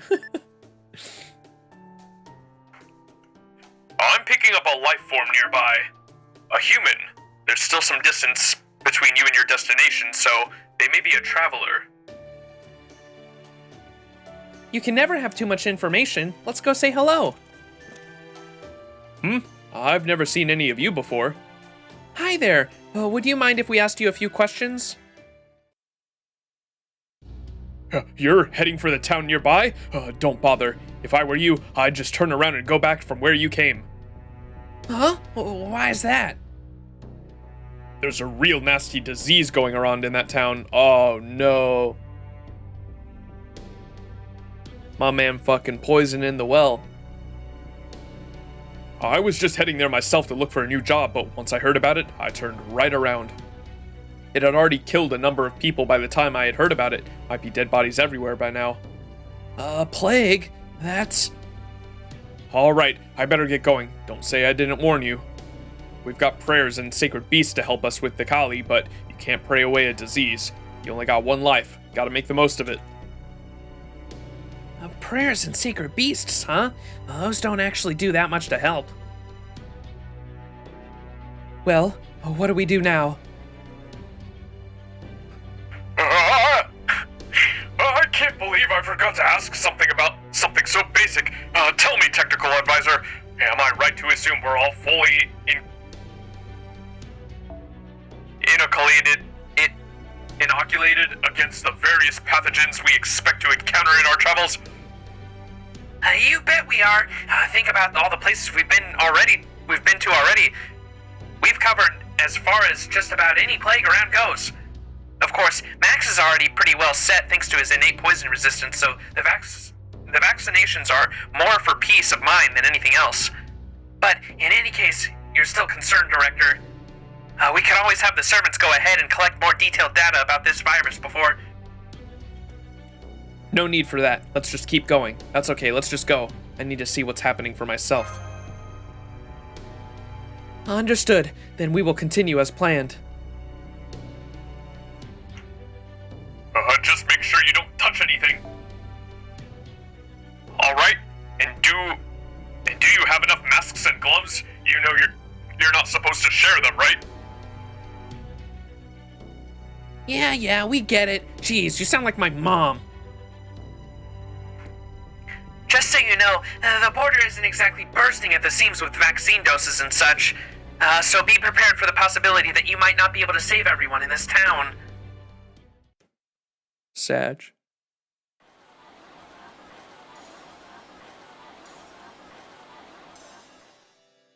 Huh? Fall? It's a perfectly ordinary town. It certainly doesn't look like there's a plague going around. Does this mean the other guy was lying? That's not the impression I got from him. Excuse me, do you have a moment? Oh, what do you want? We were told there was a deadly plague going around this town. Is that true? Whoever told you that must have been way behind on the times. Sure, we did have a scare like that recently. People were collapsing left and right. Some of them died of a fever, and the other people treating them kept catching it. We thought that God had forsaken us, and this town was done for. Hell, I was bedridden with it myself until not too long ago. So there was a plague going around here, but now it's all over? Yep, just when things were at their worst, a doctor showed up and saved us all. I don't know what we would have done without him. I had to quarantine myself so my wife and kid wouldn't catch it. I didn't even know if I'd get to see them again. But now, we're all one big happy family again. That doctor is our savior, no doubt about it. We offered him a home here and told him he'd never want for anything if he stayed with us. But he just took off, wouldn't accept anything in return. Picture of modesty he was. All he said was, I just stopped by to check on things. This isn't the fundamental solution this world needs. I wonder what he meant by that. He did look really stressed about something, even after saving us. But anyway, things are perfectly fine here now, so relax and enjoy your stay. Trust me, it's a great place. A mysterious heroic doctor. Da Vinci, can we have a quick go over what you know about Asclepius again? Yeah, sure thing. There's all sorts of casters, mages, witches, alchemists, beautiful inventors who genius knows no bounds. But in Asclepius' case, given his title and background, he's definitely a doctor. I knew it! Master, this might mean we were right after all. Doctors are always good, right? Maybe he will be willing to join us. Right? If he's only pretending to obey Arjuna. But deep down he knows this world is wrong and can't bear to see people in need. Maybe we can convince him to... You should have your answer to that directly. Here he comes now. He doesn't appear to be going on the offensive, but keep your guard up all the same. What's going on here? There he is! Even if we did come here looking for him, I wasn't expecting to find him this quickly. You must have some really good karma indeed, Master. This is perfect. We were just hoping to talk to you, Asclepius. Are you the one who... Shut up! I've been saving this town for my experiments. It's practical, my exam room, and I won't tolerate patients worthless, then use gauze speaking out in turn here. Patients should only speak when spoken to. Is this your doing? How did you heal all the infected when I didn't lift a finger to help them? Huh? My, I guess you're not the good doctor we've been hearing all about then. Of course not. I was just about to study this plague. Why would I bring anything that could cure it? Idiots. Medicine is advanced by studying new diseases as they progress. I thought with the plague in town, I would at least have no shortage of cases. But now you're telling me there's not a single infected person left? You can't be serious. I don't know who you are, but you have some nerve taking away my precious research opportunity. He sounds a little like a self-centered sociopath. I'm guessing he dumped every stat point into int. Everything else be damned. I don't know what you mean by that second part, but I agree wholeheartedly with the first. Just answer me this. Did you spread the plague here by yourself? Huh? Huh? What are you, stupid? What useless mush do you have festering between your ears? Why would anyone ever do that? Of course I want to advance medicine by studying as many cases of disease as possible, but the point is to cure patients, not create new ones.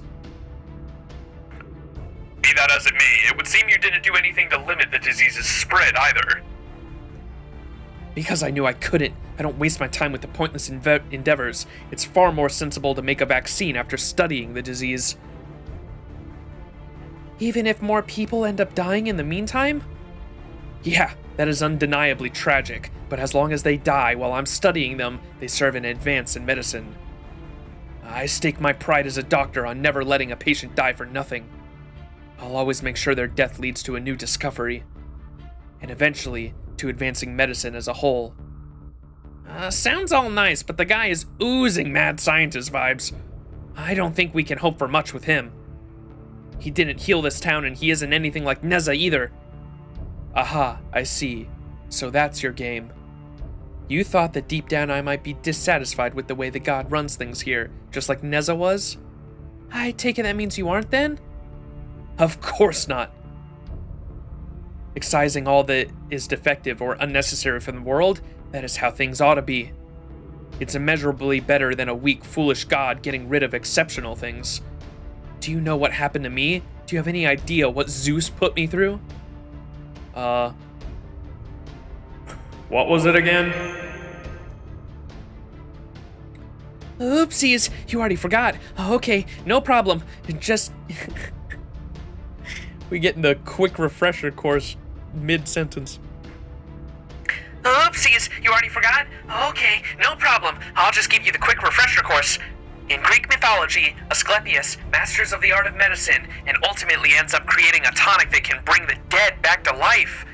As you can imagine, the gods didn't take too kindly to that. Particularly Hades, the god of the underworld, who was especially displeased at the idea of humans overcoming death and making a joke out of his authority.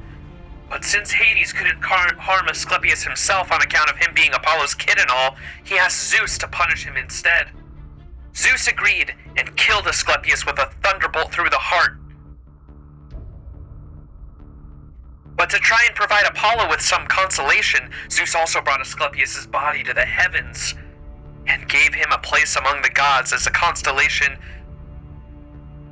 Ophiuchus, the serpent bearer.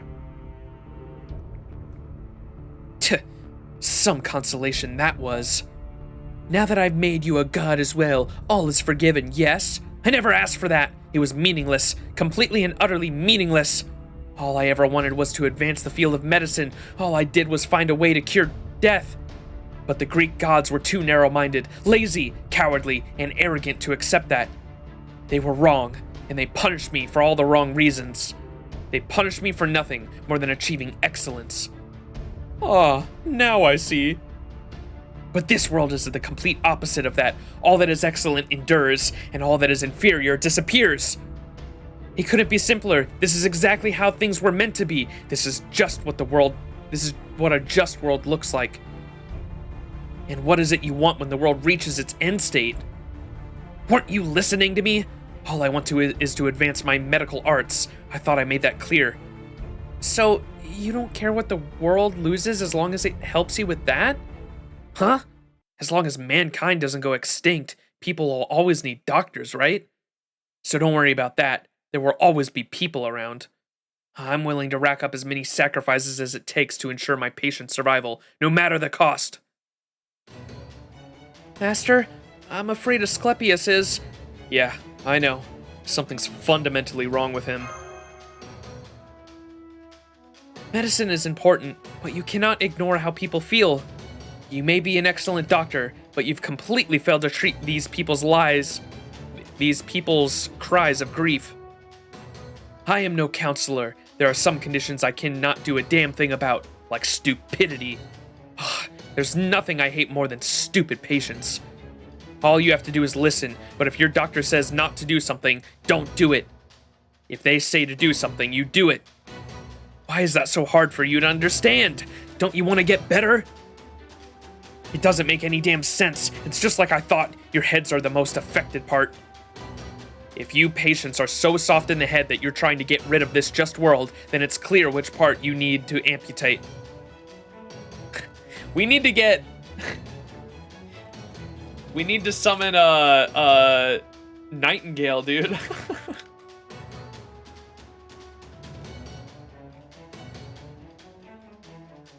Da Vinci, you are an idiot, affectionate Baka. We need Nightingale, dude. Nightingale and Asclepius boss battle. That'd be so good.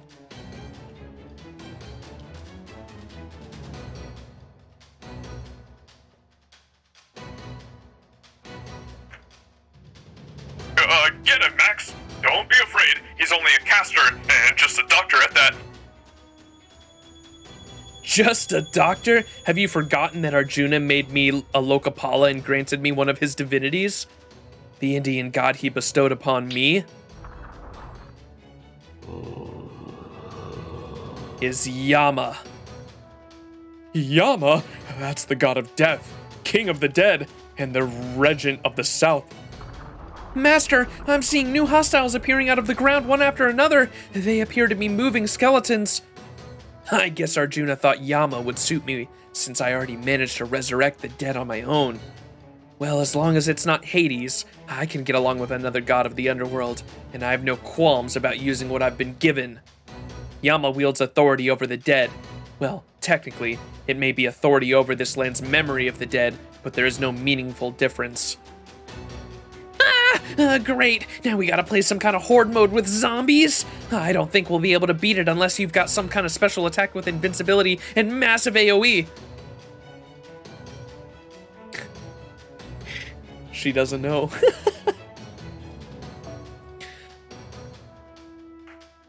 The hell? He summoned that many fighters that quickly, without any preparation or chanting? What kind of necromancy is that? This is clearly outside the realm of human magecraft. This is divine power, just like how Kubera let Neza use that many noble phantasms at once. Be very careful. Got it. Even idiots like you know about autopsies, yes? The dead can still be very valuable in medicine. You're all probably going to die here now that you're up against me. But don't you feel better knowing your deaths will be useful? Oh, is she talking about herself? She has an AoE NP that gives her invul? Oh, okay. That's the mist 120 to fucking be able to farm, right? He can 3-turn loop with her. Ah, yes. I remember Hey! 2 more months till the number. Zachary, thank you so much for the 67-month streak. Sheesh! My oldest subscriber there. Thank you so much, Zachary. 2 more months in. Funny 69 number, baby.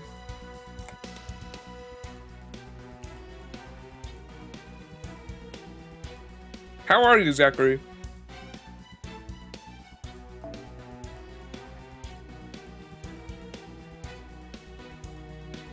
Oh shit, I forgot we... Okay, I'll do after this quest. Someone remind me in chat if I forget. I need to pull Angry Mango off the line now that he's Bond 10. 同じ次元で相手をしてあげる。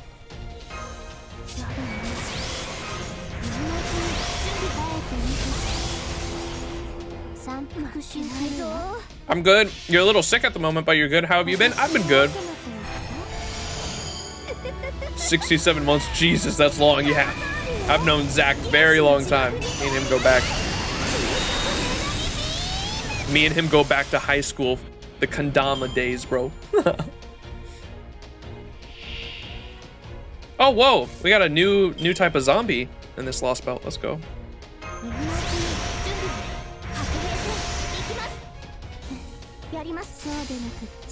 The Kandama days, baby.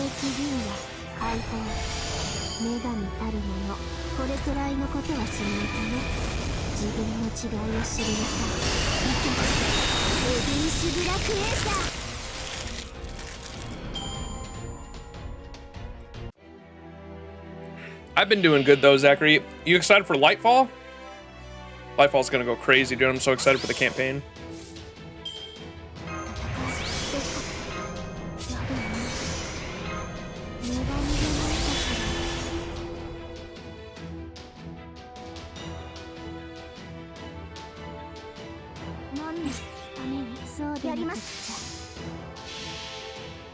Oh yes, I'm excited. I just want it to be good, man. Yeah.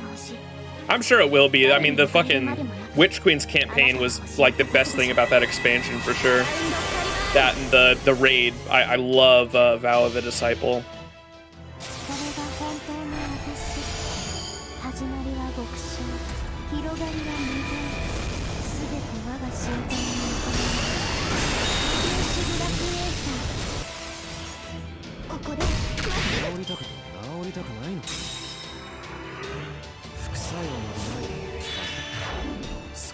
Really love the aesthetic, so I hope they can capitalize on it. Oh yeah, I'm sure they will.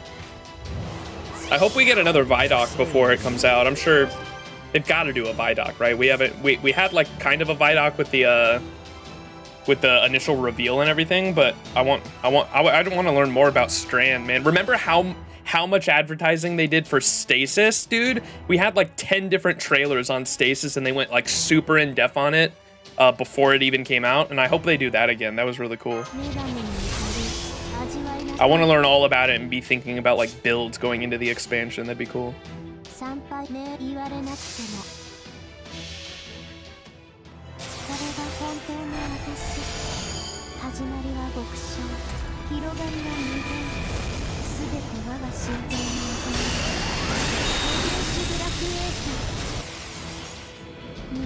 Oh shit, am I gonna be able to... Damn. That extra attack is so fucking good.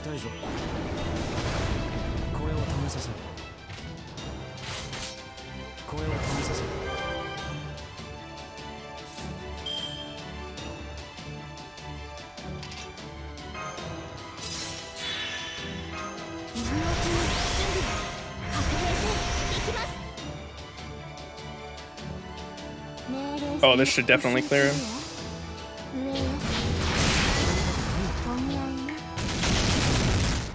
That's cool how he keeps spawning zombies.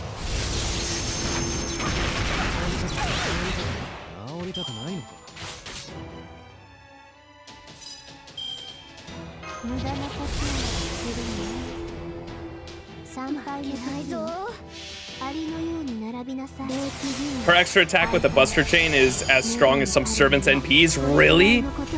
What the fuck?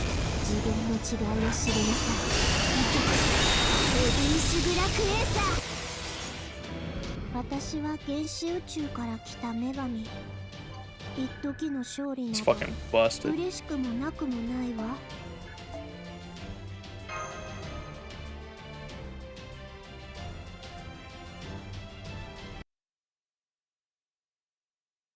Oh, flashback? I don't know how we can thank you, as if curing our disease wasn't enough. You even tended our fields for us. Are you a new Loca Paula? You must be, to show us this much kindness. Please, stay with us. The whole town would be thrilled to have you. Huh? Sorry, my throat's been acting up a bit. Pay it no mind. I just stopped by to check on things. This isn't the fundamental solution this lost world needs. It's the ones who will show up after me, who are bound to end you. They're from the organization called Chaldea, just as I am. Make sure to welcome them. Oh! It's whoever has been here. It's who I think is Marisbury.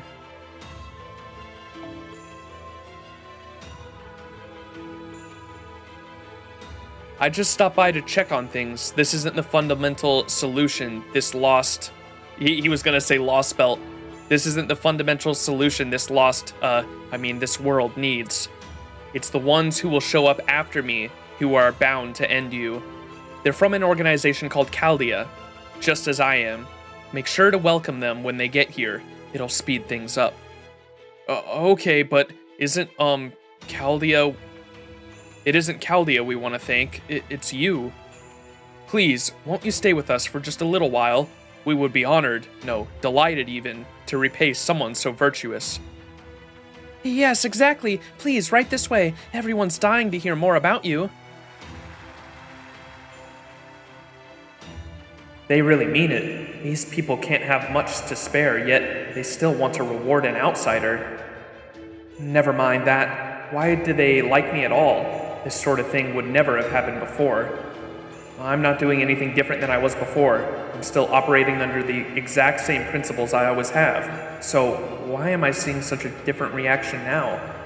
Is it only because of what I look like? Do people really care about appearances that much? Oh well, if that's true, it suits my needs perfectly.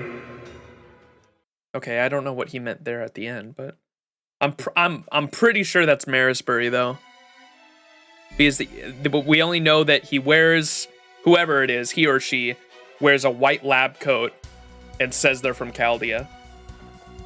So I'm assuming it's Marisbury. Could be anyone though. I don't know who else it could be. Or for all we know, it could be a fucking character from Chaldea we never even met. Maybe. Or I guess we never, our character never met Marisbury, but it could be like a brand new character for all we know. Oh, that's right. Let me take off, what's his name? The only issue is that it doesn't get color buffs. Yeah, the extra attack. There was, I saw someone talking about it'd be cool if there was a unit that buffed the extra attack. So if you wanted to do like crazy weird shit like that, or a mystic code, that'd be cool too. If there was a mystic code that buffed the extra attack, or even a command code, throw it on a command code. And if you do use that command code in a chain, it buffs the extra attack. Like little shit like that would be cool. Because extra attacks, especially with the what are they called? The skills, the append skills, do crazy damage. Okay, do I want to give Angry Mango the bond limit release? Yes, I do. There you go, Angry Mango. Should we keep it? I kind of want to keep him in the back line, to be honest. I don't know if there's anyone else I would want to work on. Whoops, wrong one. Nope, wrong one too. We're gonna go to party.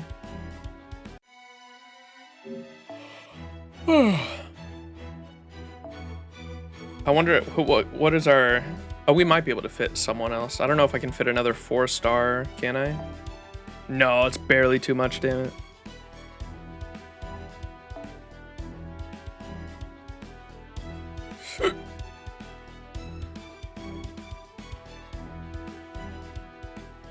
They did technically do that with the pens. I'm just saying, like, stuff you could build craft into, that would be interesting. Since you already bond grailed him, you might as well keep him. Yeah, there's a lot of servants I've bond grailed. I'm just not sure if there's anyone else I want to actually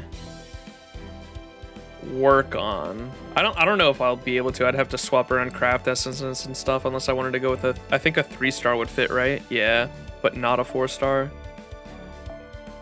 Damn.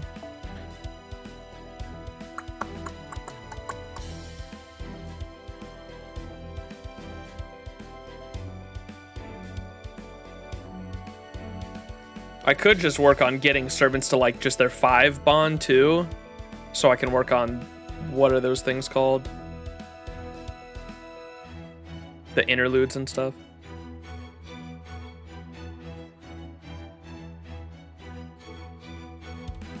Because it doesn't take much to get them to bond 5, and some of the servant rank ups or interludes require you to be bond 5, right?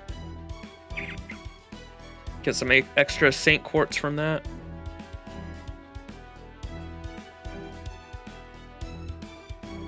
All those level 1 servants are giving me physical damage. What do you want me to do? I have a lot of them.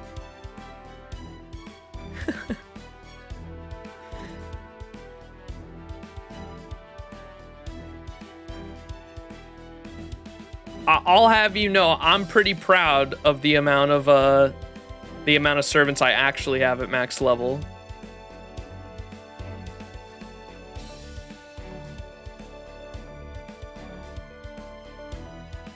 Gotta remember, I've only been playing since fall of 2020, so like a little over 2 years now.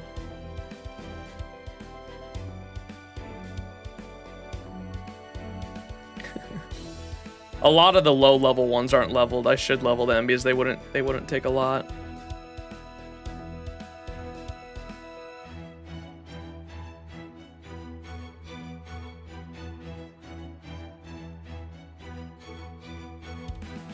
You've been playing from the same time?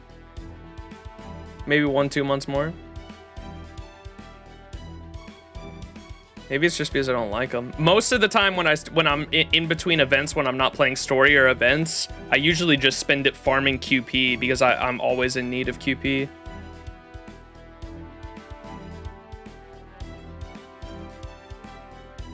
Oh, there we have Asclepius. Let's just throw him in the back line.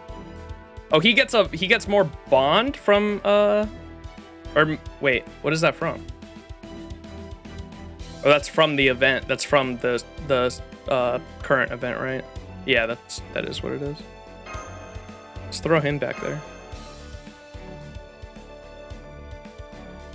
You only farm embers from lottos? Maybe that's it. This last lotto was the only one I went hard on, and all my all the embers I had are already gone too. I have these saved up, but I was gonna save these for Jalter, who I'm trying to get to 120. Once I'm saving for a suck rate up. Recently leveled most of my level 3 or lower thanks to the lotto. Yeah, the lotto is so good. When's the next lotto, by the way? I don't even know.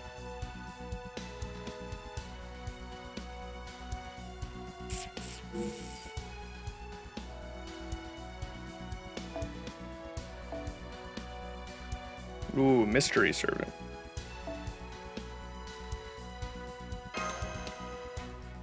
Between Lostbelt 6 and 6.2. Okay, gotcha. Early summerish. Burned like 1,000, 2,000 embers so far just because I physically don't have storage space for them. Yeah. They just keep coming no matter what. How many do we have to take down? Wait, what's that?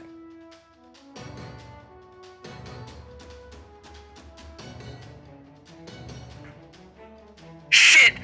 Da Vinci language. Shit! It's a kid! Most of the town's residents hid when you started fighting, but he must have been left behind. Kid, get out of here! It's not safe! Oh, we need to protect him no matter what.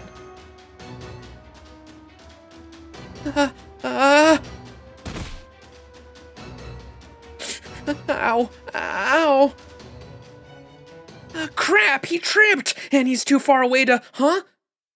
What's wrong, you fell down? Your knee is injured. Let me see it. God? So you cut it on a rock. Even in the middle of town, the roads really need more work. That's why a fall at that speed can produce lacerations like this. Now let me see. I'll have to remember the size and depth of this wound so I can comprehend similar situations in the future at just a glance. As for your wound, there's nothing unusually wrong with it. To treat it, first we wash it with clean water, then we apply some of this medical herb. It's not bleeding anymore. Of course not. I just stopped it. Now listen to me. Don't take that off until all the pain is gone. Doctor's orders. If you can't listen to them, then that will mean your thick skull is the real problem. Don't make me give up on you. I won't. I promise. Thank you, God. That's a good patient. Take care. What the heck is that guy? Are you one of those gruff curmudgeon doctors who hides his heart of gold beneath his prickly exterior? What are you talking about? I heal those who need healing, and I show no mercy to those who would interfere with my medical pursuits. That's all there is to it. It couldn't be more simpler. That dedication is not a bad thing in it of itself, but why do you insist on prioritizing that over all else? How can you so casually dismiss everything else wrong with this world or the suffering of its people? You're asking my reasons? That's a new one. They're so blindingly obvious that I don't even have an answer ready. To tell you that, I'd have to pay attention to things I usually ignore and bring my thinking down to a level of most idiotic of patience. Never mind. There's no point. I'm just going to keep working on kicking you interlopers out of my exam room. First you help a child, and now you're back to raising the dead. Which are you looking for, praise or revulsion? I have no need for either. Now will you stop acting up? You are the very worst kind of patient, aren't you? It doesn't matter how many dead you throw at us. If I can defeat a great Rakshasa, I can defeat you too. It never fails. It's always the most ignorant patients who make things worse. You should simply have resigned yourselves to assisting me in my study of medicine. Now this has taken long enough that he's showed up. Huh? I'll explain later. All of you, cease combat and get away from there immediately! I knew this was a possibility, but I didn't think it would actually happen now. And by this, I mean the worst goddamn case scenario we can think of. Talk about luck not being on our side. Master, over there, in the sky, it's...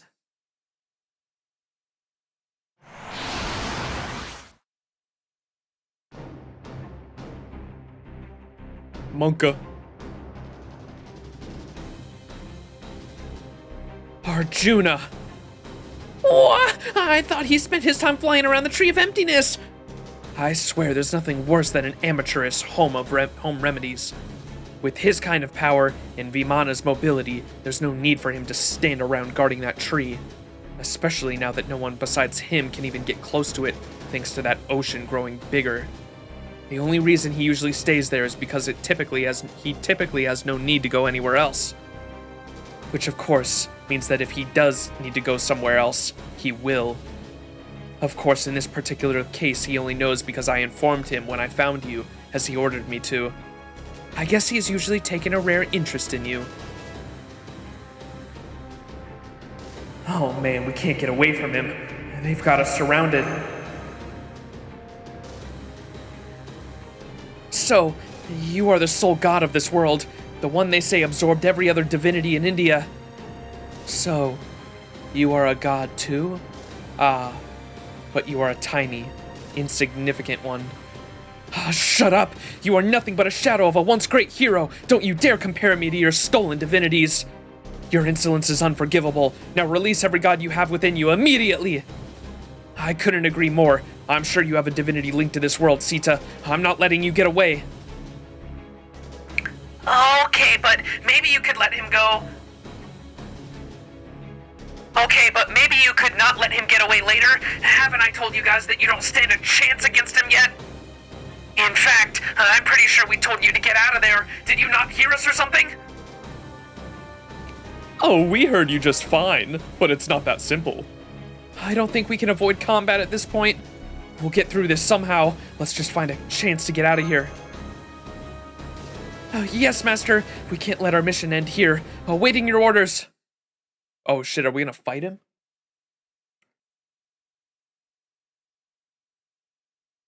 See how strong he really is? Oh! まだまだ未熟者ですが頑張ります Oh, it had no effect. Oh my god, look at this guy. Gain resistance to all attacks, immune to all debuffs, ignore evade and invincibility to deal damage, increases attack.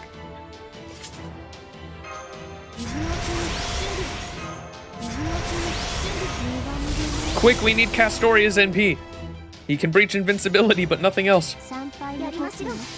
As in, everything else except for Castoria's NP.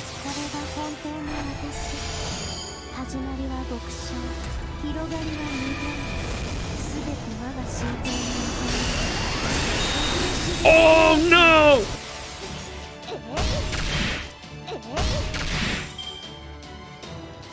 Oh, he's not even gonna attack us, he's just gonna take it. Oh no, dude.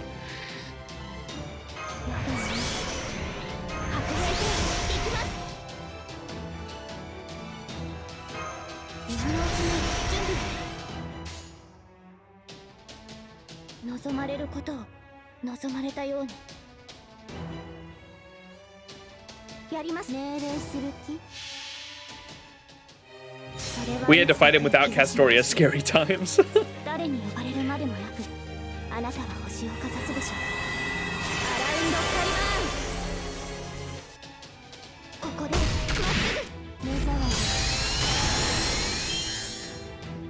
He's not even gonna attack us. He's literally just standing there watching us, man. Monka.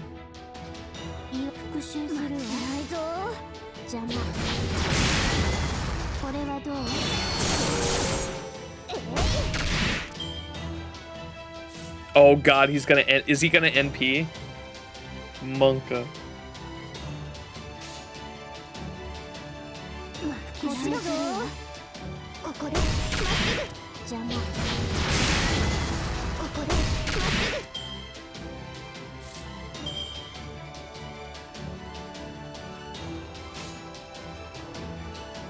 ぐ望まれることをもちろん Hey, did FGO and NA get the same retroactive asset change JP did? Now that JP has Lostbelt 7? Can someone else answer that? I'm not sure. ここでまっすぐ先手の杖が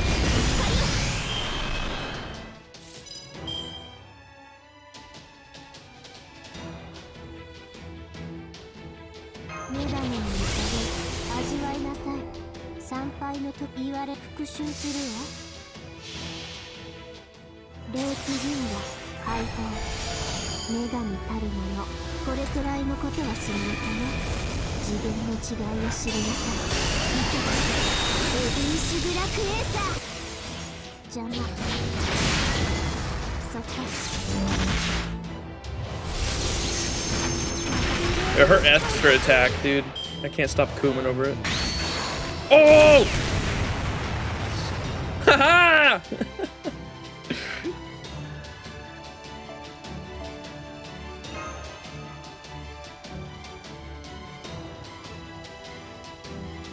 Mancy's boss takes no damage. Man still uses one of the longest NPs every turn anyway. Yes, sir. I blink out of sheer boredom. In the infinite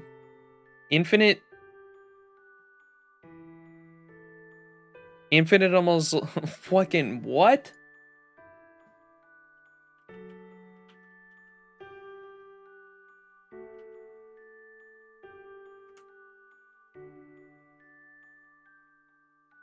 Infinitesimal. Infinitesimal. Jesus. That's a real world. Infinitely small. In the infinitesimal span of that blink, I had a dream. How unusual. It was a dream about a foolish war. A war that started for laughable reasons. It persisted in absurdity and ended in trivialities? There is something there, something within my memories fighting alongside my beloved friends and brothers.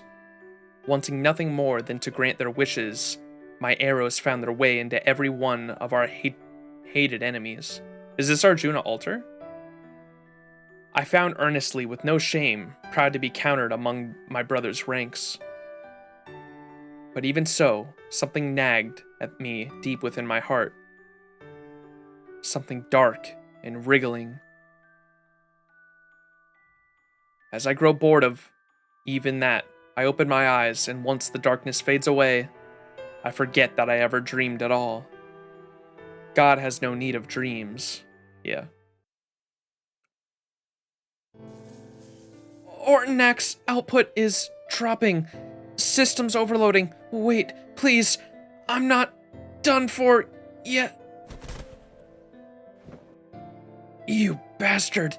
I can't afford to lose.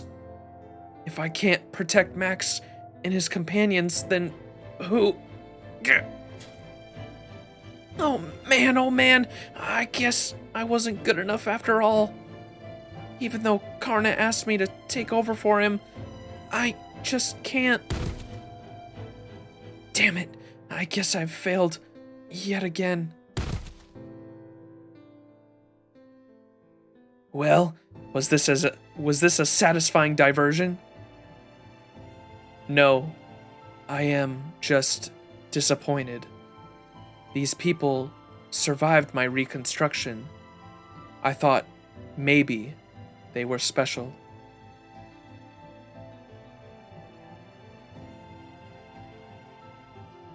But they were not worth verifying. Although, what did I verify? I feel no need to understand. Hey, first you had me call you, now you're just up and leaving? What do you want me to do with them? I no longer care.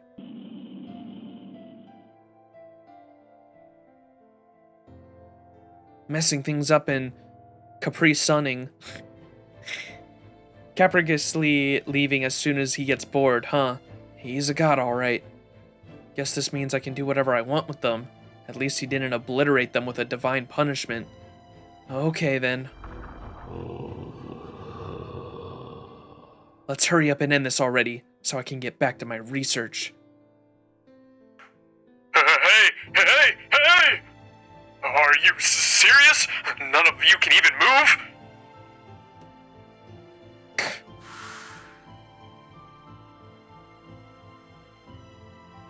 I guess there wasn't any point in choosing after all.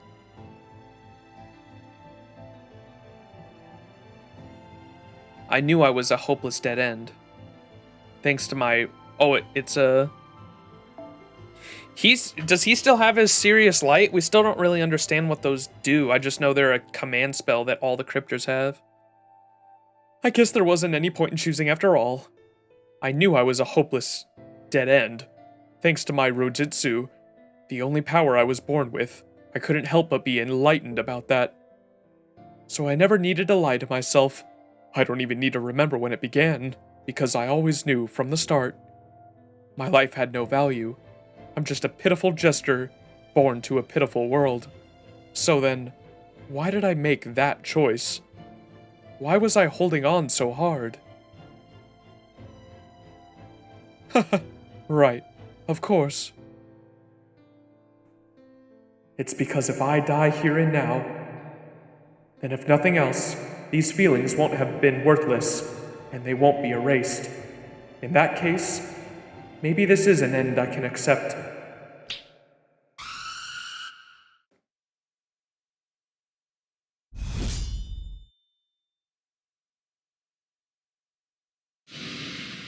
Is that what he used? He used the Serious Light?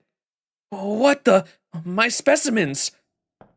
I'm surprised this place turned out to be the land of the dead. Or did I just pick an odd time to visit? Oh! What? What's he doing here? What? What the fuck? Oh shit! What? Okay, dude. What in the world? What are you doing here, David?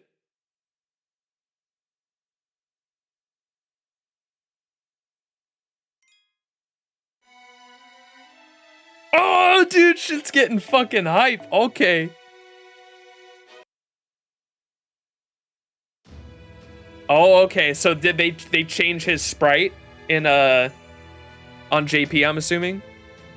They changed the scene to show David use a command spell? That's cool. Huh. What the fuck? What's up, Xerix? David? A cryptor?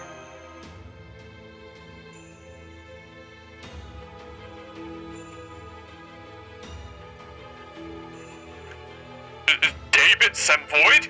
The cryptor with the most talent of them all? I thought he was off raising another Lostbelt, and what is that? Is that a servant? Huh. The miasma around them is too strong for us to properly observe them, but I was just able to get an idea of their scale. That's a grand servant. There's no doubt about it. David somehow formed a contract with a grand servant. What the fuck? What's this about? Who are you and what is...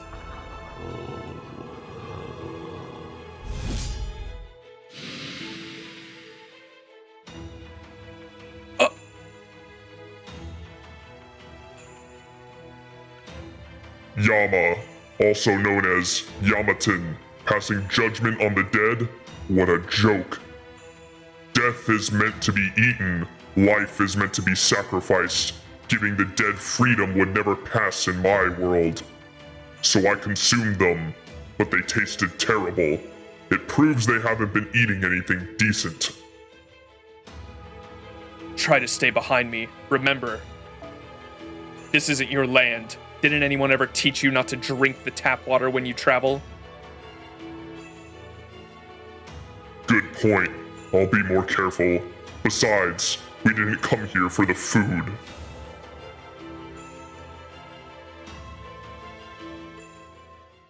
David? He's not even looking our way.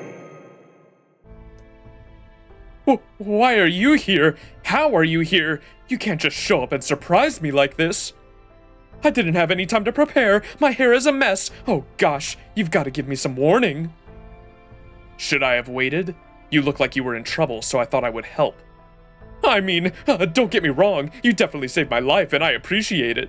But seriously, what are you doing here in India? I came because of the way you were behaving at our last meeting. I wasn't sure if it was because things were going well or poorly for you, but I found it strange that you didn't say anything about how things were going in your Lostbelt. We may have an agreement not to interfere with each other's Lostbelts, but there are no rules against making personal contact. I acted on intuition rather than logic, and then because I consider you a friend. Was I out of line? Oh no, not at all. It's just that this is a Lostbelt, you know? You can't just walk in and out of them, right? We can't, no. But fortunately, we know someone who can. Hello! Whether it's kidnapping or assassinations or coup d'etats, NFF Services is ready and waiting to assist. That said, I was pretty preoccupied with my own affairs, so I was hoping to avoid answering any sudden business calls for a while. But you know, there aren't many people like David around, right? So I thought it would be worthwhile to have him owe me a little favor without the foreign god getting in the way. Koyan Chihuahua! Koyan Skya! Well, if it isn't Max... Not so long time no see. Oh, don't worry. I'm doing my best to torment the humans here just as much as you'd expect. But until Arjuna gets at least a little farther away from here, I can't really have as much fun as I'd like. Let's just say I don't want to draw too much of his attention right now by doing as I please. So in the meantime, just think of me as a beautiful tour conductor keeping a silent but watchful eye on her group of students on a field trip, and don't pay me no mind. While I was at it, I thought this would be a good chance to ascertain the extent of this woman's abilities. They did not come cheap, but you needn't worry about that. Anyway, what happened to you?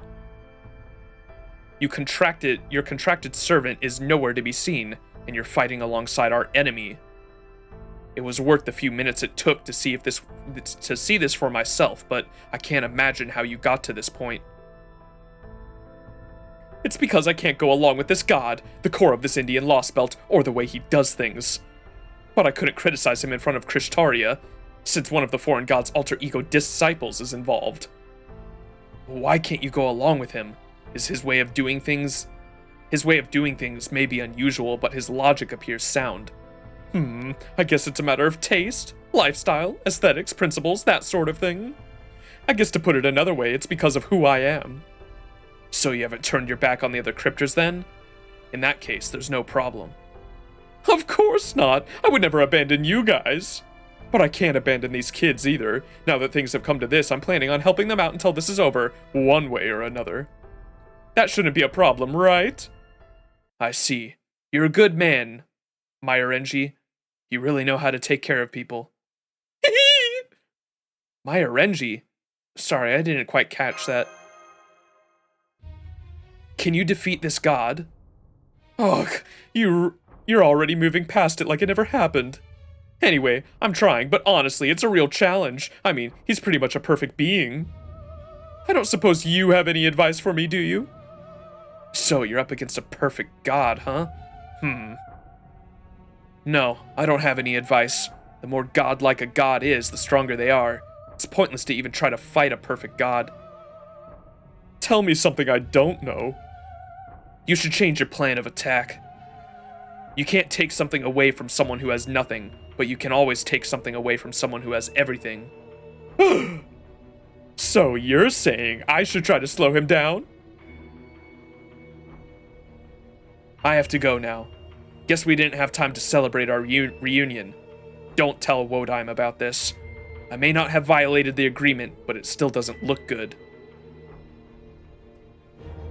Oh, are you heading back now? Thank you for traveling with NFF. Okay, everyone. I hope you don't mind if I step out for now. Don't worry, I'll be coming back very shortly.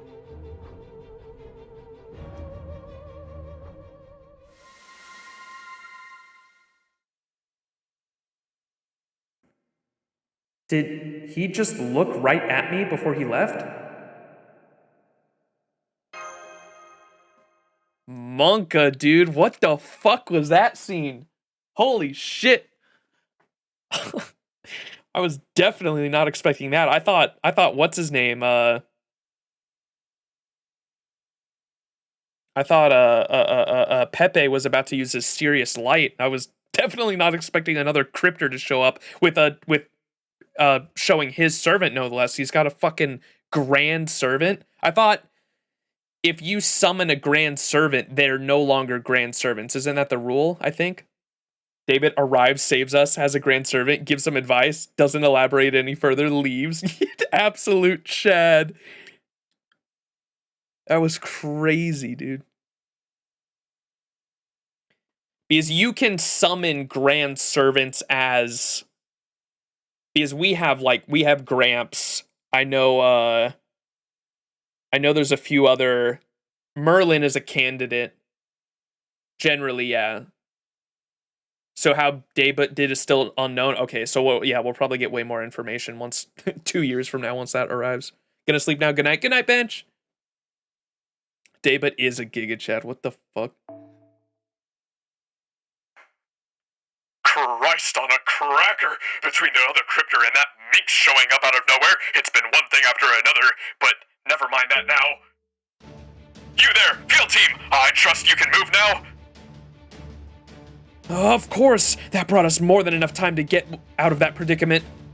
Master, Arjuna has left. There are fewer dead now, and the crypter is gone. And now we have no idea, and now I have an idea of Pepe's real name now. Fofo? I don't know what you're talking about. In fact, just forget you heard anything. We have bigger fish to fry right now. I feel much better. There's just something about a sudden stroke of luck that puts me in a good mood. Alrighty, let's strike back while the iron's hot. A sudden stroke of luck, huh? I just hope it's not a prelude to a greater stroke of bad luck. Either way, it looks like I'll have to put it out of my mind for now. Ortnax load reduced sequence successful. Output has restabilized. Asclepius appears to still be reeling from Daybit's surprise attack. Now's our chance, Master. Jesus, dude, that was such a good fucking story chapter. What the hell? That was fucking nuts.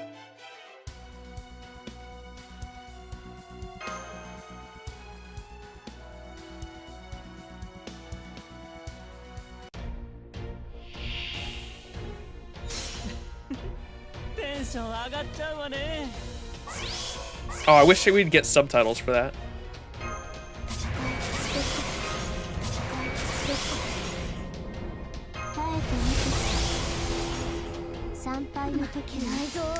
I absolutely love how Pepe is like fucking constantly buffing us.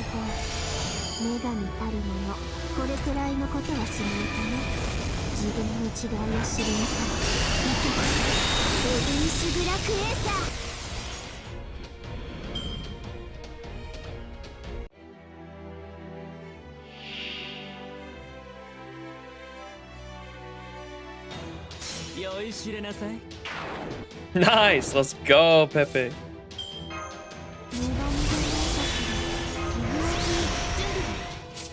Oops.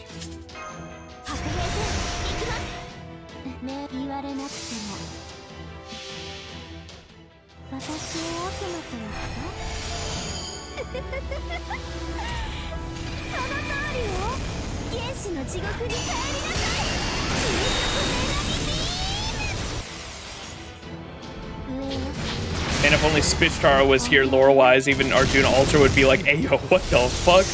Yeah, I can't wait to read the event later this week and find out what she's all about, because I don't know anything about her lore, but I saw in the PV that she fights like like her first ascension and second ascension fight each other.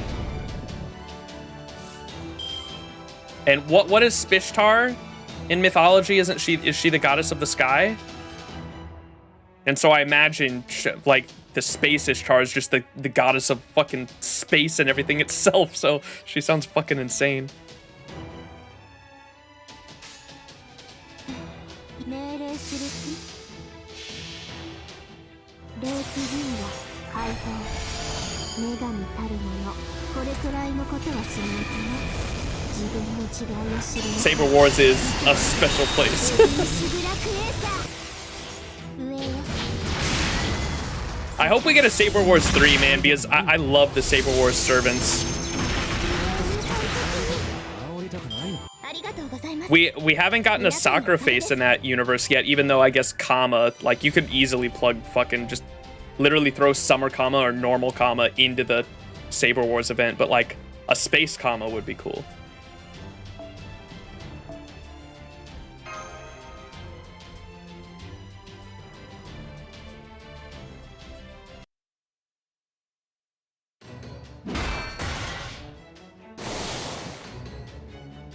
Damn it!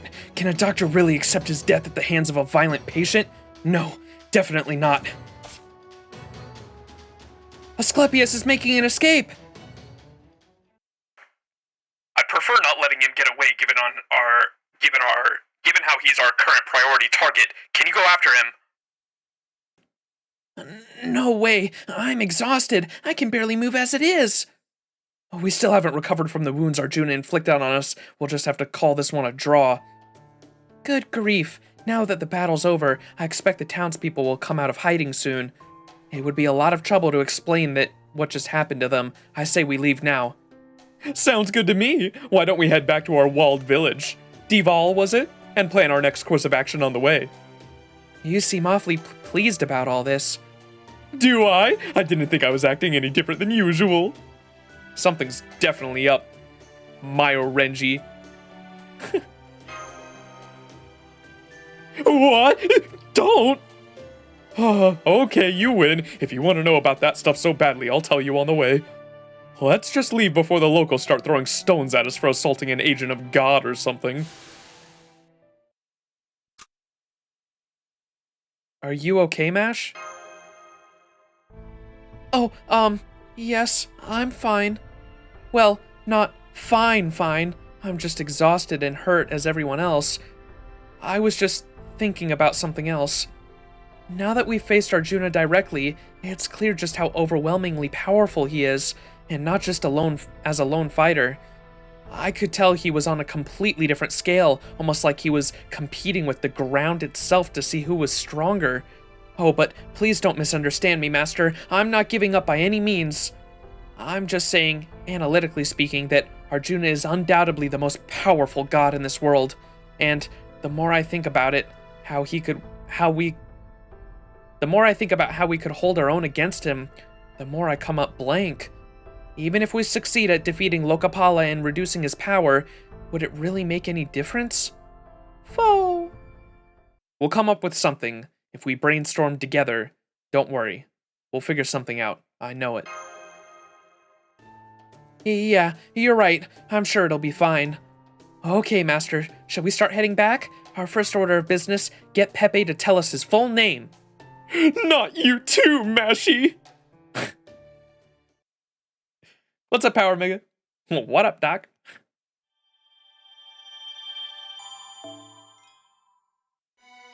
God, that was such a good fucking chapter. David showing up out of nowhere was so fucking hype.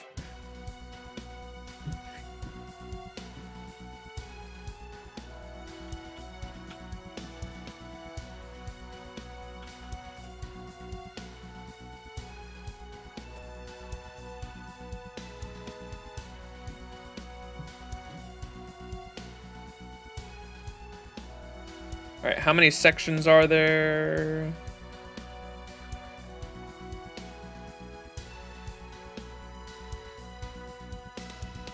Alright, we're about like halfway through right now. Roughly. In terms of reading, anyway. Just like David and some of the Grand Servant 5-head. Easy clap. What? I mean, I've got... That's the thing. I still don't even understand what that means, because I thought for a servant to be a grand servant, you can summon, what are they called? King Hassan is a special case because no other servants are, no other assassins are even candidates, right? But like Orion, for example, as soon as we summoned him, he's not a grand servant anymore, because to be a grand servant, you cannot be summoned. David's a special boy.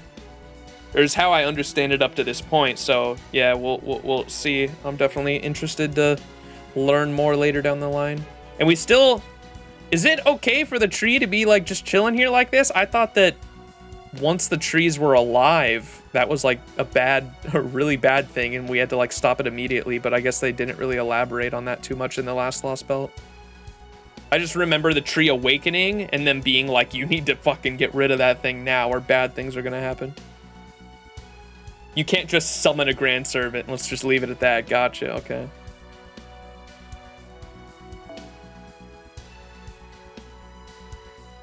Advancement impulse, people and the girl. Okay. Oh, eggs were this Lostbelt too. Grand servants are contracted by the world. Typically, the world is their master. So David is doing supposedly the impossible. But you know, fate is fate, and rules are unbreakable until they aren't. Rules are unbreakable until Nasu wants to fucking blow everyone's mind. Honestly, I didn't think the name on your birth certificate mattered that much. What really matters is what people think of you and what they call you. That says so much more about who you really are than the name in some database ever could. Just look at all the famous historical figures who aren't known by their true names they were given at birth. You even had some in Chaldea, like Billy the Kid and Blackbeard, right? So there's no reason I can't. Nice try. Now spit it out. Just tell us your real name already. Will you listen to me? This is important, damn it. Oh, the hell with it. It's Aro, okay? My old name is Myorenji Aro. Myorenji Aro? So that's your real name? I had a feeling you were Japanese. Figures, where the heck did Pepperoncino come from? So you had your suspicions all along, did you, Max? You're surprisingly observant, aren't you? You little devil, you. I'm impressed you figured that out before I did when I've known Pepe longer, Senpai. I guess I still have a lot to learn about being more observant. Anyway, it really doesn't matter anything to me, so I'd rather you just keep calling me Sexy Pepe as always. In fact, don't even bother calling me any other name, because I won't respond. Fo-fo! And don't ask me anything else about where I came from or who I was before Chaldea. Besides, there's nothing there that isn't in my Team A profile. All you need to know is that after I left Japan for the West and started really enjoying my life, one thing led to another and I ended up getting to know some people at the clock tower. Eventually, Marisbury invited me to Chaldea, saying my combat experience was just what he needed to make up for the academic bent of all the other mages. And now, here we are. So then, you must have been born in a mage family, right? Shugendo, was it? I'd love to learn more about it, since it's the foundation of the Far East Magecraft and all. Please! Puppy dog eyes. Don't try to milk the whole little girl appearance thing. It's demeaning. I've heard that Shugendo is a mixture of Buddhism and mountain worship unique in Japan. Did Marisbury bring you onto Team A to serve as a guide, or perhaps an overseer of sorts? Survival is crucial when race-shifting to unfamiliar locations after all. Perhaps it was your job to keep an eye on the others and ensure they could survive even in harsh environments? I'll say it was something like that and leave it there. I remember you saying something about being able to use divine powers before, but then, how come the names of the spells you use in battle don't sound anything like Shugendo? I'm butchering these names, or words, I'm sorry. That's just cause I made them up myself. Traditional Japanese names are just lacking a certain je ne sais quoi. Anyway, as much as I love me, I'd love a different topic of conversation even more. Shouldn't we be discussing our next course of action? He makes a good point. Honestly, I don't care what his name is. We should try figuring out what we can to possibly take down Arjuna. Yeah, you're absolutely right. I do think we're on the right track, but I can't help but think we're still missing something crucial. All right, enough stalling. You've got something on your mind, don't you? Huh? Who, me? Yes, you. It's obvious you know something just like you did earlier. It's written all over your face. She sure doesn't want for conviction. You got me. David really is something else. I guess this is what you call natural intuition. The more godlike a god is, the stronger they are. That's it in a nutshell. And it's exactly what we needed to be reminded of. Oh, what do you mean? It couldn't be more basic. Think about it. What makes a god a god? Here, let me put it another way. Which kind of god do you think is stronger? One nobody's ever heard of? Or one everybody believes in and prays to? Now I see. Basic indeed. A fact so elementary that I failed to consider it. I can't tell if you're serious or if this is just sour grapes. There's something similar for servants, too. I think it's called a fame bonus. Oh, yeah! Now that you've pointed it out, it really is a simple problem. The reason Arjuna is a god here isn't just because he collected every divinity in this land for himself. It's also because the people here worship him as a god. But what would happen if they didn't consider him a god anymore? His divine strength would be reduced. Precisely, Director. I still don't get it. What do you mean? Come on, Ritsuku. It's the same thing with servants, like they said. That's why King Arthur is so fucking strong, because Arthurian legend is known worldwide. I still don't get it.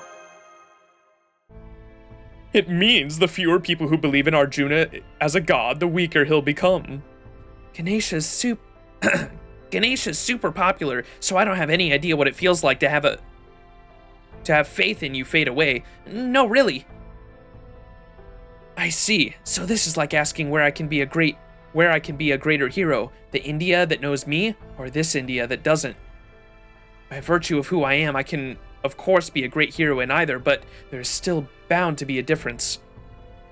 If these two versions of me were to throw their Brahmastas at one another, the victor would surely be the one from India that knows me, and there would definitely be an observable gap between the two. Now I get it. So then, how can we get people here to stop believing in Arjuna? There's a great place to find out. We're already heading somewhere where we can figure that out. Deval, then you're saying my resistance was not for naught after all. Not at all. If anything, you already did the hardest work of making our first toehold. I'm super grateful. To be honest, I have had my doubts about my actions here. While I never doubted my conviction that this world was wrong and desperately needed to be fixed, I did wonder if my efforts here were meaningful and whether there was anything to be gained by involving the people of this land in my fight. This war I started, people have gotten hurt. I may be a queen and a commander, but I am not so saintly as I'm made out to be. I still have doubts. I do believe in what I'm doing, but I'm not so naive that I never thought to question it. I have never forgotten what one of the locals told me back when this began. They said what I was doing was meaningless, that I was pointlessly endangering innocents, even getting them hurt. But it wasn't meaningless after all, was it? It sure wasn't. Your village is showing us the way forward. Now we just need to keep spreading the gospel, so to speak. It might not be easy, but your village has proven that these people can change their minds. Who's to say the same can't help it happen somewhere else? You're right.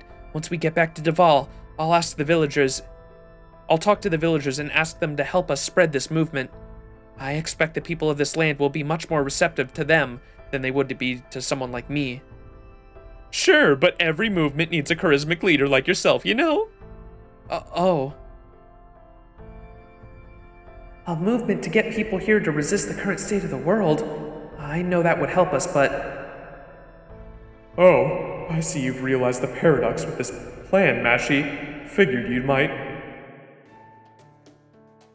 Good. Our plan of action is set. Then let's be on our way. You know, I think I feel even lighter on my feet now. Speak for yourself. All the bad karma I racked up as an unemployed bum is still weighing me down. I wish there was a wagon or something here right now. It wouldn't even have to have any seats. Really, I don't care what I ride on as long as I don't have to walk. Fo. Backs away slowly. Did you just bump me like I'm the one who should be giving you a ride? You weird cat thing. Ganesha is no mere pack mule. Do you think you're more important than a god? I mean, you're really cute, so I guess I can give you a ride, but still. Fo, Caillou? A god is stronger when they're more godlike, has the same energy as people die when they are killed.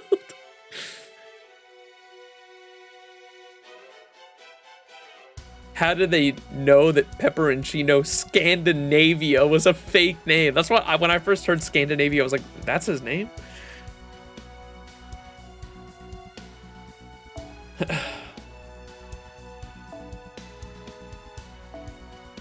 Okay, we'll probably finish this node and then hop off because we're about the halfway point right now. So I'm pretty confident after we finish section 12, we should be able to finish Lostbelt 4 in the next stream. We'll do a long one and finish it all up in the next stream. Oh shit. Shit's about to really wrap up too. Or get fucking nuts. What's happening? Oh no, it started. What happened here? Lady Lakshmi, you're back. Thank goodness. I'm glad you're all right. What in the world? No, wait. I know what happened here now. It's them.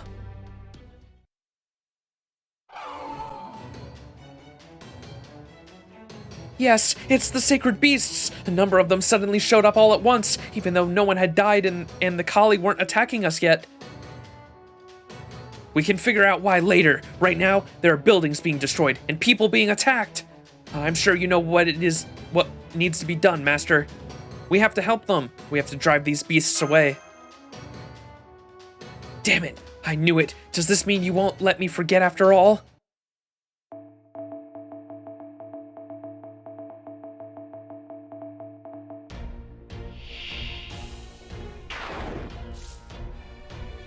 What was that?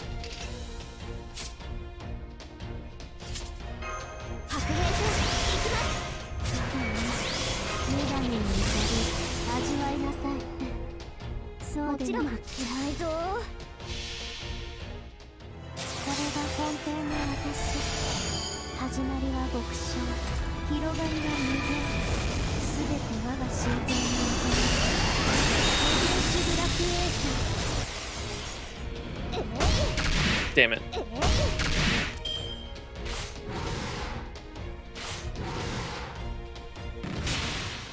Oh wait.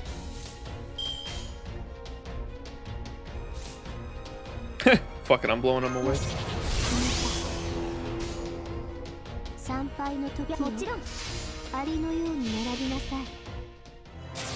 Castoria go bonk.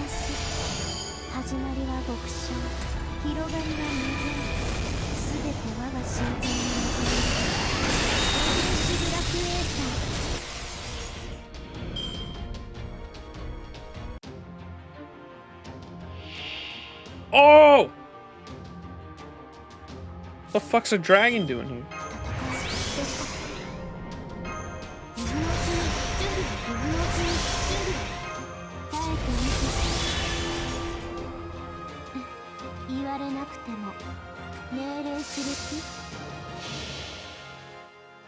These things, I hate these things. Why is it so big, bro?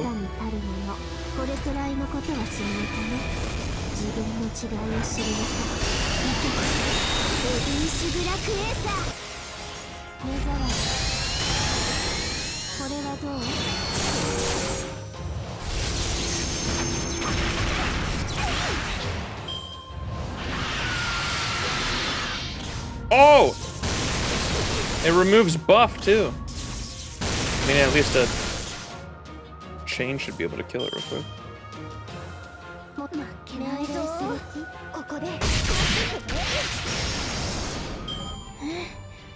That's why they removed buffs. That's crazy.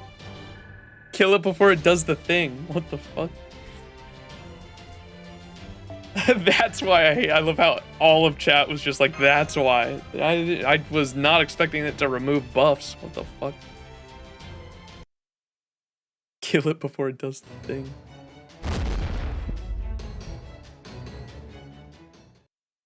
That takes care of all the sacred beasts, but I'm afraid.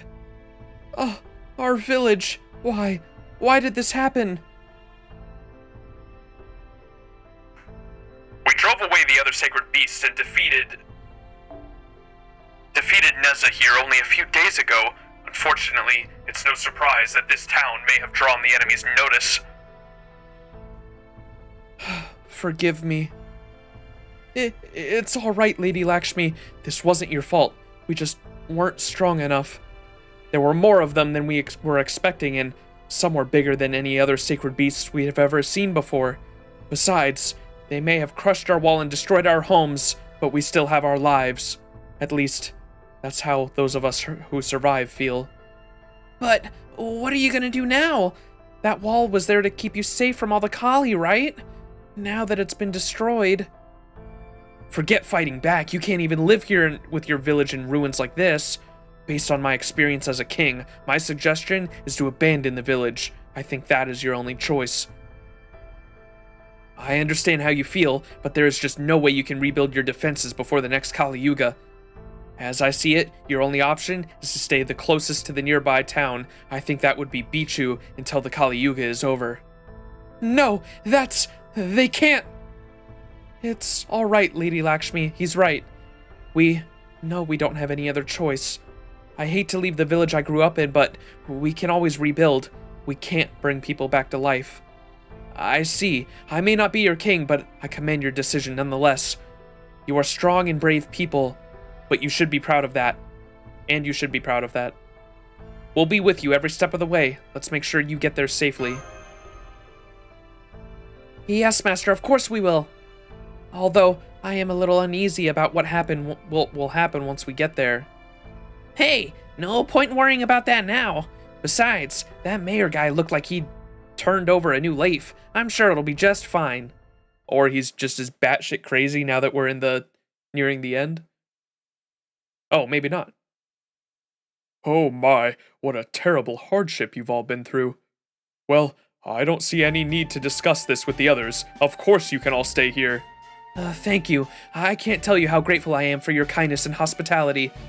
Think nothing of it. This is what neighbors are for. The important thing is that you're all safe and sound. Make yourselves comfortable in the town hall for now. We can figure out what to do once you've settled in. Told ya! Oh, thank goodness. This is such a relief. Ooh. Why is Pepe looking like that?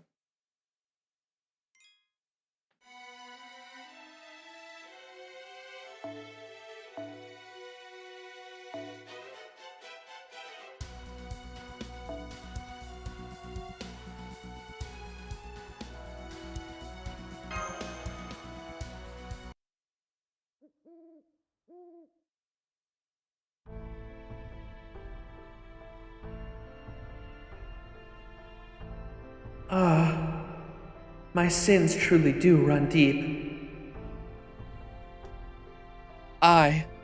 Goddess within me, what do you think? I know you won't answer me, but I also know that you're listening. That's why I asked you back then what it is I should do. And now, here we are. I know what I'm doing, and I've made my peace with it. But even so, now that things have come to this, I can't help but wonder. The village is in ruins, lives have been lost, and people are grieving.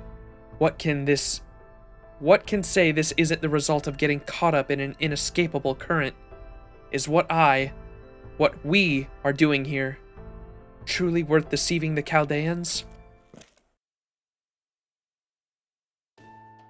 Aha! So, this is where you've been hiding. I was just taking a midnight walk. What brings you here?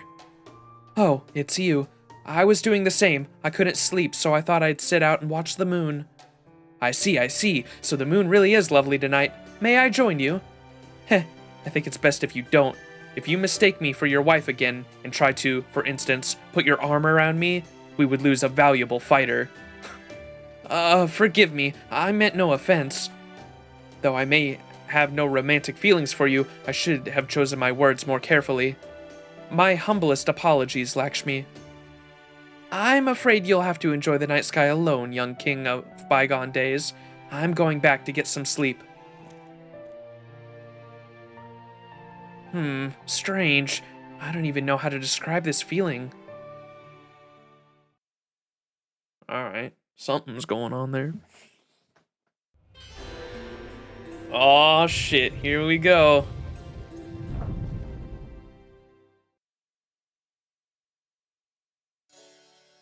Whoa! It's such a nice surprise to wake up and see all of you here. Good morning, mister. Morning, I see you're as cute as ever today. Morning, I see you're as cheery as ever today. Uh-huh, it's the one thing I'm good at. Good morning, Asha. Good morning, Why do you have that axe, Ajay? Damn, Ulo. It's for my job, of course. My dad's the great lumberjack. He can cut down a tree this big in no time. A lumberjack, huh? That's a fine line of work. People can always use more wood. Shut up. So you're the ones who brought the people from Duval here, huh? This town doesn't have that much to spare either. You'll regret that. No, we won't. Prakash welcomed them with open arms just yesterday. We were just about to... There you are. Hello, Prakash. Is everything all right? You seem upset. I heard why you had to leave your village. It's because a pack of sacred beasts attacked it, our god's own holy agents. The sacred beast would never destroy a village unless it needed to be destroyed. It must have been irredeemably evil. No one from that village is welcome here. Hold it. We told you ourselves what brought us here. We told you that we had done what we had done to earn the beast's ire, and our reasons for doing so. You had no problem with any of it yesterday. You said that loving your neighbor was the most noble act anyone could... Oh yes, I heard all about what you did. You abandoned your prayers and turned your back on our god. You took up corrupt arms against Kali and sacred beasts alike and slaughtered them with your own barbaric hands. I did feel sorry for you, as I assumed you must have had no other choice, but that has nothing to do with our town. And yet, you still have the gall to come here and shamelessly ask for our help. The sheer audacity of it all, your insolence sickens me. Wait, how are we back to this whole song and dance? Oh, I know. This is his evil twin, isn't it? Do you truly believe I would ever be deceived by such a simple trick? If a mere evil twin were all it took to fool me, I would shutter my business and retire to Sussex.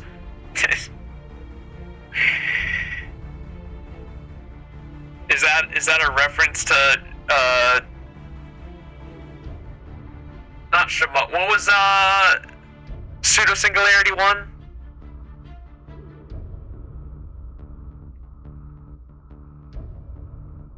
Why am I spacing on its name?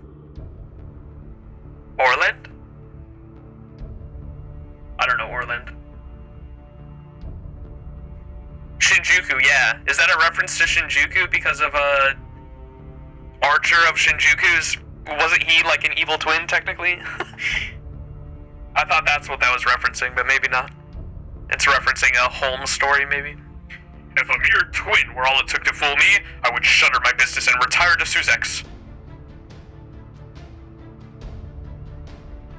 Yeah, you're all filthy barbarians. That's why the sacred beast purified your village. You brought this on yourselves. You should all be ashamed. Now the villagers are joining in.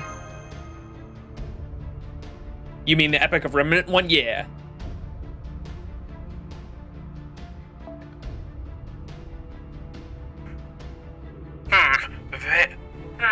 They were all fine with this yesterday. What happened? Did they all get brainwashed overnight or something? You might be closer to the mark than you think. It's sad that people's hearts grow cold when in the Yuga cycle, even a normal one, near its end. That lines up with my experiences too. But it's still a shock to see them change so much so quickly. Why is everyone so angry now? I don't like this. Told you so. Of course, I expect there is a bit of variance between individuals as far as this change is concerned. What a fascinating metaphysical law. Never mind that now. Look! Shut up! You have no idea what we've been through! Yeah, I'm sick and tired of forgetting the people I've loved. Don't you talk to us like that, you heretics! We are good people who keep the gods' laws. That's right. We want nothing to do with your blasphemy. I don't like this. The last thing we want is people fighting each other. I don't suppose it would be any better if they were fighting things that aren't people. Like, say, a pack of decidedly inhuman things that are heading towards this town as we speak. It's a mama gator! Someone get the shovel. Well, it is the Dvapara Yuga now. This is about the time when they start to pick up the pace. It's the Kali! The Kali are here! Okay, everyone. Get ready to pray and fight!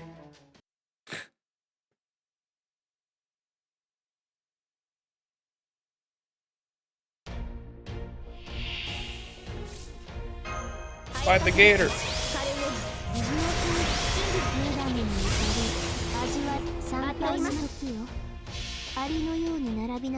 Let them get eaten. Use them as meat shields.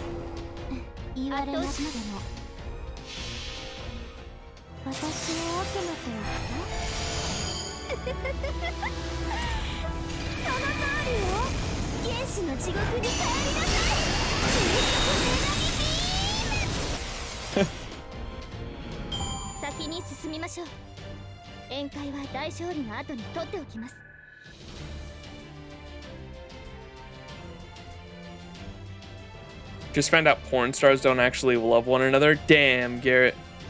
I'm sorry to hear that.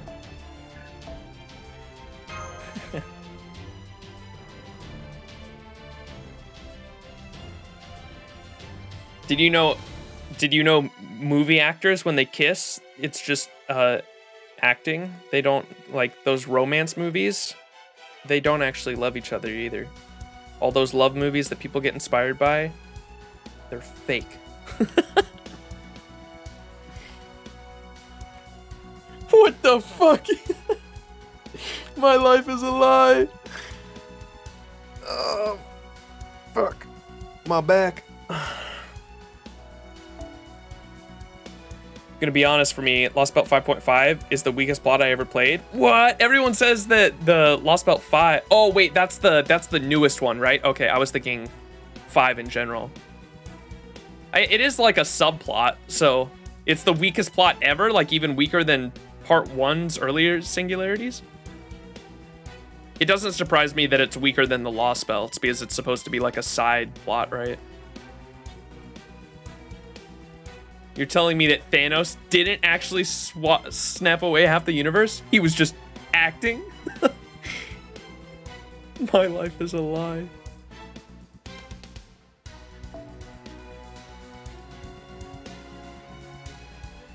I think I want to use Muramasa, because we got Lancers in this node. Oh, wait.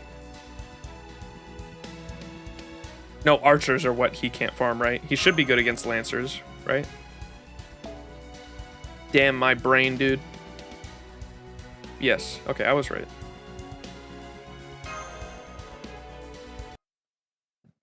I wouldn't say it's part 1 bad.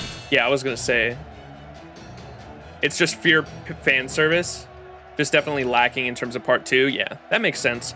When you take into account how fucking massive the Lostbelts are, that's why I was like, it's just a side plot. Would you say it's it's not as bad as what was the really bad Agartha? It's not as bad as Agartha, is it? Agartha was really bad, dude. There was like, I think there were only 2 things I liked about Agartha. One was the plot twist near the end I didn't necessarily see coming, but everything after that was fucking bad. And then Hercules, Mega Hercules was a fun boss fight. That's like the only good things about Agartha. It's not bad, but it's not that good. Doesn't have a lot of Japanese wank. Skip 5.5, its spiritual sequel, certain pseudo-singularity, but doesn't have the 2 most popular characters from that pseudo-singularity. That makes sense. I think I already know what that means too, because I have an idea of what 5.5 is. It's definitely not as bad as Agartha. Okay, that's good. It's just not as strong as any of the Lostbelts then, right? Who's the weakest Lostbelt king so far? Because I only know the first 4.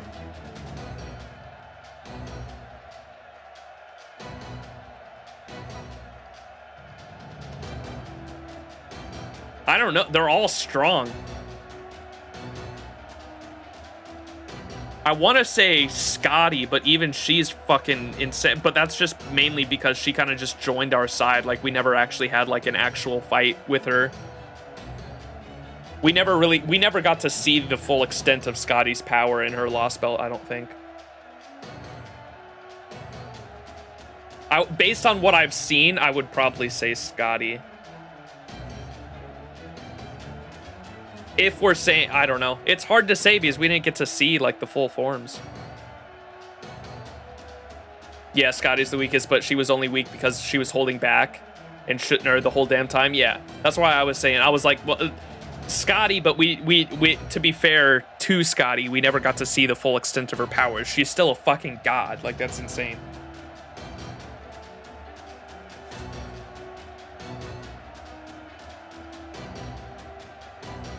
When we threw her in the farming mines. Yeah, her supporting my Dantes for fucking a year and a half when I started playing the game. That's the full extent of her power. If we're talking gameplay-wise, as units in game, Scotty's the most powerful. So far, I don't know, dude. Arjuna Alter actually is fucking crazy. Never mind, I take that back. Arjuna Alter is fucking cracked. As a unit and in-game. Or as, like, lore-wise and in-game, Arjuna Alter is fucking cracked. I take it back. And now she's retired. Thanks, Castoria. Yes, sir. Castoria. Ah. Is this it? Does this mean we were never any match for the Kali to begin with? Don't give up. Our greatest strength is our ability to work together. Follow my lead. I'll clear a path forward. Right. I can't believe it. They really are fighting back. Yeah, I don't get it. The ones in the weird outfits aside, they're just regular people. Same as us, right? Well, why would they do that? Mister. Oh! A Kali broke through the wall. God protect me. God protect us all.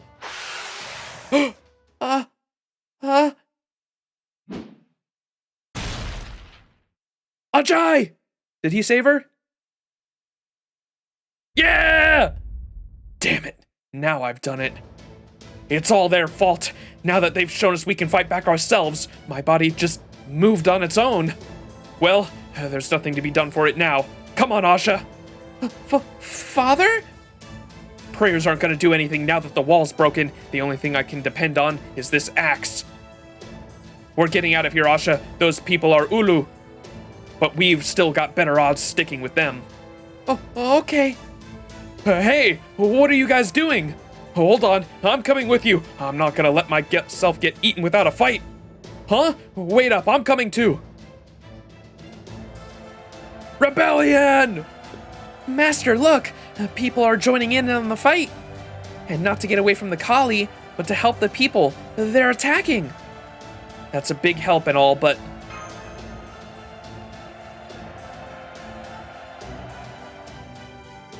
As I thought, there's nothing more inspiring than the sight of ordinary people valiantly fighting for their lives. Compared to that, a mere queen can only do so much. Of course, I think as someone once said, it also matters how brightly the one standing at the front line shines. There it is again. You two have had that sad look on your faces ever since we decided to try and win more people over to the resistance. Is there something wrong with the people of this land fighting back? If there is, then please tell me. Yes. We haven't told you precisely what will happen once this Lostbelt's Tree of Emptiness is cut down, have we? I'll let you decide whether or not to tell her. Of course we're gonna tell her, but we can't right now. We'll tell her, but now's not exactly the right time. Max is right. I am commanding this mission, and I have no plans to hide the truth. But this isn't the sort of thing you just drop on someone in the middle of a battle. So, for the time being, I'd ask you just to focus on winning this fight. The rest can wait until after that. I haven't heard much about this either. Whatever it is, it sounds very important. Huh? Foe! Lakshmi, we'll explain everything after this battle, I promise. But there are even more Kali heading this way right now. We need to deal with them way before we... Huh? An arrow just blasted those Kali away. Where did it come from? I can't believe it. It looked like it came from outside the town. Oh, shit. Heh. Gotta keep things even our God's judgment at least sort of fair, seeing as I'm his servant and all. If the Kali unfairly outnumber the sacred beasts, it's my job to thin the herd, even if it's a pain in the ass. Oh, this is not good. I was hoping we could take our time with him after dealing with Asclepius, but now he's shown up on his own. The archer William Tell must have killed those Kali from quite a distance. Be careful, Master. What? You're telling me he nailed them from that far away? Even a sniper rifle would have trouble with that range. Remember, he's a servant, and an archer at that. We should assume his arrows are infused with magical energy. Nor can we assume his crossbow is less deadly than a modern assault rifle merely because it appears to be old-fashioned. Nonetheless, the sheer distance is absurd. Even my sharp eyes can't clearly make out its position. Whoops. I read that in the radio voice. Nonetheless, the sheer distance is absurd. Even my sharp eyes can't clearly make out that position. True, this is too much, even for a first-rate archer. Maybe the divinity he has given has something to do with it.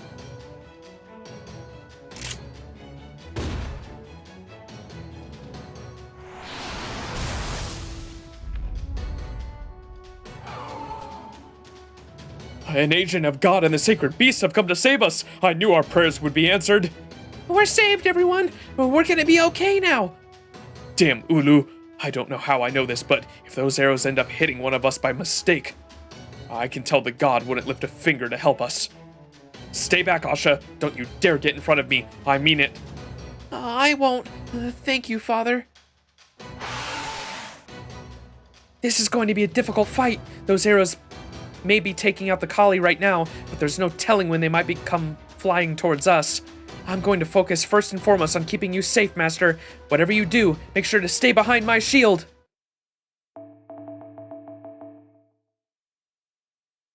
Oh yeah, Lakshmi, fun fact, but we're actually the bad guys.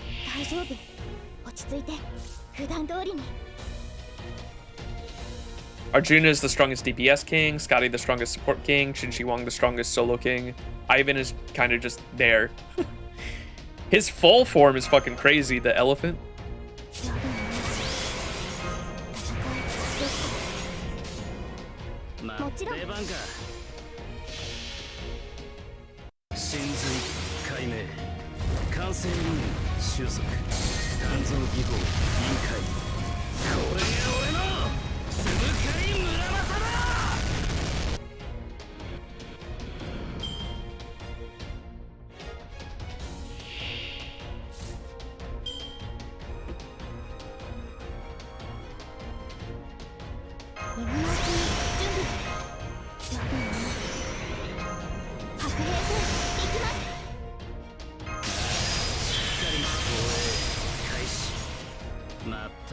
やります。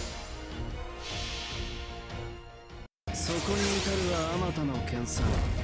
気づきに気づいた刀塚。八重垣作るは戦士の刃。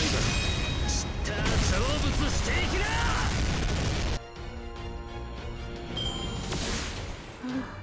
Oh! Someone get sniped?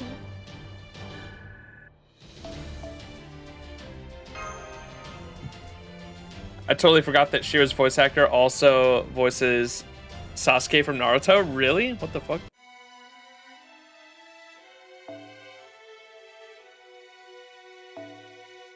Oh, we're fighting someone. Maybe William.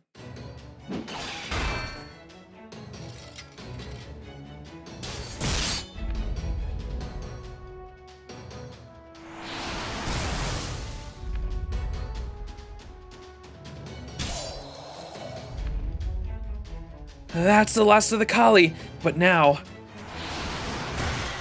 Oh! This sniper hasn't stopped. He's going after us now.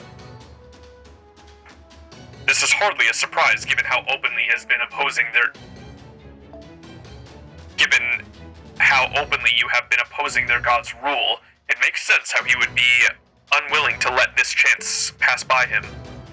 The good news is, neither Asclepius nor Asvathaman are anywhere nearby. I suspect he just happened to catch sight of you while dealing with the Kali and decided to pick you off as well while he was at it. Oh, forget the cool-headed analysis, damn it! Make sure you keep a wall between you at all times. Find a shadow to hide in. We are, but it's not... How the hell is he seeing you guys? And how the hell is he able to still snipe you? The only way this makes sense is if the arrows can go around obstacles. That might be exactly what's happening. I have an idea or two of how that could work. I was just told to share some more facts about India since I don't have anything better to do right now. The Loca Paula inside this guy is probably Vayu, the god of wind. He'd be a great fit for an archer. Hey! Necromancer, appreciate the raid. How was your stream? Thank you. Welcome, everyone.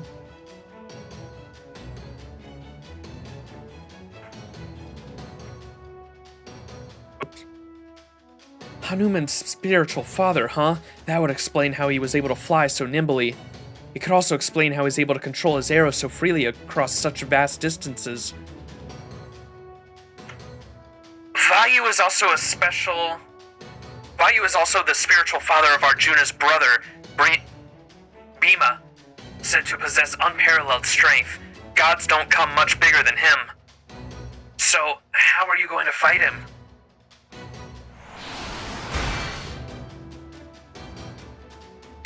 I'm still barely managing to deflect his arrows, but the longer this goes on... Fo-fo! The usual way to handle an archer is to close the distance and negate their range advantage. What do you say, Master? Shall we try that? Well, let's give it a shot. I don't think that'll work here. You're right, Master, it won't. Ugh. We can only deal with his arrows right now because we're keeping our feet planted. Let's focus on every direction at once. She's right. One wrong move, and that delicate balance could be lost. You're our most vulnerable target here by far, Max. If even one arrow makes it past MASH, it's game over. You see? I knew shut-ins were the most powerful class around. Well, we'll have to make ourselves more comfortable and settle in for the long haul here. Step 1, break out the kotatsu. No, by definition, that won't get us anywhere. I'll just have to go out there myself and settle this as quickly as... I guess that won't work either, so we have a bit of a problem.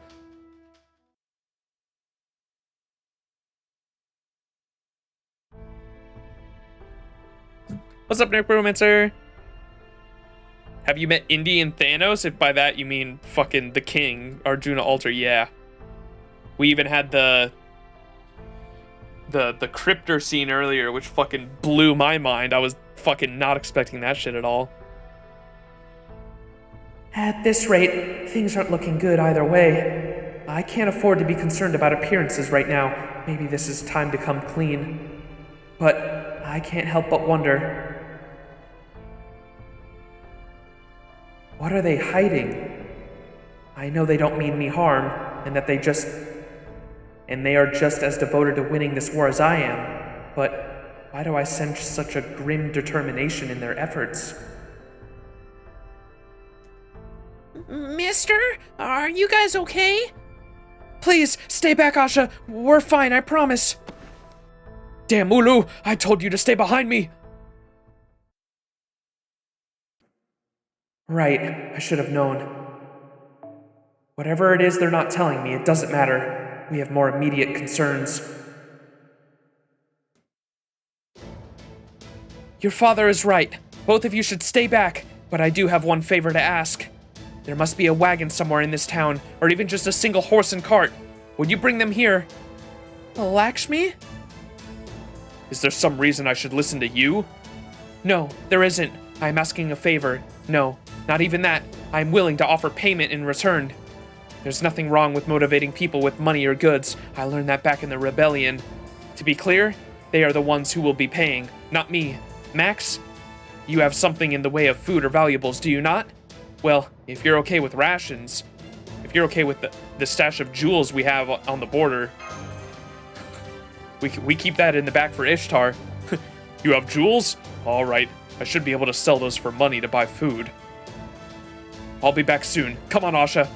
Okay. What's all this about? I have a plan that will help us take down that archer even while he continues to snipe at us. That sounds just like what we need right now. What exactly did you have in mind? Yeah, I don't see what we could do with a horse and a cart except use them to charge straight at him. And that sounds like it could be real hard. What if the archer shoots the driver or the horse? And if we keep them safe, that would leave Max wide open. I know, unfortunately, it is difficult to explain, but I can say this. You will all ride the cart. I will ride the horse, and I will see you to him safely. You're, certain about this?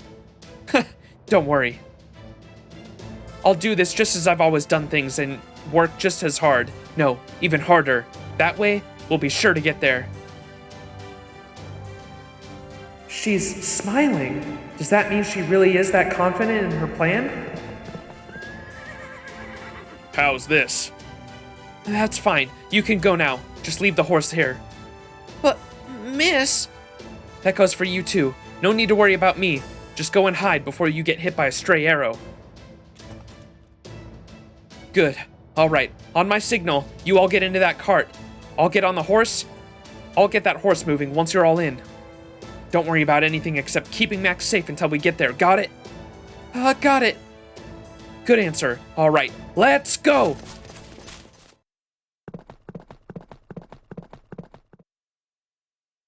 Oh? So they came out, huh? Looks like they're planning to ride that horse-drawn cart all the way here. Of course, they must have known I'd pick off the horse first if they tried something like that. Well, let's see what they had in mind to deal with that.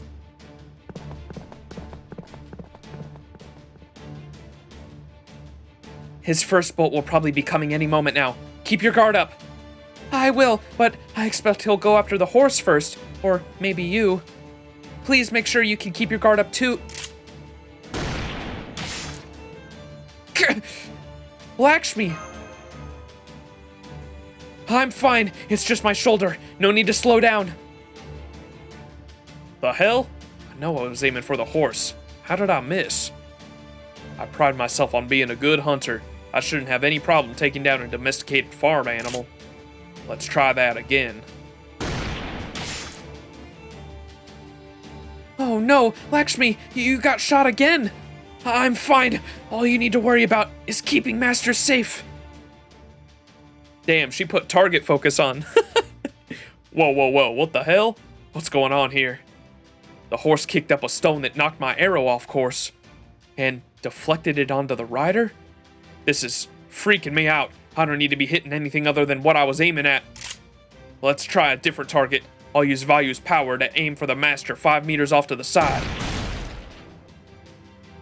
Damn it, it happened again. It was a bird this time. How does hitting a bird's feather knock my shot off course and into the rider again? What is going on here? Is it a noble phantasm? A skill? Some innate trait?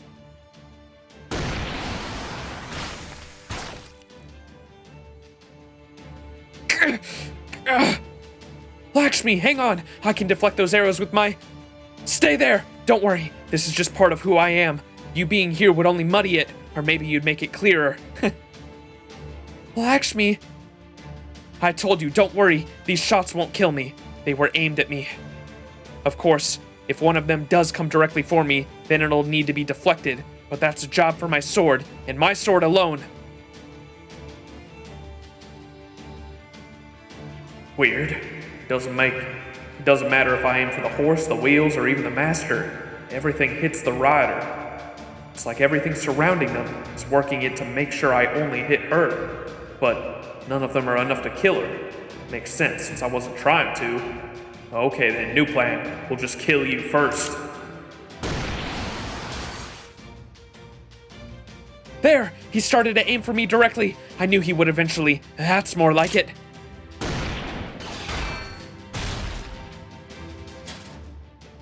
He's certainly earned his fame. I can hardly tell where those shots are coming from, and it's all I can do to deflect them and avoid dying. Oh, don't make me repeat myself again. I'm not slowing down. Just think about what you're going to do when we get there.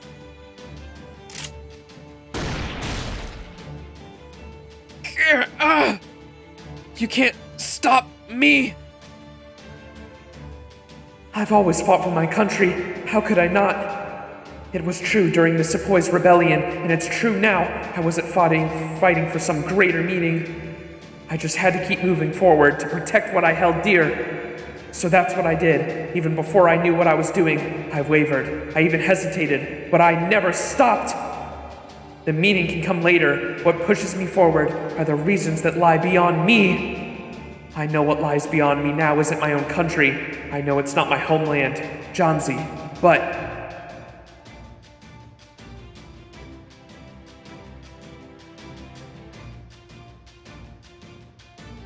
they are still people, just like the people of my country were.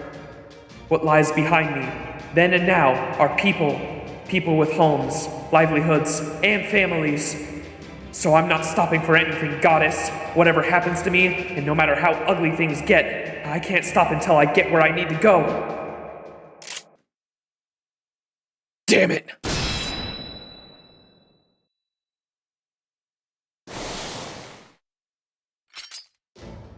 We're here.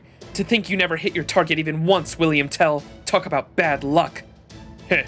All those arrows fired and I still couldn't bring you down. Guess you were even more slippery quarry than the scumbag of Vogt Gessler. We did it, Master. We made contact with the enemy. You okay, Lakshmi? I'm fine, but as I said earlier, I'm afraid the rest you will have to take care of from here.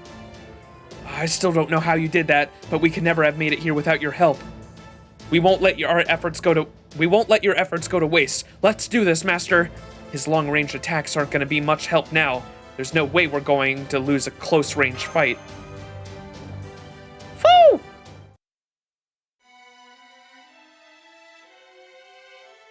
Man's out here making the snap look like child's play. Anyway, I need my rest. Hope you have a great rest of your stream, my boy. Thank you, Necromancer. Thank you again for the raid. You know, it's been like 2 years since I played Lostbelt 4, and I still don't quite know what Ulu means. It sounded like obviously an insult. Let's look it up.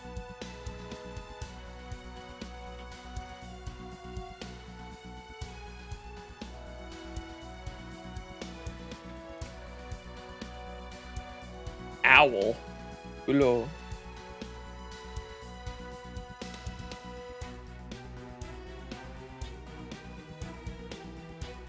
I definitely don't think that's right.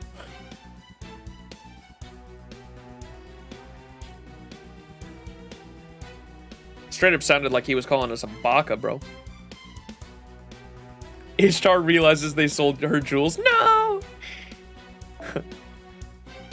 Sorry, we needed them for a bride. Or a bride? A bribe.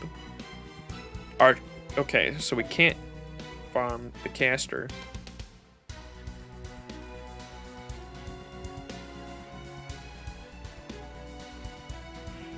Damn, I don't think I have any arts lancers. We could go with arts DPS.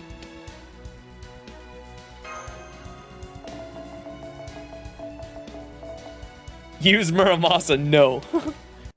No way. With how the last one went, no way. Or the last one wasn't hard. What am I saying? The Pepe's Twist of Love.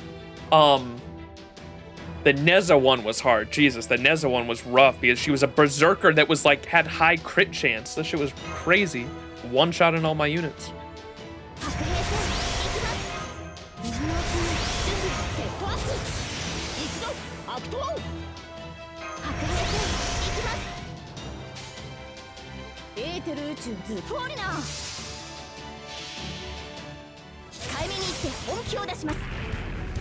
Oh, that's true. Yeah, I do have the Gouda welfare one. Her skills aren't leveled, but she's at least like 444, 666.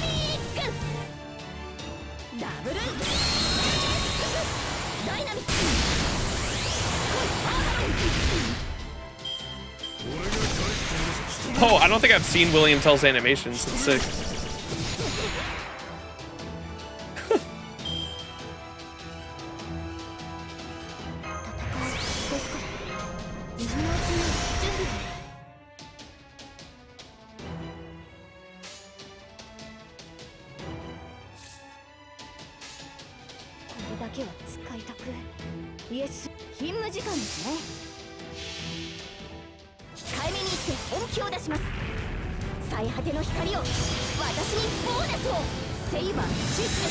Since when did a COD character stumble into FGO for real? My boy fucking hot dropped into Warzone 2. Oh my god, that NP game.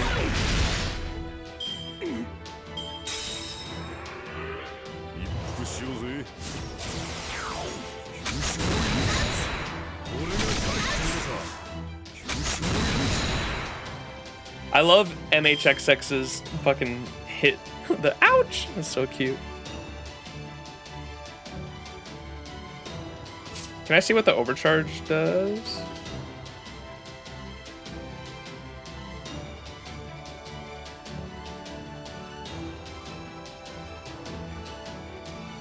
Is the overcharge just deal significant damage to a single saber? Okay. So we don't really care about overcharge.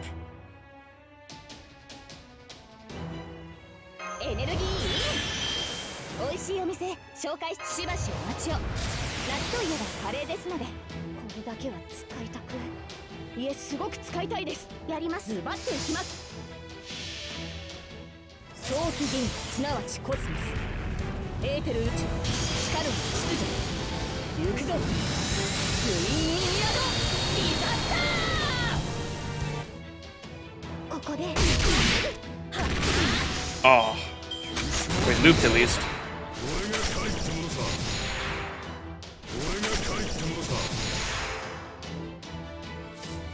Damn, William Tell, you kind of suck. I kind of want to see his...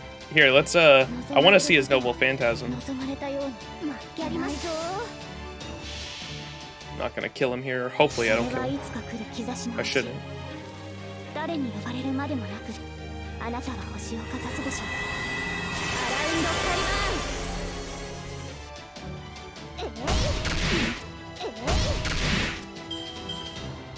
Yeah, I want to see what this looks like. Oh! Oh, he shoots the apple from the, shoots the apple with a fucking RPG, dude. That was cool. Alright, now be obliterated by a fucking galaxy. Goodbye. You're just gonna let him use his NP out of pity, SMH styling on your opponents. We really are the villains.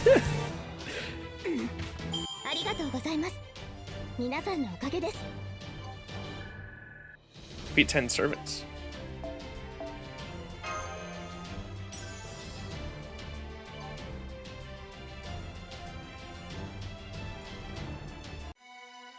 All right, last one. We're gonna finish this node, and then I'm gonna hop off after that chat, and we will definitely finish Lostbelt 4 in the next stream.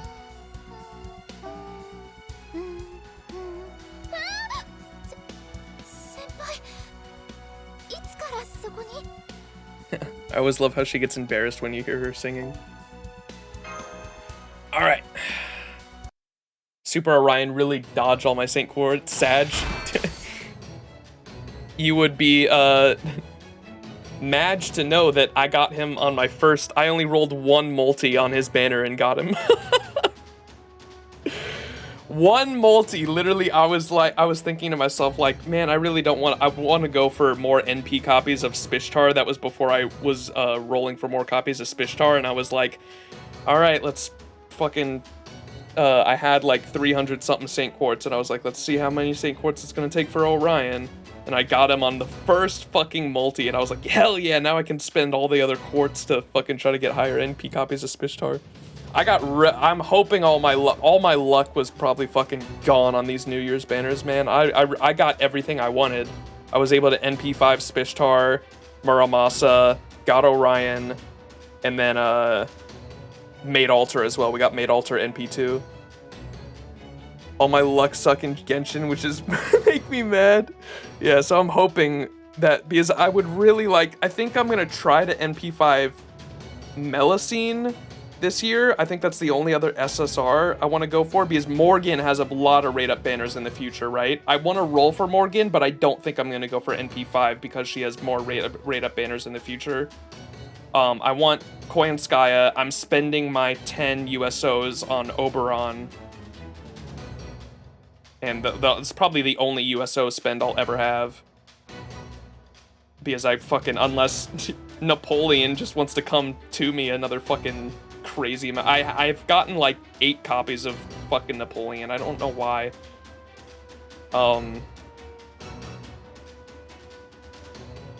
Who else have I gotten a USO from? Artoria,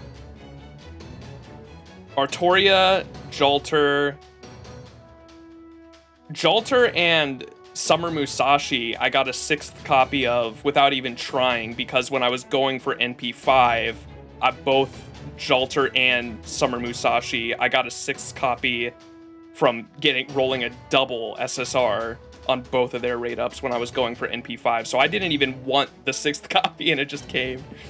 Napoleon buff, he likes you. I have gotten so many copies of Napoleon. I don't know why. After I NP5'd him, he kept coming, and I was like, dude, stop. Someone was like, you're French.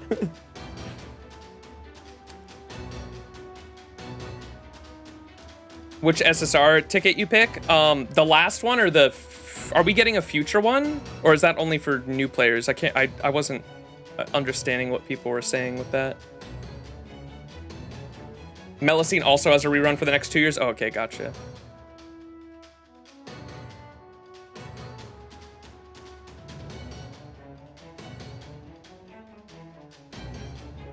There will be another one? Oh, okay. And is it only the permanents, right? No... Is it Story Lock 2? Getting a future one that includes all general pool and Story Locked. Oh, okay, so I'll probably spend it on a Story Locked one. I don't know. Can you link the list? We'll look at it on chat real quick. Or here, let me finish this node, since this is the last one. We'll get to the story. Someone link it in chat, and I'll the list of the SSRs, and we'll look at it before we end stream.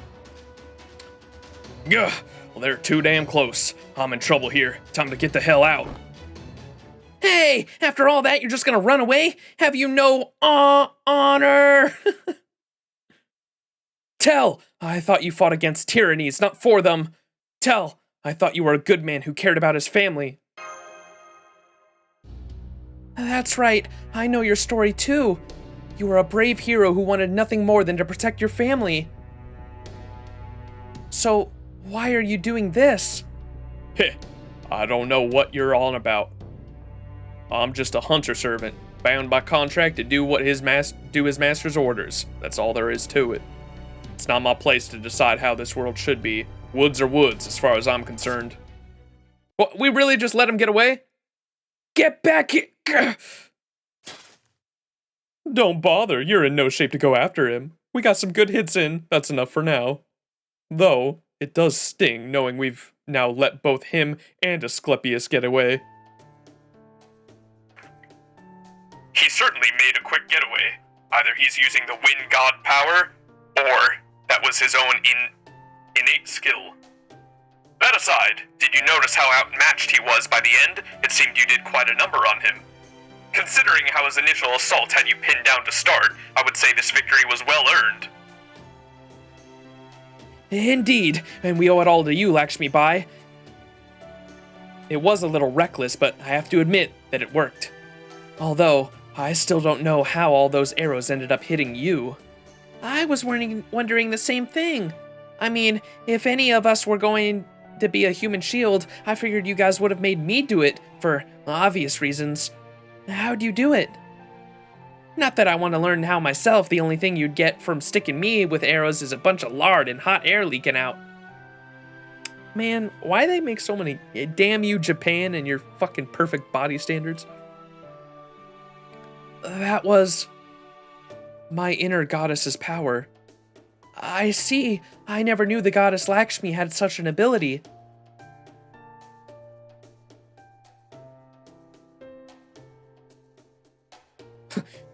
Does he know? All right, that's enough. I was curious about that, but not overly so. Right now, I say we head back to the town and rest up before getting things really busy. Huh? What do you mean by that? Let him cooked. Hey, Ulo, teach me how to fight. Huh? And not just me, these guys too. Now that we know it's possible to fight back, we've got no choice. You showed us the truth, so you've got to help us learn to do better. This is wonderful. They've all chosen to resist the Kali on their own accord. But that also means... You stood up bravely against the Kali and exposed yourself to unseen arrows. You should be proud, Lakshmi. It was not your words that inspired these people to fight back, but your actions. Oh yeah, you were like a saint or something, the way you charged ahead so recklessly and literally suffered the arrows of misfortune. I don't blame these guys for being impressed. A saint?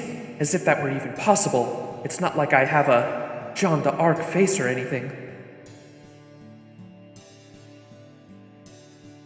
At any rate, I'm happy to see you all ready and willing to fight.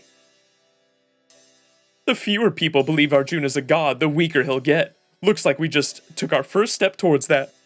Yeah, that's great. We'll have to keep it up then. You don't sound very excited about this. That does it. I think it's time we found somewhere to talk. Bum bum bum, time to break the news. All right, out with it. Would you tell me what's going on already? What is it you know that I don't? Does saving these people have some larger implication that I'm unaware of? Master. Okay, I'll tell you everything. I don't think I can bring myself to tell her just yet. No, let's tell her everything.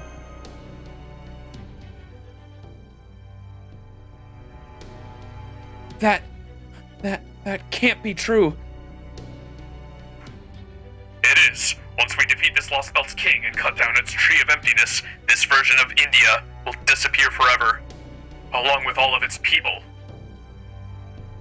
So, I'm afraid that even if their rebellion is successful, there is no future for them. The only people who will benefit from our winning this war is us. I see. I had a feeling something like that was going on here. Then, even if these people win back their liberty, they're doomed to disappear? Oh, and you knew about this all along? Lakshmi! Oh gosh, oh gosh, oh gosh! You guys really surprised me! Are you fighting? Please don't fight! No, we weren't fighting exactly. Really? Oh good, that's a relief! What is it? Is there something you wanted to see us about? Well, I just wanted to thank you for saving us, and to give you this. You looked like you were hurt pretty badly, so I brought you some bandages and medicine. Are you okay, miss? I'm fine, thank you. Huh, you really do look okay now. Maybe I was just seeing things. Well, anyway, I'm so glad you're okay. Oh, we're the ones who should be thanking you for getting us that horse and stuff. Thank you. I'm sorry. I need to be alone right now. Got it. Master? It's nothing. She is also a heroic spirit from proper human history. In time, I believe she too will understand. But for now, I think it's best that we give her some space. Huh? You're gonna die.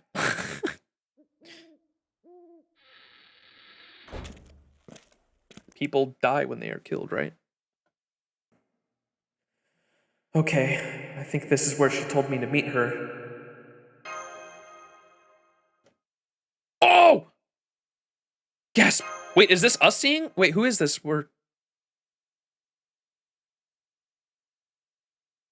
I don't know who this POV is right now. She's staring at me really hard. I think she wants to tell me something.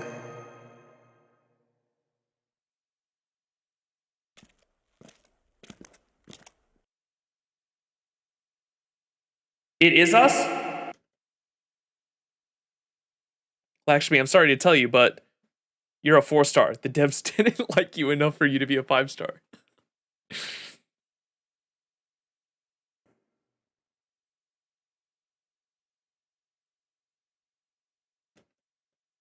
There you are.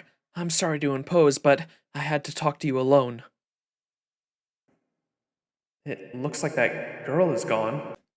What the fuck? What was the priestess doing here? That's whack, dude. Don't worry about it. So, what's up? I want to ask you something. I think you know what it is. I want to know what you think about the people of this world, and about what's going to happen to them. For the moment, I would like to put aside our various titles, master, servant, queen, mage, and so on, and simply ask you your opinion, one person to another. I want to know your honest thoughts without worrying about what anyone else might think. There are some things I'm still not sure about even now, but honestly, I still don't have anything figured out, but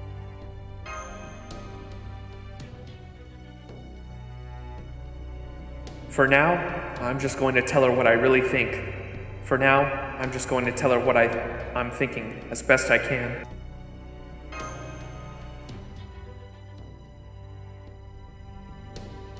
I see. So, in the end, this is the only path available to you. Outside of this India, proper human history, Earth itself, has almost been completely destroyed. And to save it, you have no choice but to cut down these trees of emptiness. Yeah, that's what I'm fighting for. You reminded me of myself back during the rebellion. You mean the one from India from your time? Back then, I never thought about what the future might hold. There were only things I had to do, and the only path available to me, the path of fighting to protect my homeland. So that's what I did. I didn't have some larger plan in mind, like driving every last one of the British out of India, or destroying Britain itself. The truth is, I never stopped to think about what the future might hold. Though it should have been obvious that, win or lose, there would be more to be done once the war was over. Then again, I suppose my options were so limited, and the path I had to walk was so difficult, that I didn't have the luxury of thinking about anything besides what was right in front of me. Still, regardless of what the future might hold, if I know the path I'm taking is the right one, and I know I have to go down it, then that's exactly what I'll do. I think deep down, that's just who I am. Huh? What I'm trying to say is, I'm in no position to judge anyone for the hard choices they have to make under unprecedented circumstances. At any rate, I'm glad you told me what you really think. Just knowing what you do feel just knowing that you do feel bad for these people in these Lostbelts is something of a relief. So, what are you gonna do now? I still don't like this, but I also have no intention of letting this false god continue to have his way with these people. We may ultimately only be putting this problem off until later, but right now, the only way to protect them is to keep doing what I've always been doing. So that's what I'm gonna do. I hope this means you'll keep helping us. Heh, you're an odd one, aren't you? Not many people could say something like that so readily. You know, I have to ask, why did you come here when I asked you to? Didn't it occur to you that I might decide to kill you in order to keep these people safe?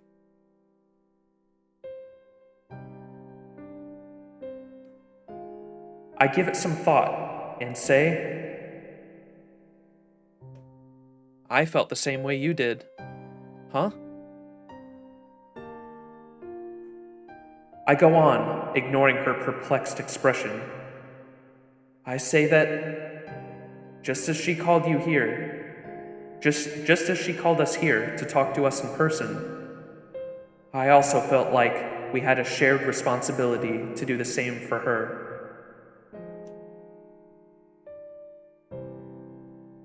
Oh, right. There's one more thing I wanted to ask you. This isn't to judge or condemn you. I just want to make sure you understand. Make sure I understand. Is it true that you've erased the people in 3 other Lostbelts already? Yeah, it is.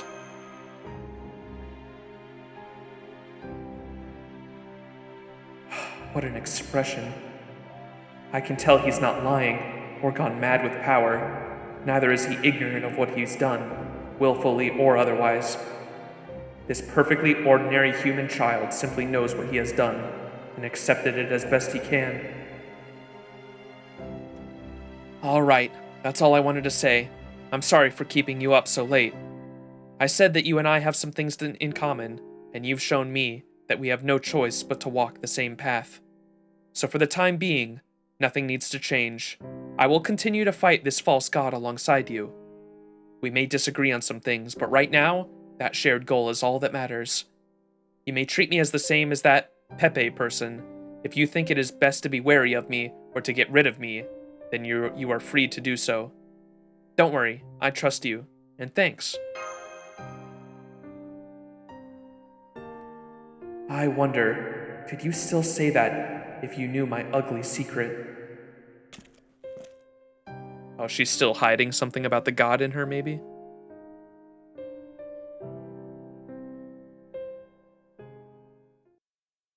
Eggplant.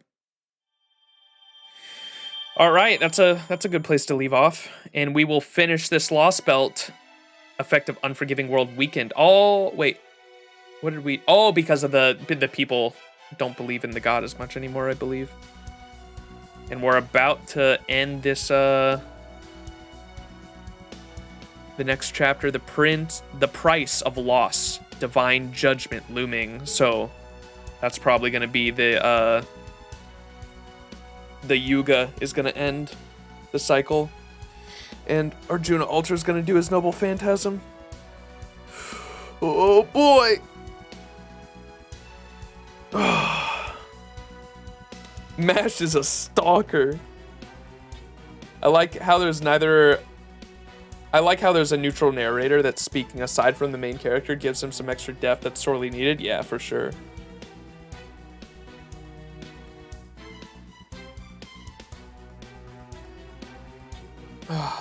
Oh yeah, Max, I'm thinking about making another Type Moon quiz. Might make it completely fate-based this time so it's somewhat easier. Hell yeah. I'll definitely be down for that. Okay, did anyone link the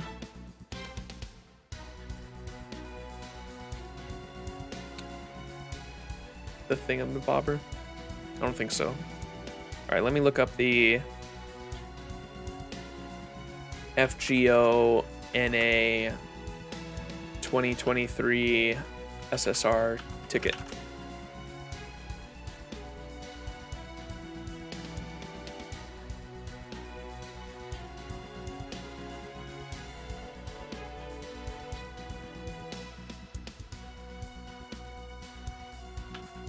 Sixth anniversary SSR ticket.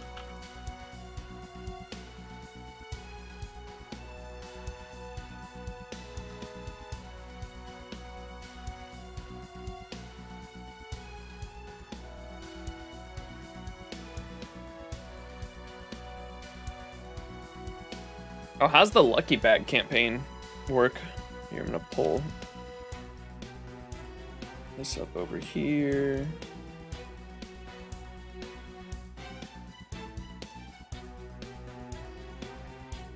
Oh shit, did you have it? Oh, okay.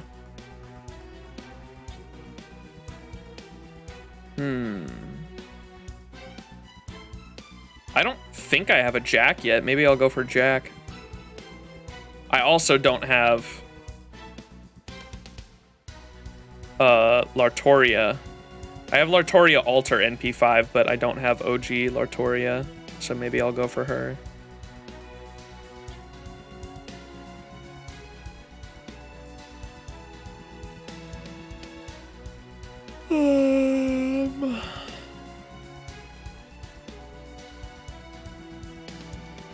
Yeah, Lartoria.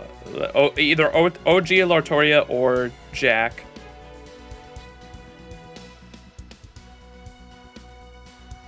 Because she's story locked? Oh, is Jack not? How have I never gotten spooked by Jack? But I've been spooked by fucking Napoleon like 8 times. Yeah, is Jack story locked? I'm not sure. I think you can still. Yeah, I'm pretty sure Jack's perma. I'm not positive though.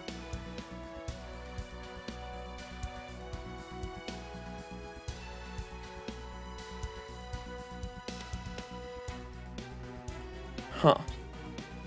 And then how's the Lucky Bag summoning work?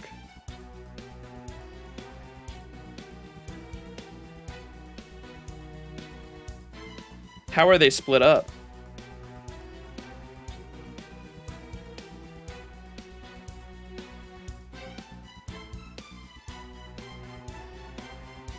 You got spooked by Jack rolling for Kama. She is indeed perma. Oh, okay. I'm surprised I've never been spooked by her. That is the way of the spookening.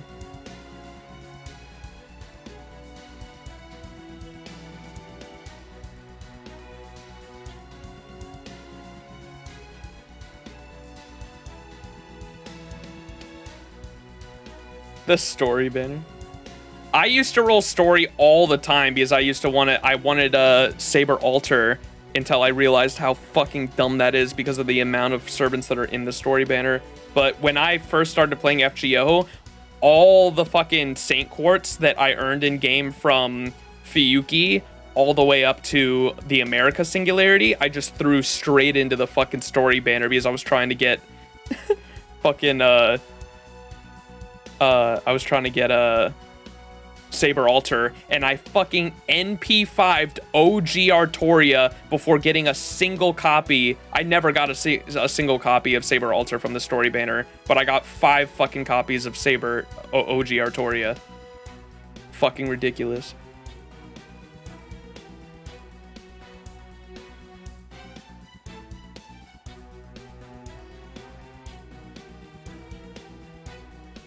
And it was the same time the free 4-star ticket came out. Yeah, because that was around November. And I'm so dumb. That's how I got my first Saber Alter, was the 4-star ticket. And that was, I started playing in the fall of 2020 around the time that, because my first 5-star was Gilgamesh. Because I did roll on the Gilgamesh, the Battle in New York banner. My first 5-star was Gilgamesh. I remember that. And, I remember throwing so much Saint Quartz into the fucking story gacha, never getting her, and being so mad to find out that the story gacha is like just a fucking, like a scam. Like no one should ever roll on the story gacha. And then like a few months later, I was like, oh, I just get a free Saber Alter. I was like, fuck, dude, I fucking wasted all that Saint Quartz. I was so pissed. All right, how is this shit Knights and extra class? How are these split up? I don't even know. Ooh, what the fuck? This is a really good one to roll on. All of these are good units. You literally, if you don't have these units, this is only a W, I think. This lucky bag. That's the best one to roll for. Those are all fantastic units. What the fuck?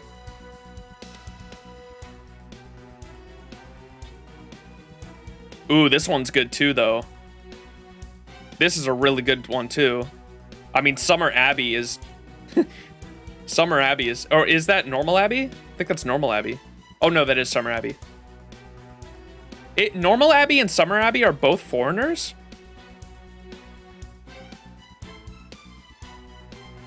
What the heck? I saw her class and thought that was Normal Abbey.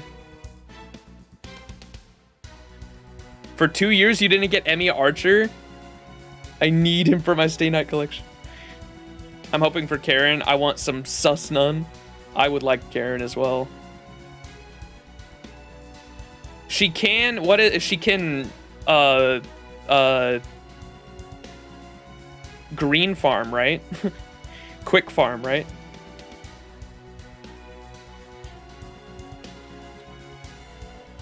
I also want, dude, I want Da Vinci Rider so bad too. Just for, I think I want a Da Vinci Rider, like NP2, just to use for QP farming. And like never use her for anything else.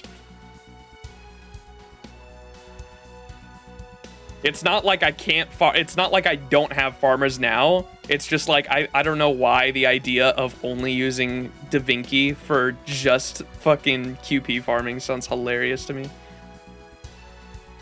I'd literally have a party set up just for fucking, just for the QP node.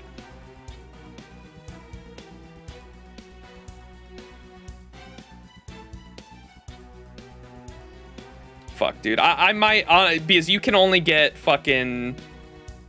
I might end up rolling on this one. God damn it, dude. Watch me get fucking fucking Ishtar again. Why is she on this banner again? God damn it. Watch me roll on this fucking banner and get Ishtar again. Oh, my heart.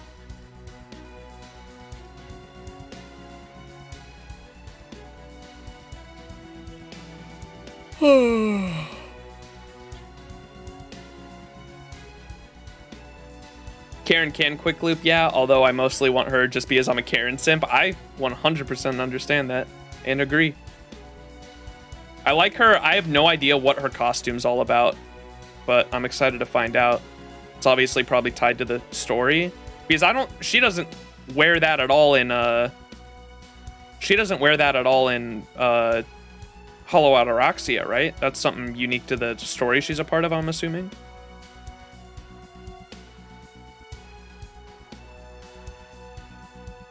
Your first ascension is your favorite? I like the second. I don't know what it is about the... It reminds me of Castoria's second ascension. I love the, like, what would you call that? Like, academy robes. It's fancy. What is she holding there?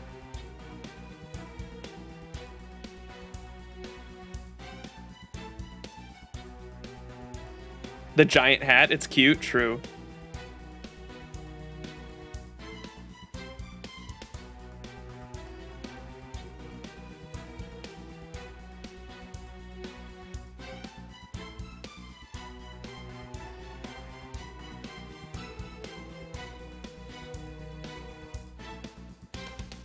This is such a good fucking skill for a ruler.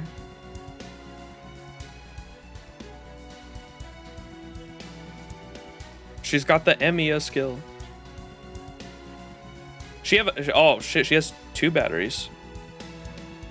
She has a wait. Yeah, 50 total, huh? That's why she's good for looping, huh? Dude, when I saw on JP, when I saw Dante's got a fucking buff and he got his own battery, how much did Dante's get in his buff? Was it 30%? Any amount is fucking good for Dante's because, Jesus, man, he was already insane. She's a solid quick looper, not gonna lie. Fuck, dude. I need to stop. But I know for a fact I want her at least NP1. Don't make me go for higher NP copies, man. Don't make me do it. I want her for NP1 just because I like her art.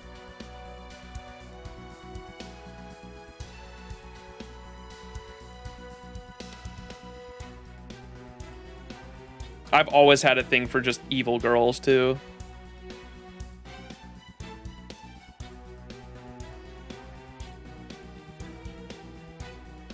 NP2 because I want the damage, true. Gonna skip her for Barkis. Based.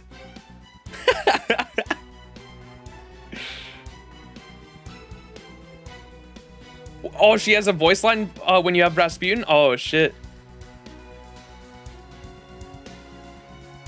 What do you mean? Karen is 1,000% innocent and good. Yeah, sure. When I didn't know anything about her character, and when I found out she was coming out this year, I was like, I'm curious. I'm gonna look a little into her. And then I found out she was the fucking daughter of fucking Kirei, and I was like, oh, she's fucked up.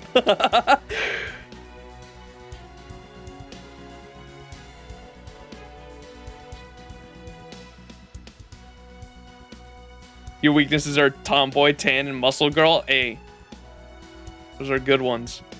Do you like Summer Mordred? That ticks all those boxes.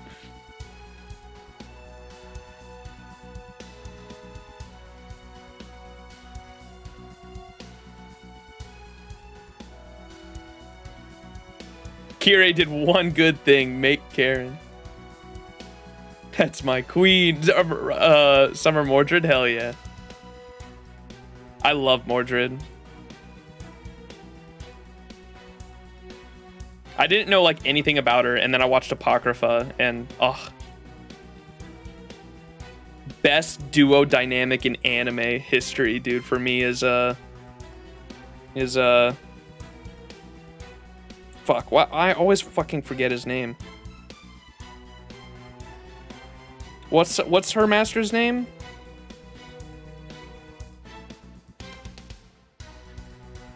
I always forget his name. I know it too.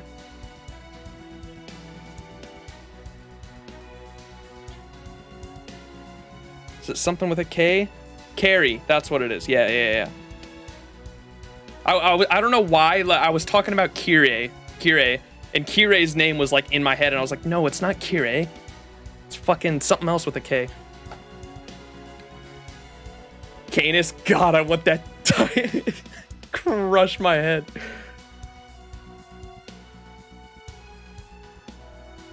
Gilgamesh and his master in Fate Strange Fake. Oh, okay, I haven't read or seen Fate Strange Fake at all. Dude, one of my, after I finished Babylonia, I think if you go back and watch my Babylonia playthrough, I still I didn't know anything about Enkidu, right? Babylonia was my first time reading and watching it. I read the source material first, and then I watched the anime. And when Enkidu sacrificed themselves and said Enuma Elish, I was like, yo, wait, that's Gil's Noble Phantasm, and like lost my mind.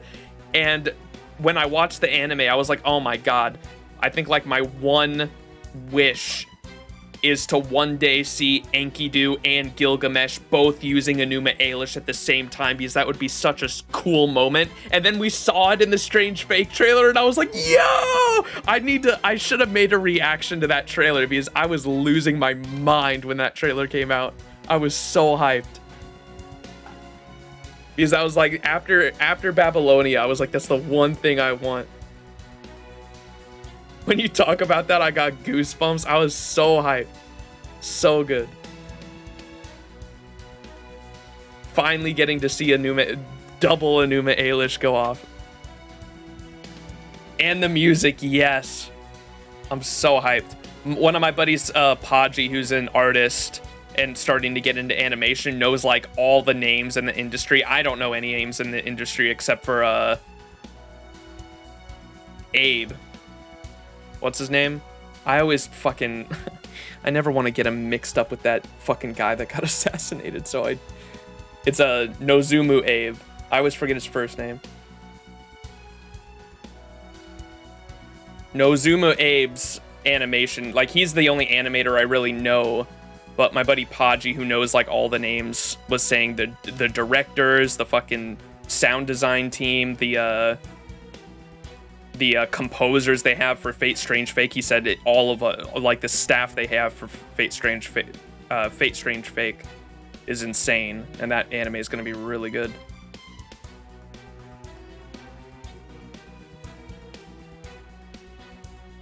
Can't wait for how homunculus Ishtar Bully Guild. All right. I think that's gonna have to do it for the stream, chat. I am both hungry and tired.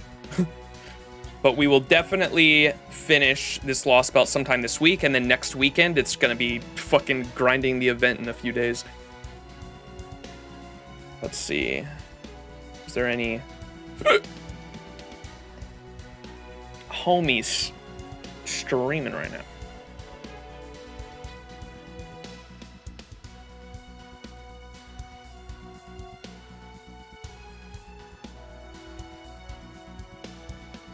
New player playing the event. Oh, snap. Okay.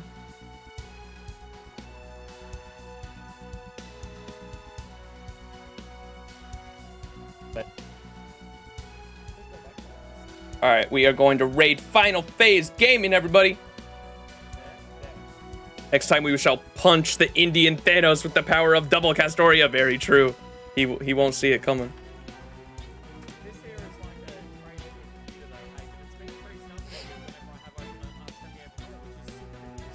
All right, chat.